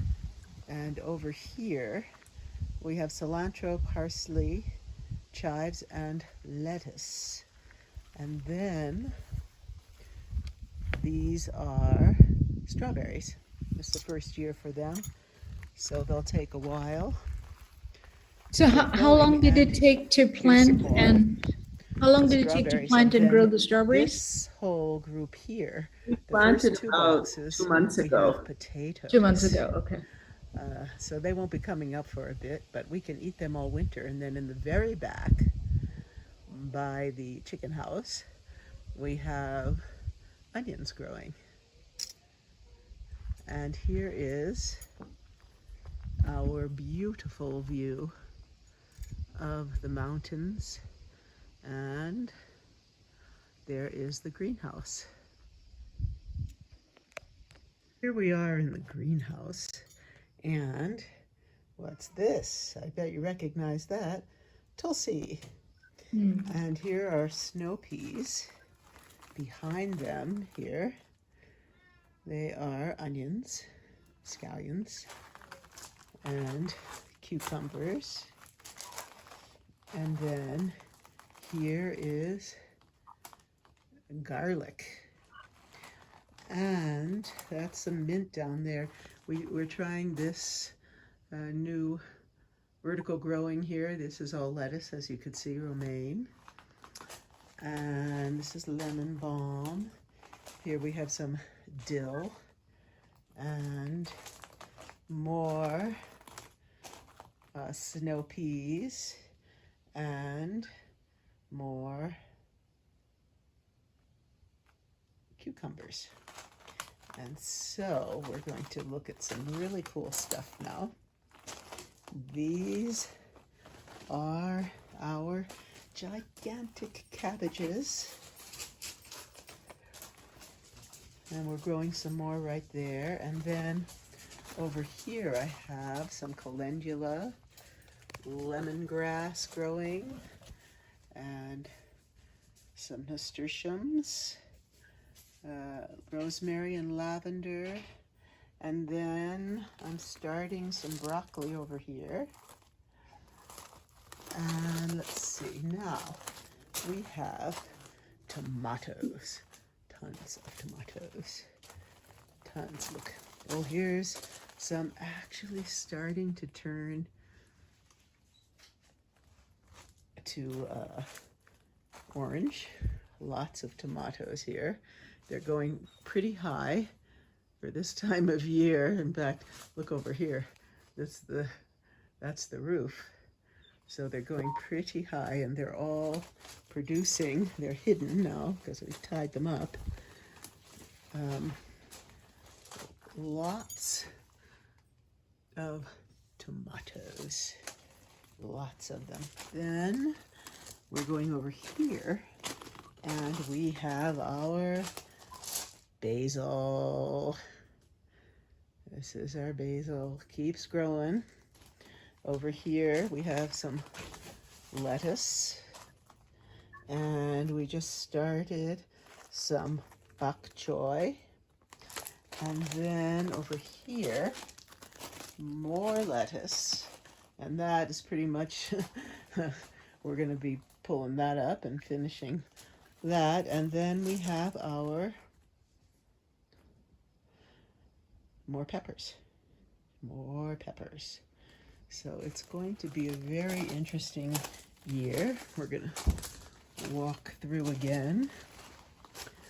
And there's one more thing that I wanted to show you. And we'll see how these do. I just planted these roselles. So roselles are hibiscus, but edible hibiscus, very high in vitamin and antioxidant, and delicious. So that's, oh, here's some dill right here too. So that is the story on, I think this is the 24th of June, 2022.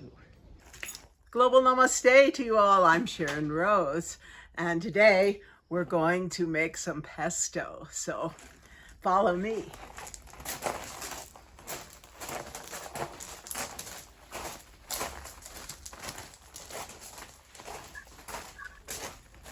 Now we're very fortunate to have a greenhouse, which we nurture very much. So what we're going to do is, you can see the basil is pretty heavy duty here. So I'm going to cut it back so that we have some very nice basil for our pesto.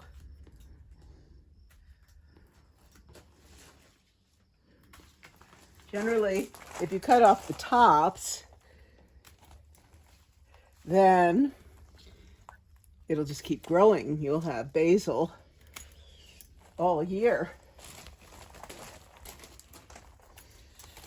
at least for the growing season. You can see some of this is starting to flower, so we definitely want that part. Here's some with some flowers. Let's take some of this.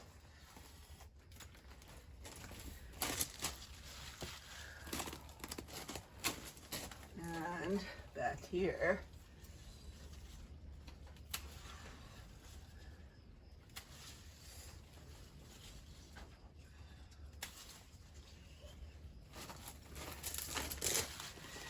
let's see, here's some more.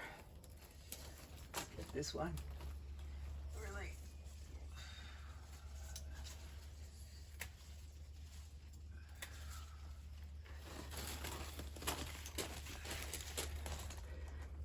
Okay.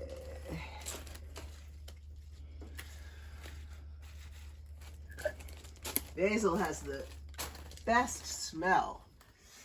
You know, it's used in Italian food, it's used in Thai food. In fact, there's a special Thai basil. Let's see if I can get this one. Okay. I think that's enough. Yeah. All right. And if you're really lucky, you get to have also some fresh, look at this lettuce. This lettuce is so beautiful.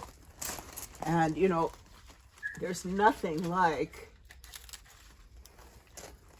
fresh picked lettuce. You get all the nutrients.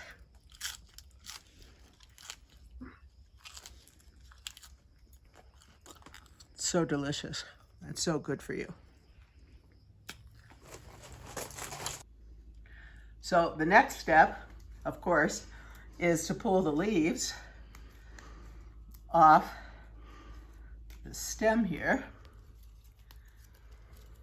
So that takes a bit of time. You definitely don't want to get the flowering part on the top.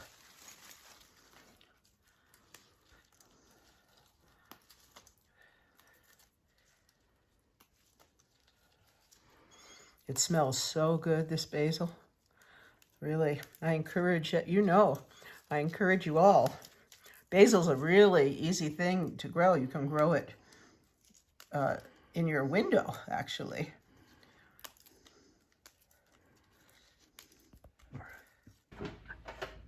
All right, well, the next step before we start putting this together is, of course, to wash your hands.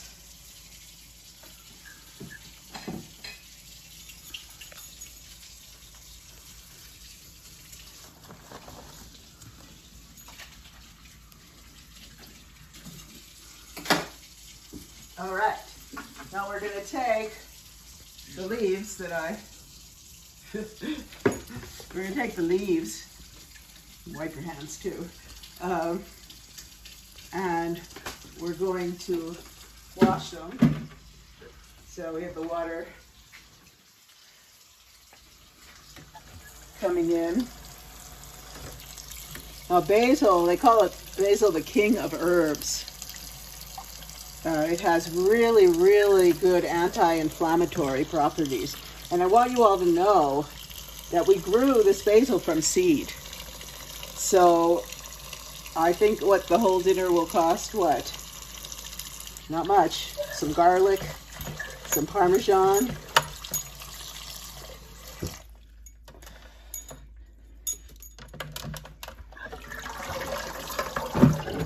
Salad spinner, here we go.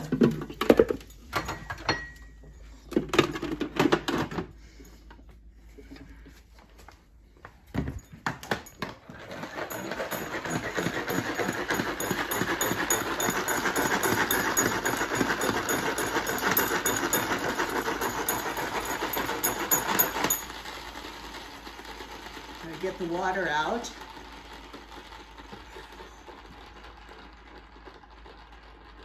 I've been making basil for many years, basil pesto for many years, and people always love it.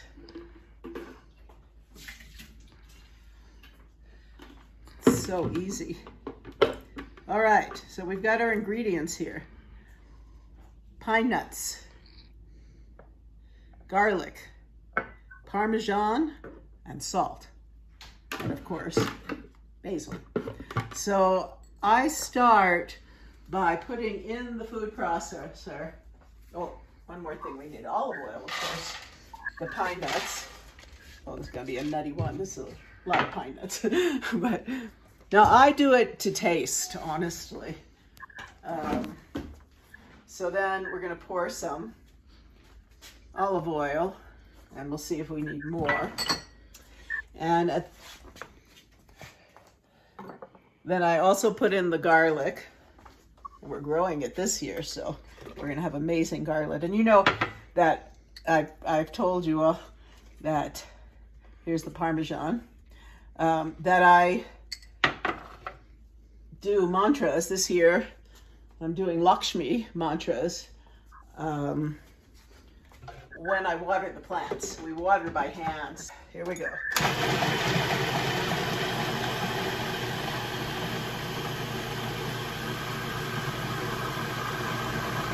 So let that grind up.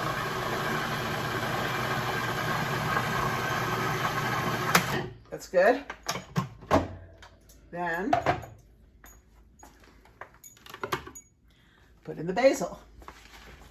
Now, I generally put some in and grind it, and then put the rest, grind that. We'll put some salt. Now, put some salt in a bit.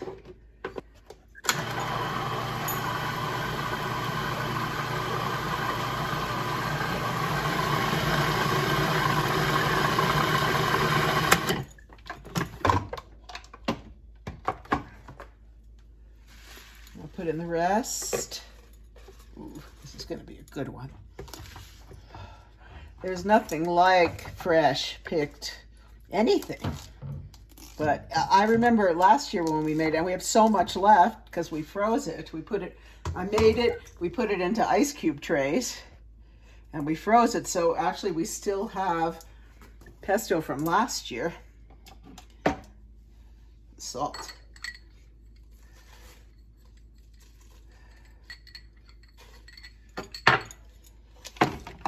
Here we go.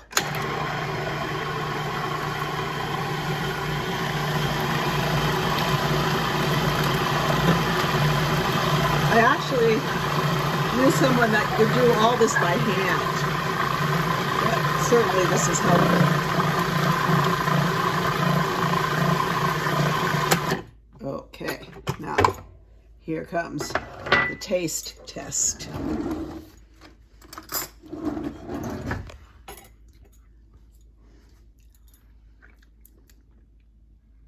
Wow.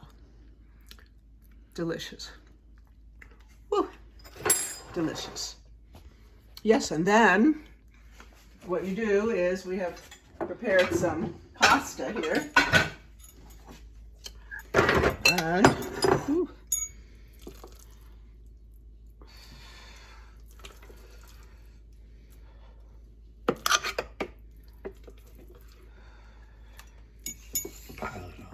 good. More.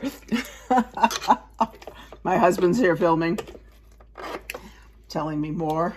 You want me to put all of it in? Yeah, pretty much.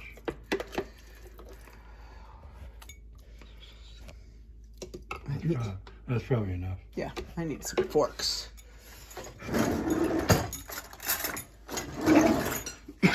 Here we go. Mix it in with the pasta.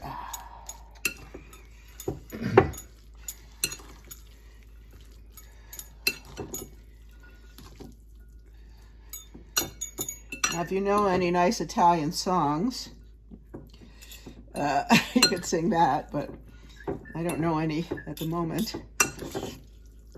I can't think of any. I used to know some Italian songs.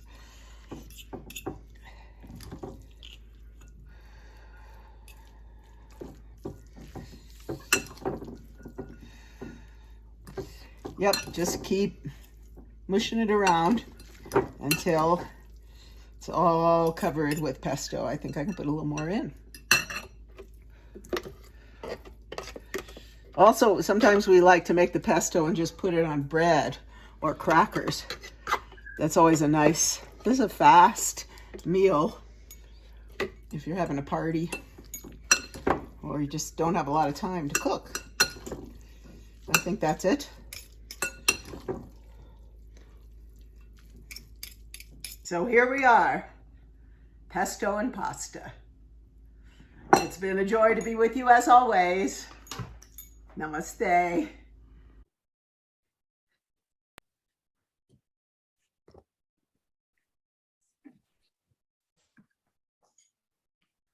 Hi, Sharon. Hi. That was lovely. You know, when you did the last part, you put the garlic in, and I was like, I think I can smell the garlic. I love pesto. I love pesto. I was like, I can smell it. I want to eat it now. Dive into that big blender of yours. We had a party I'm last so night. hungry. Yeah, I I'm bet so you hungry are. now. Me too. We had a party and I made pesto and Yeah. people were piling it on their plates. Right. Also, we had salad from the garden. Sure.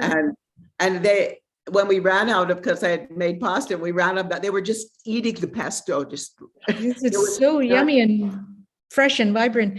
Now, you mentioned freezing your pesto from the previous year in, Yes. you know, ice cube trays and all that.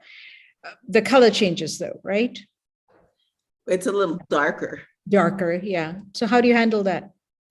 That's fine. Nothing, you just, yeah. You know, we like to put it on. They have these like, they're called bobolis that are like the base of a pizza. Yeah. So we like to put it on there and Yeah. then put some sun-dried tomatoes. Yeah, exactly.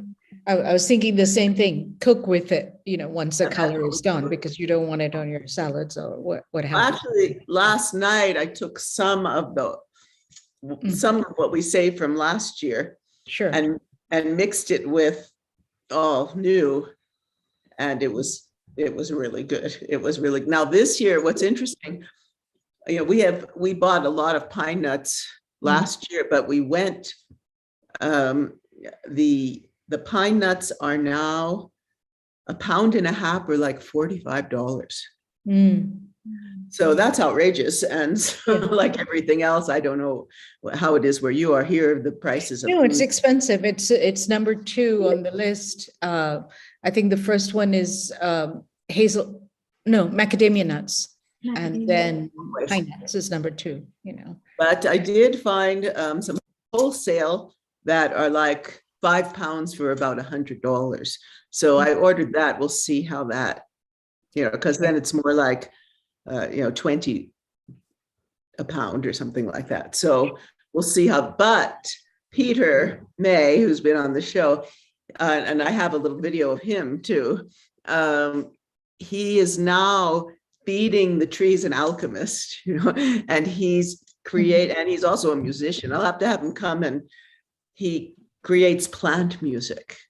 He hooks up this device and then does these big events with his oils. He anoints people with these oils, and then has this whole musical event. And next one I'm going to record for all of you. Interesting. That would be lovely. Thank you. But he is now, we have lots of pinyon pine trees here. Known for that, but usually they only produce the nuts every 7 years. But he is now has some kind, well, I'll show you, you'll see. He has this mixture that he's feeding the mother tree, and then that's creating this bed of mycelium, and they're producing cones, which is unusual. Amazing, yeah. So I have a video of him also, and so we're hoping that if they produce, then I'll have the garlic we've grown, the basil we've grown, and the pine nuts from Crestone. So I'll just need like the olive oil and the Parmesan. All comes together, all the ingredients for your lovely pesto. Yes, yes. And as you can imagine, it's a lot of work for my husband and I. We do all that ourselves. All of the planting, all of the harvesting, everything. And we don't have a watering system for some reason. I don't know why. So we're watering by hand. Fortunately, now the outside garden is getting plenty of water without us having to do that. But yeah, so I'd like to show you this video of Peter. This is from yesterday.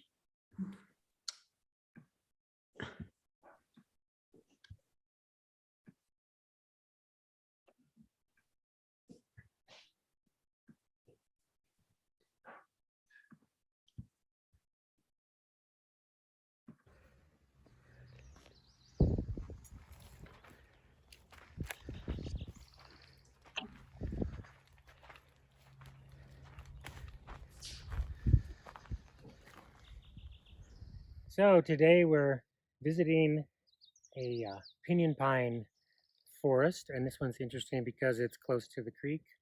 A lot of times they will come close, but not too close because they don't like a lot of water. But what they do like from time to time is fire, but not fire in like the giant wildfires, but the very low intensity fire. And we haven't had a lot of those. So what we're doing instead is we've come up with an alchemical substitution for what we call good fire. And when we burn with the good fire, the clean out fire, the low intensity fire, we have produced this ash. And it's a very small amount of the ash, it's the white ash. And what we found is that when we're in a meditative state, we can qualify that ash that's burning. That's probably the biggest secret you're going to hear today. And we can demonstrate it. For instance, my sister wanted milkweed because she loves monarchs back in Michigan. So last May we went and burned. She had no milkweed plants, but that was the intention. We meditated, we burned. Fire kind of showed us. And a month later, there were milkweed plants all over the place. And then the monarchs came back. So we're bringing our spirituality into action. We're integrating because other things are, in a sense, depending on us, and they have depended on us. Because who can bring fire of all the beings, right? We can. Sure, the thunder dragon can bring it, but we can bring it in actually the circumstances that could really be beneficial. So when we can't bring fire for whatever reason, we bring what I'm calling the mother tree food, which is the trace elements, the affected microorganisms, shilajit mud, endo and ecto mycorrhizal fungi, and really good water. And what we do is we put this on the base of the trees, and ideally we even give it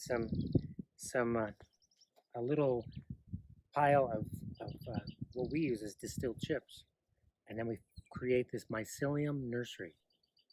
And what's happened, and these are kind of new, these trees are new to this whole process. They're looking pretty good, and there's a few cones being produced, actually quite a few. And we're picking this one because it's one of the bigger trees here. But if we feed this tree, then this tree kind of acting as the mother, and it's a multi-stem tree, so there's other things going on.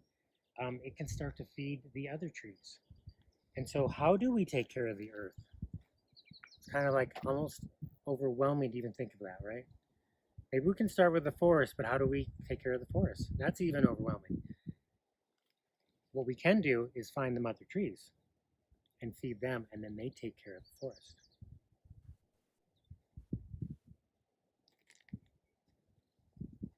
So we would take this 16 ounces if we wanted to support the tree to be as healthy as could be, and perhaps give nuts. It's going to give nuts on its own, according to its own natural intelligence. We're not forcing it to do so. Just like when we burn, we want to do it in such a way that we're not burning the tree, but we are burning the dried grasses and things. And that is probably the most direct way to recycle those elements that are available. And we see that as the white ash. And since we're not burning, we're doing something very, very similar, but from salt. We take all the salt out, and what we have left are the trace elements. We put this into 5 gallons of water, and we put it down on the tree, at the base of the tree where all the roots are, primarily where the canopy is. And then we'll even ring in all this stuff that we make alchemically is tuned to 528 hertz, the sound of our laughter, so we can either laugh or hit the bell or sing our favorite song in that key, and that seems to help. And then as you do this over time, the earth, you can start to feel the earth reverberate into your feet because you're relating. And is this natural to do this? Is it part of nature? Nature does bring fire, and it can have very similar effects. And since when we tune into our nature and we join with nature, we call, I like to say we're creating or being part of quantum nature, where we're really a part of the natural world, and we know it and it knows it, and then we help it and it helps us.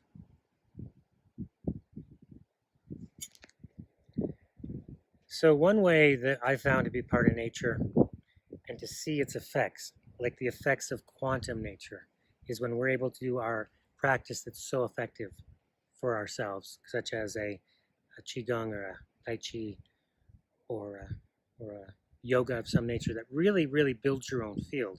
And when you do that out in nature, that then not only benefits yourself, but it starts to benefit everything around you.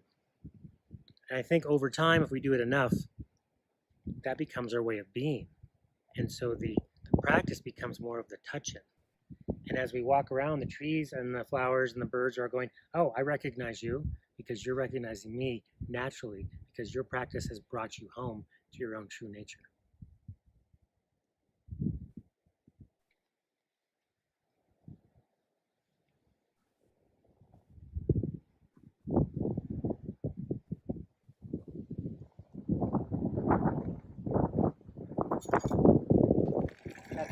enormous in there. This tree's gonna get a good. I was.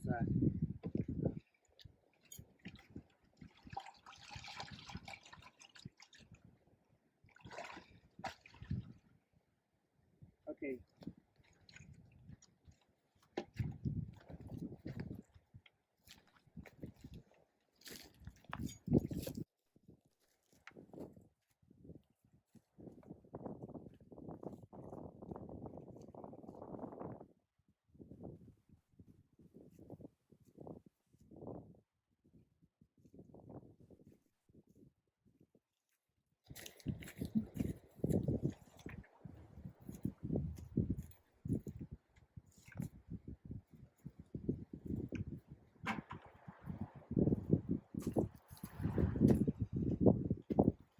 Feeding the money tree.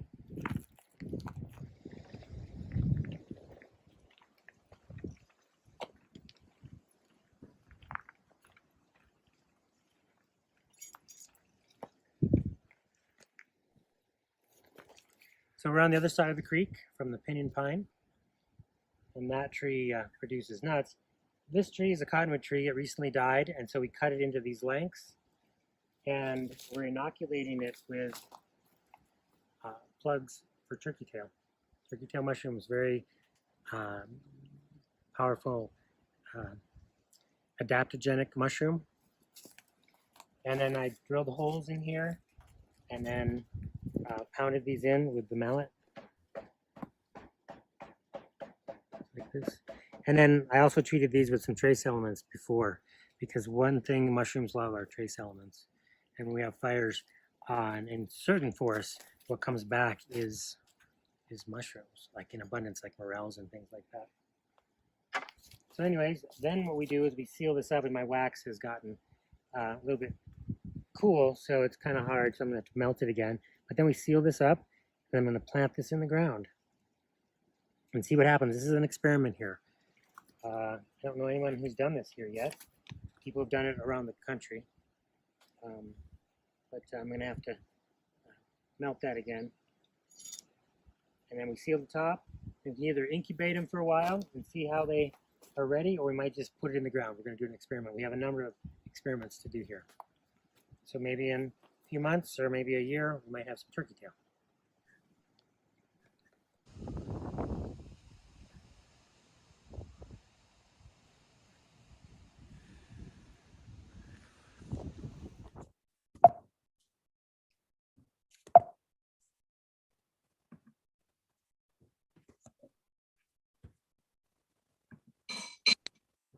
Wow.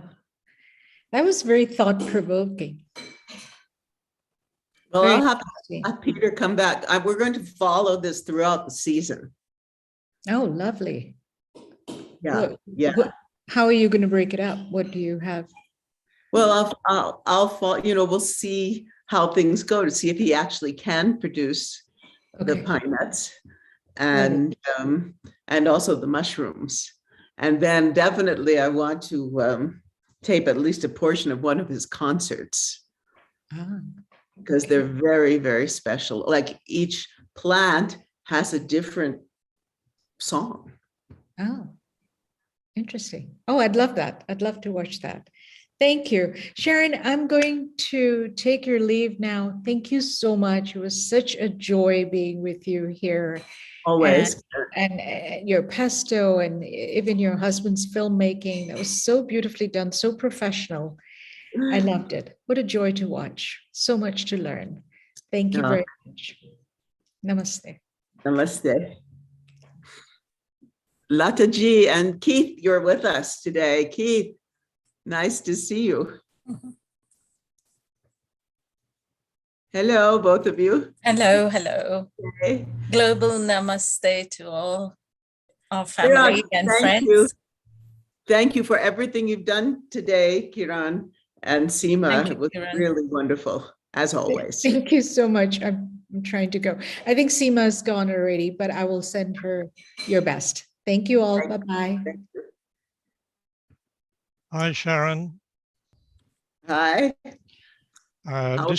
This is of interest diversion for me because I'm one of those traditionalists.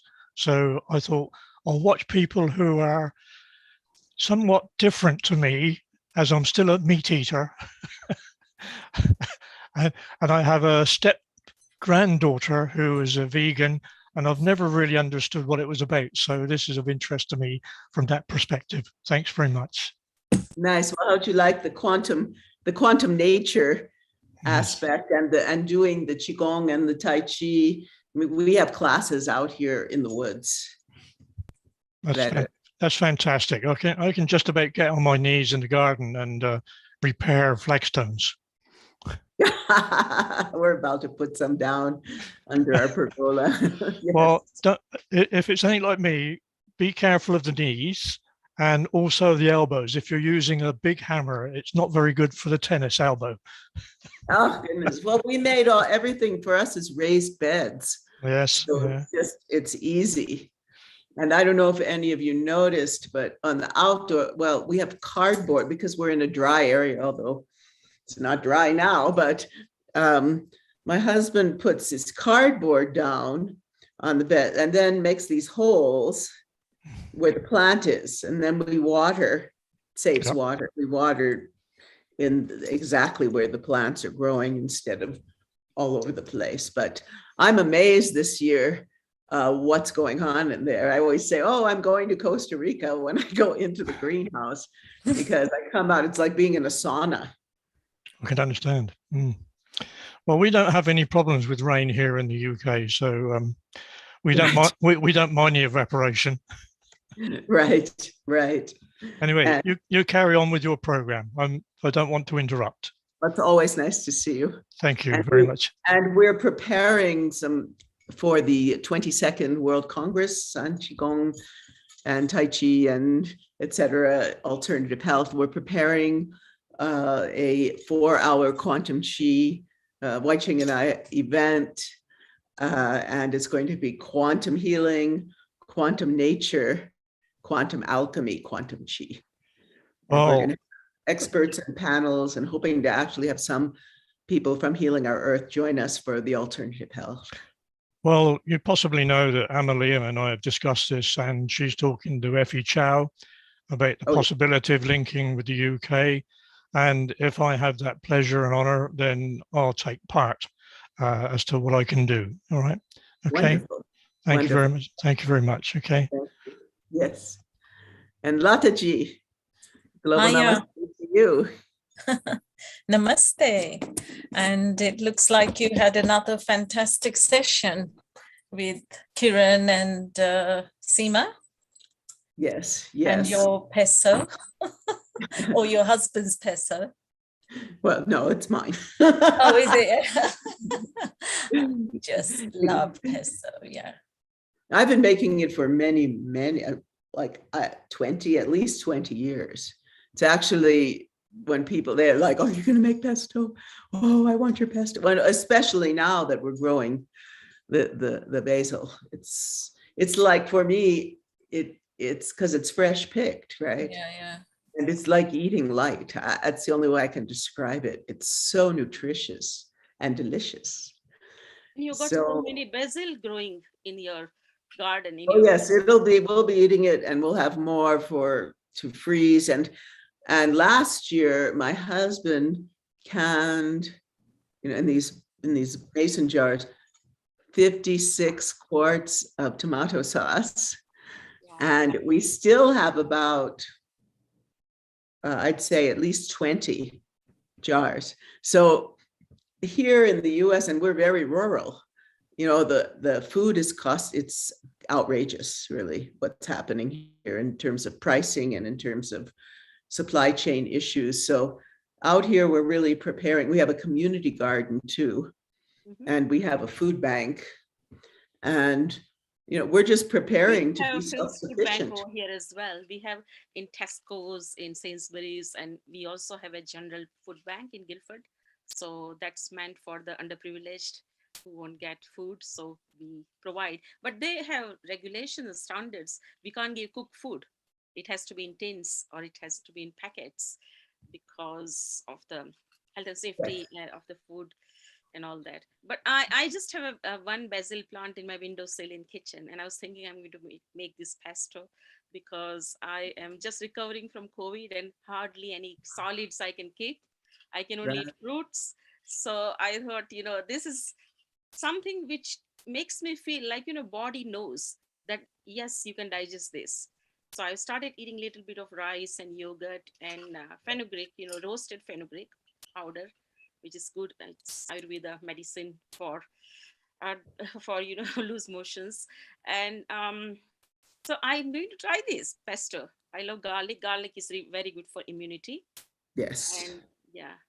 Yes. And I forgot to say, I planted some ashwagandha, and that's starting to come up. Wow. And You yes, planted ashwagandha. yes, it's Oh, I just, and then I've also planted something, astragalus. That's another really good health herb for your health. Out here, there's so many alternative healers, and we've really focused on immunity, so that, and we're in nature, and we're there's maybe 3,500 people in the whole community. So COVID, yes, people have had it, but not very many. And we've really been able to, we have a wellness center with my friends Cindy and Tyler, who've been on the show, and we are really helping people to recover. So if you need advice, ashwagandha in USA is so much on the vogue. You can go to a Target or any other places, any other superstores, and you will get gummies, like even children can eat them. So it's so well accepted herbal remedy now, ashwagandha, in many different forms. Oh yes, we'll see how it's always an experiment, like growing the hibiscus roselles. I know that I'll be able to keep them in the greenhouse until then. I'm going to, here in my studio now, I have a place with all these windows, and I have some bougainvillea growing and some hibiscus, and so we'll see. Hopefully it'll keep going through the winter.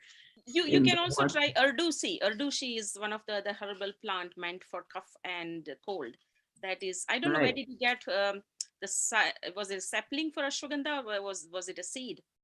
Seed. Oh wow. Sorry, Seed. I was, yes. I interrupted. Oh, also this year, he was saying something. Sorry. This year we planted also goji, a goji berry bush. Yes, yeah. So we'll see how that does. But the amla, the gooseberry, I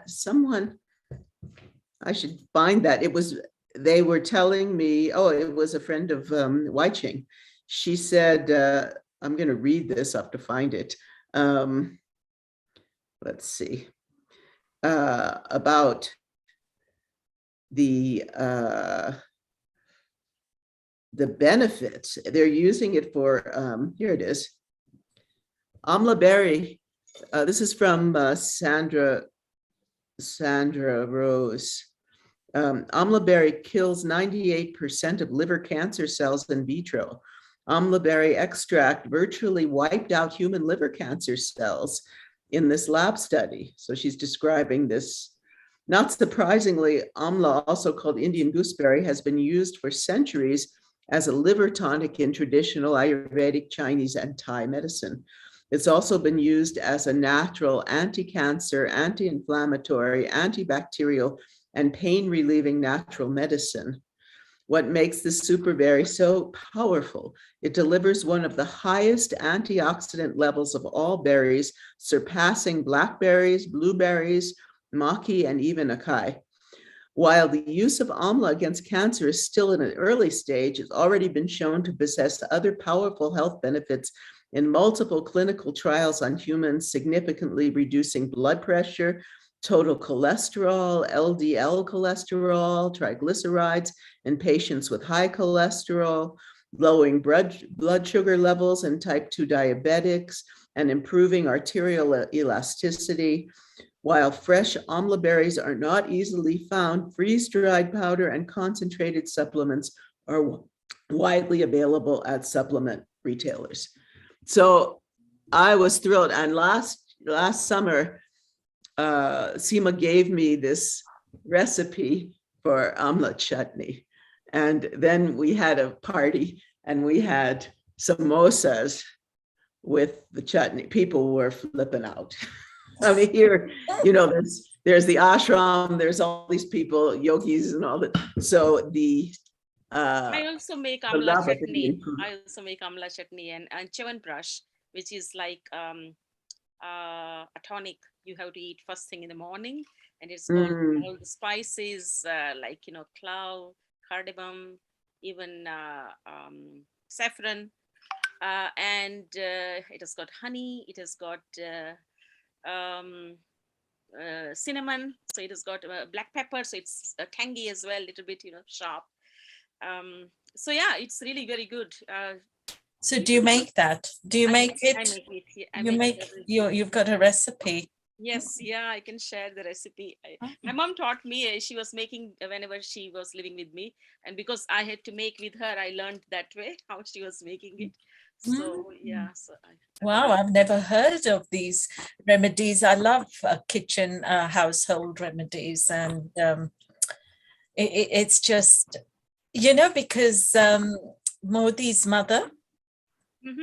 I've also she was amazing, healing people with these herbal remedies and natural ingredients, and they're so powerful, and it's just been sort of hidden from us and buried away so that we don't, and so that we buy the drugs and we buy the chemicals and forget the power and the confidence we've always had in these natural medications. That's true. And perhaps you would remember that when we were growing up, we had pickled amla as one of the things which was always in the kitchen, or you can get it by vendor who is selling, a street vendor will sell pickled amla, pickled in salt and water. That's it.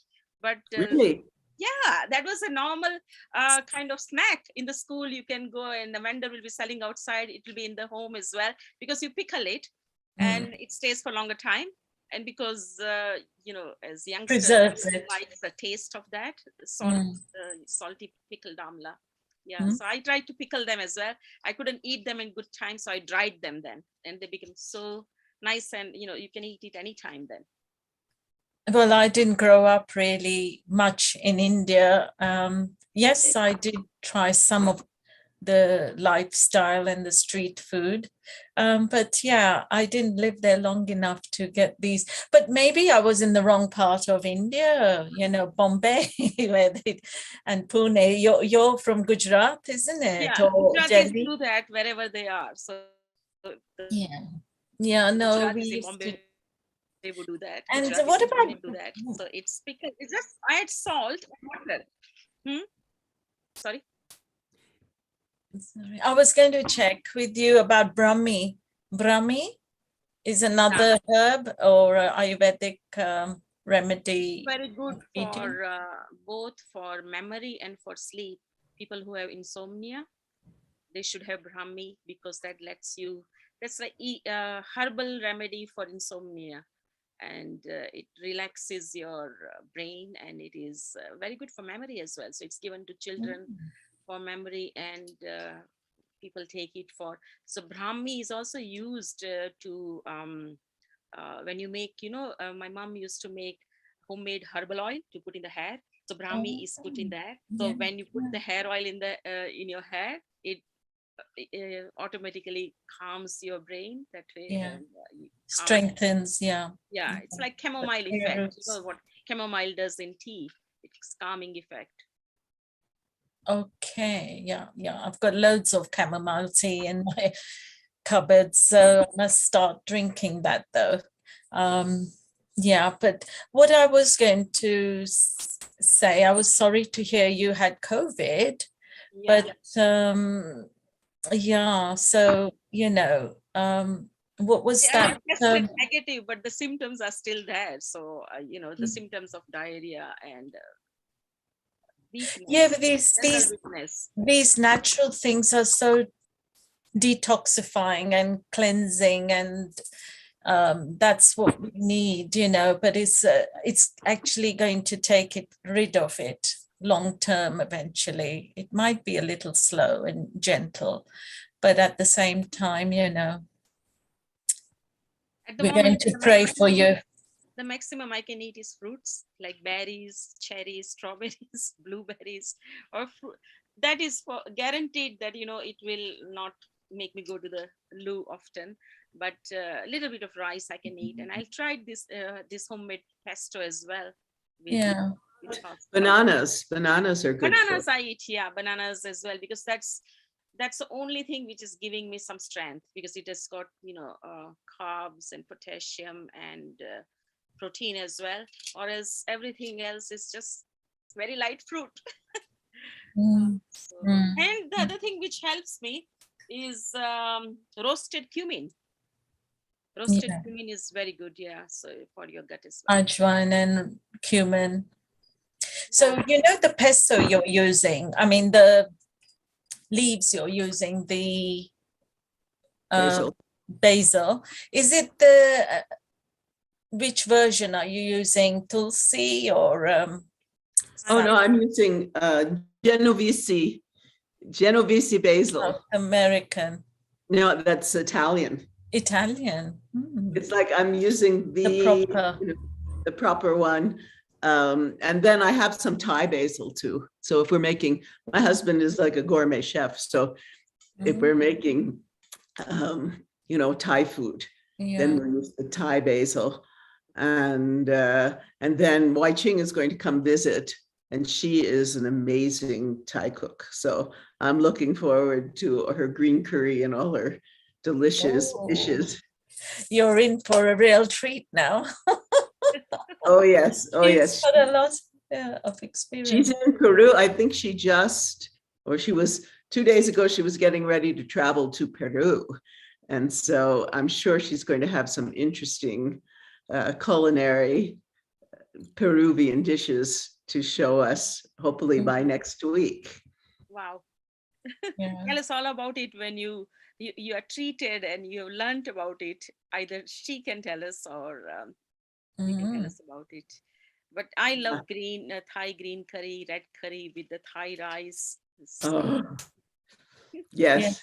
So if you can start having maybe the basil or the tulsi and mint leaves, and just gently putting it on whatever you can, whatever you're trying to, is it ricey soupy thing that you're able to manage at the moment? Yeah, a little bit of overcooked rice and soft rice, yogurt, overcooked rice.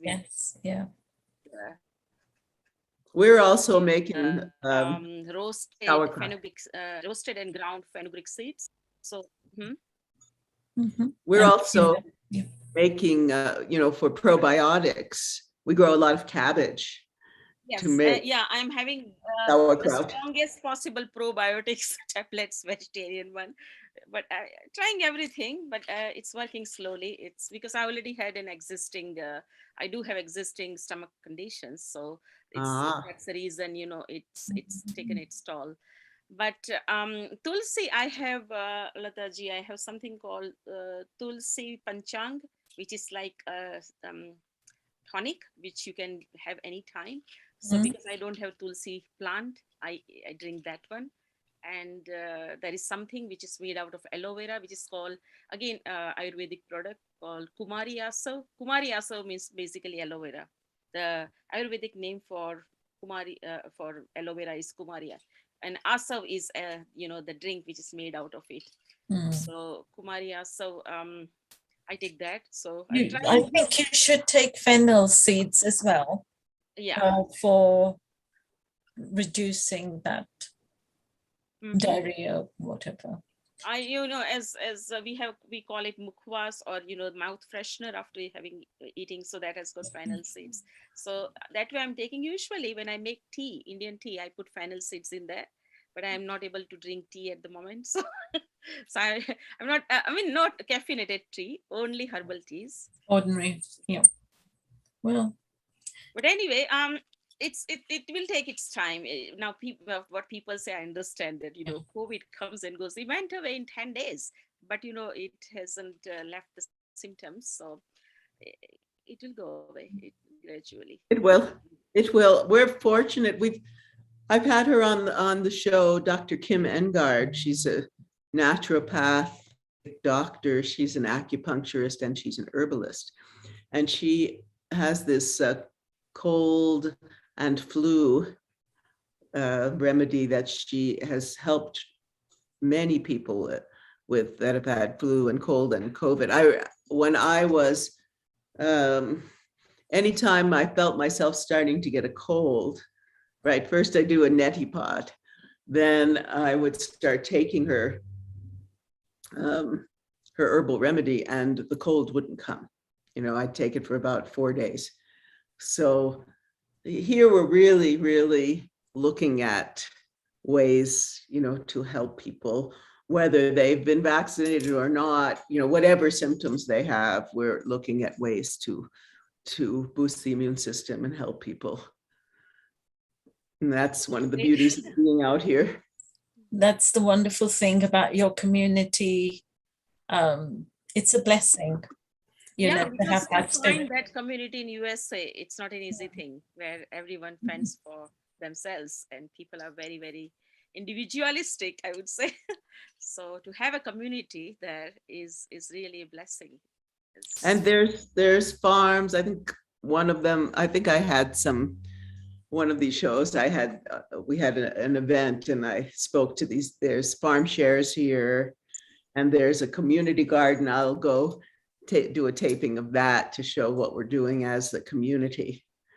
But this year, I think what we're planning to do is a lot of bartering. We're all talking about that because the food prices are outrageous. They're really, and people here, some are saying, oh, I came in here yesterday to this, there was a woman sitting outside. She goes, you better get ready. I said, well, what for what? She said, well, already on the East Coast, because of the prices of diesel, they're not getting food deliveries.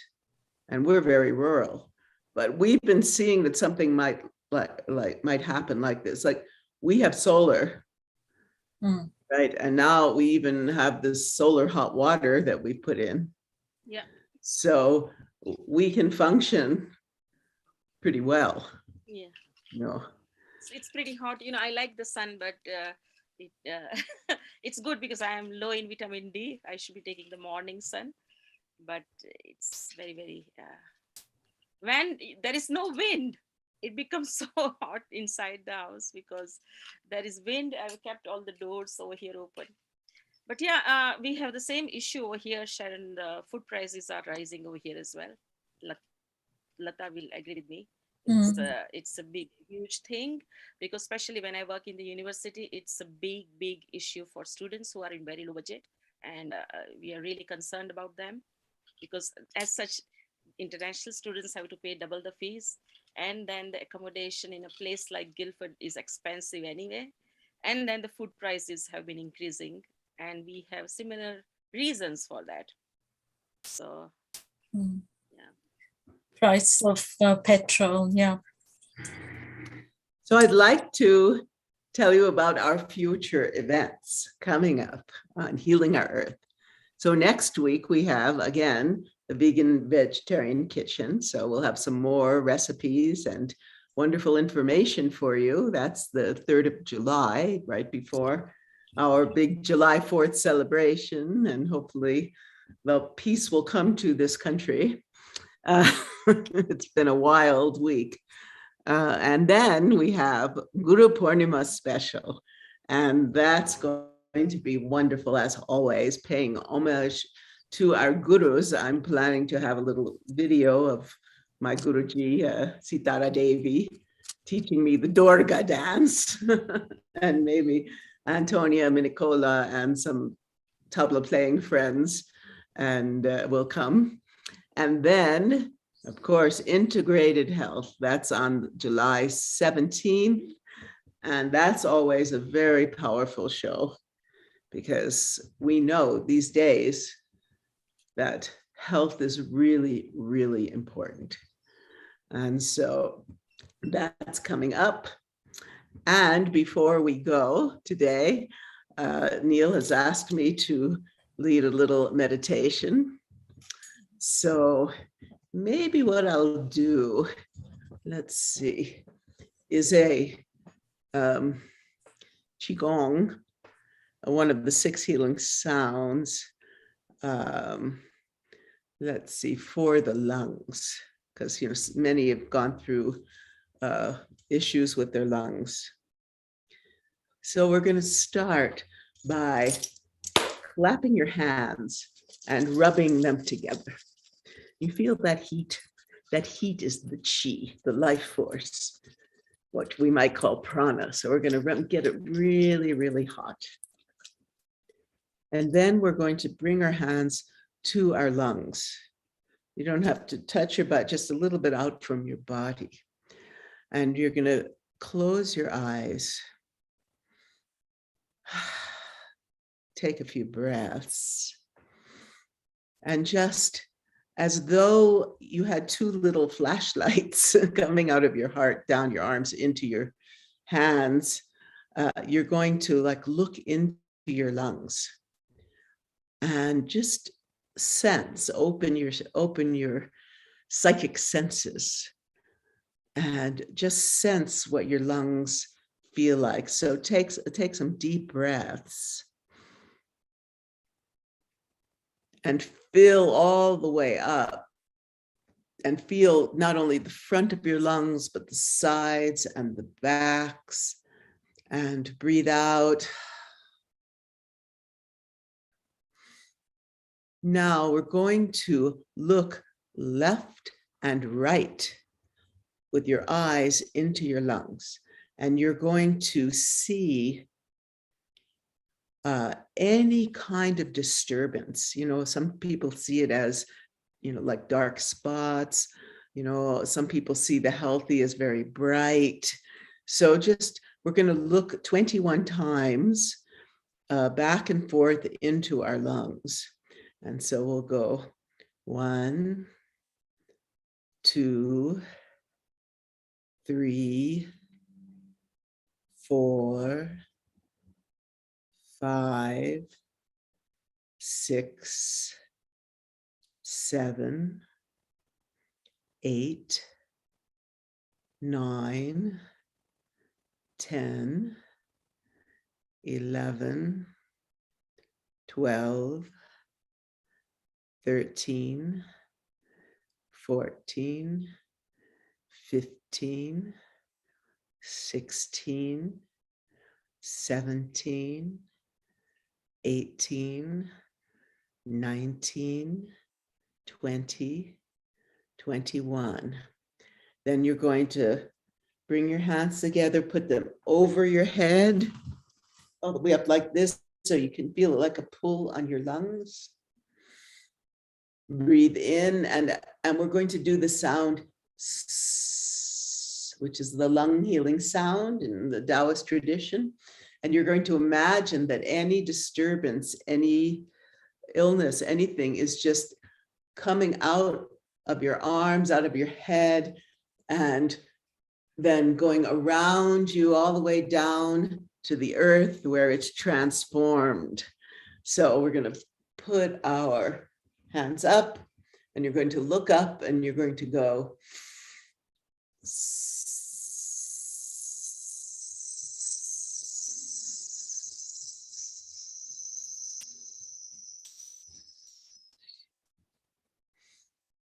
And like smoke, allow all that pain, any kind of illness to just leave you and go down into the earth where it's transformed by Mother Earth into golden light. And then as you let it go, then imagine this golden light coming up into your body through your feet and your calves and your knees, into your thighs, into the base of your spine, up through your Sushumna, your central channel, all the way up, pouring down your arms, pouring into your lungs, filling your whole being with healing light. Then we're going to do it again. And this time we're going to work on the emotional level. So the lungs hold sadness and grief. So as we look left and right, we're going to think about or imagine any issues in our life that is causing us sadness and grief, or the person causing you sadness and grief. And you're going to let that go. So when we do this, we're going to imagine all of that in our whole field and our whole emotional body just leaving. And according to Mantak Chia, who taught me this, Grandmaster Mantak Chia, the earth loves this energy. It's like fuel to transform into light and give back to you the beauty of Mother Earth. So let's do this again. We're going to rub our hands together, feel that warmth, and bring your hands to your lungs. And we're going to go look left and right. And we're going to now see any situation or any people that are causing us sadness and grief. Well, let's think about what's going on in the world today. We're going to release all that. So we're going to go starting left and right. 1, 2, 3, 4, 5, 6, 7, 8, 9, 10, 11, 12, 13, 14, 15, 16, 17, 18, 19, 20, 21. Lift your arms, feel that stretch in your lungs. We're going to sound and allow all of that emotional turmoil to just leave you.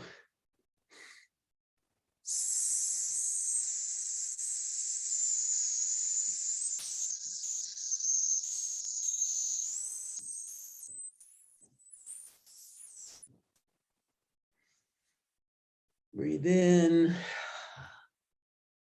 lower your arms.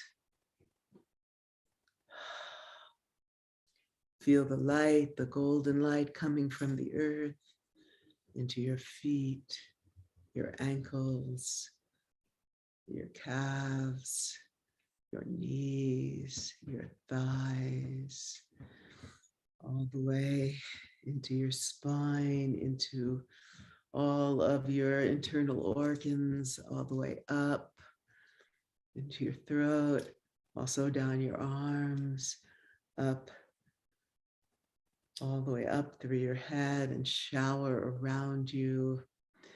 And then once more, we're going to rub our hands together, put them on your lungs, and from your heart, you're going to see this light, white light, pouring through your lungs, the light of love, the light of chi, the light of beauty, and the light of grace.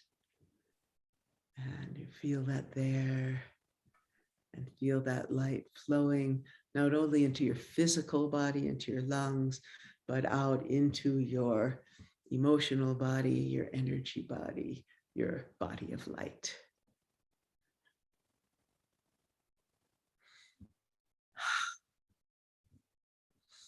This was a teaching called part of the 6 healing sounds that when I first got me into the whole Qigong world, I was working on a film documentary about the energy body. And I went to a wonderful place in Western Massachusetts called Eastover Estate, where they had a big event going on for Qigong and Tai Chi. And that's where I spoke with Montauk Chia. And I said, well, tell me about the energy body, the light body from the Taoist tradition. And he said, this is the practice to grow your light body and transmute all these emotions. And so, but there at the event, there were all kinds of many, like I'd say about 12 different Qigong and Tai Chi masters. And so the owner of the place said, well, you're here with your camera, just interview everyone. And this is how Quantum Chi began. It's been a big journey, and we're planning to release the first 2 episodes this year, and we're going to do a wonderful teaching for the Epi Chow and the 22nd Congress on Qigong, etc. And that will be in September, and we'll be telling you more about it. So as always, it's been a joy to be with you, and we look forward to seeing you next week and all the weeks after to bring love, joy, upliftment, and deep healing power. We need this so much right now. So many people are suffering. So many people are depressed.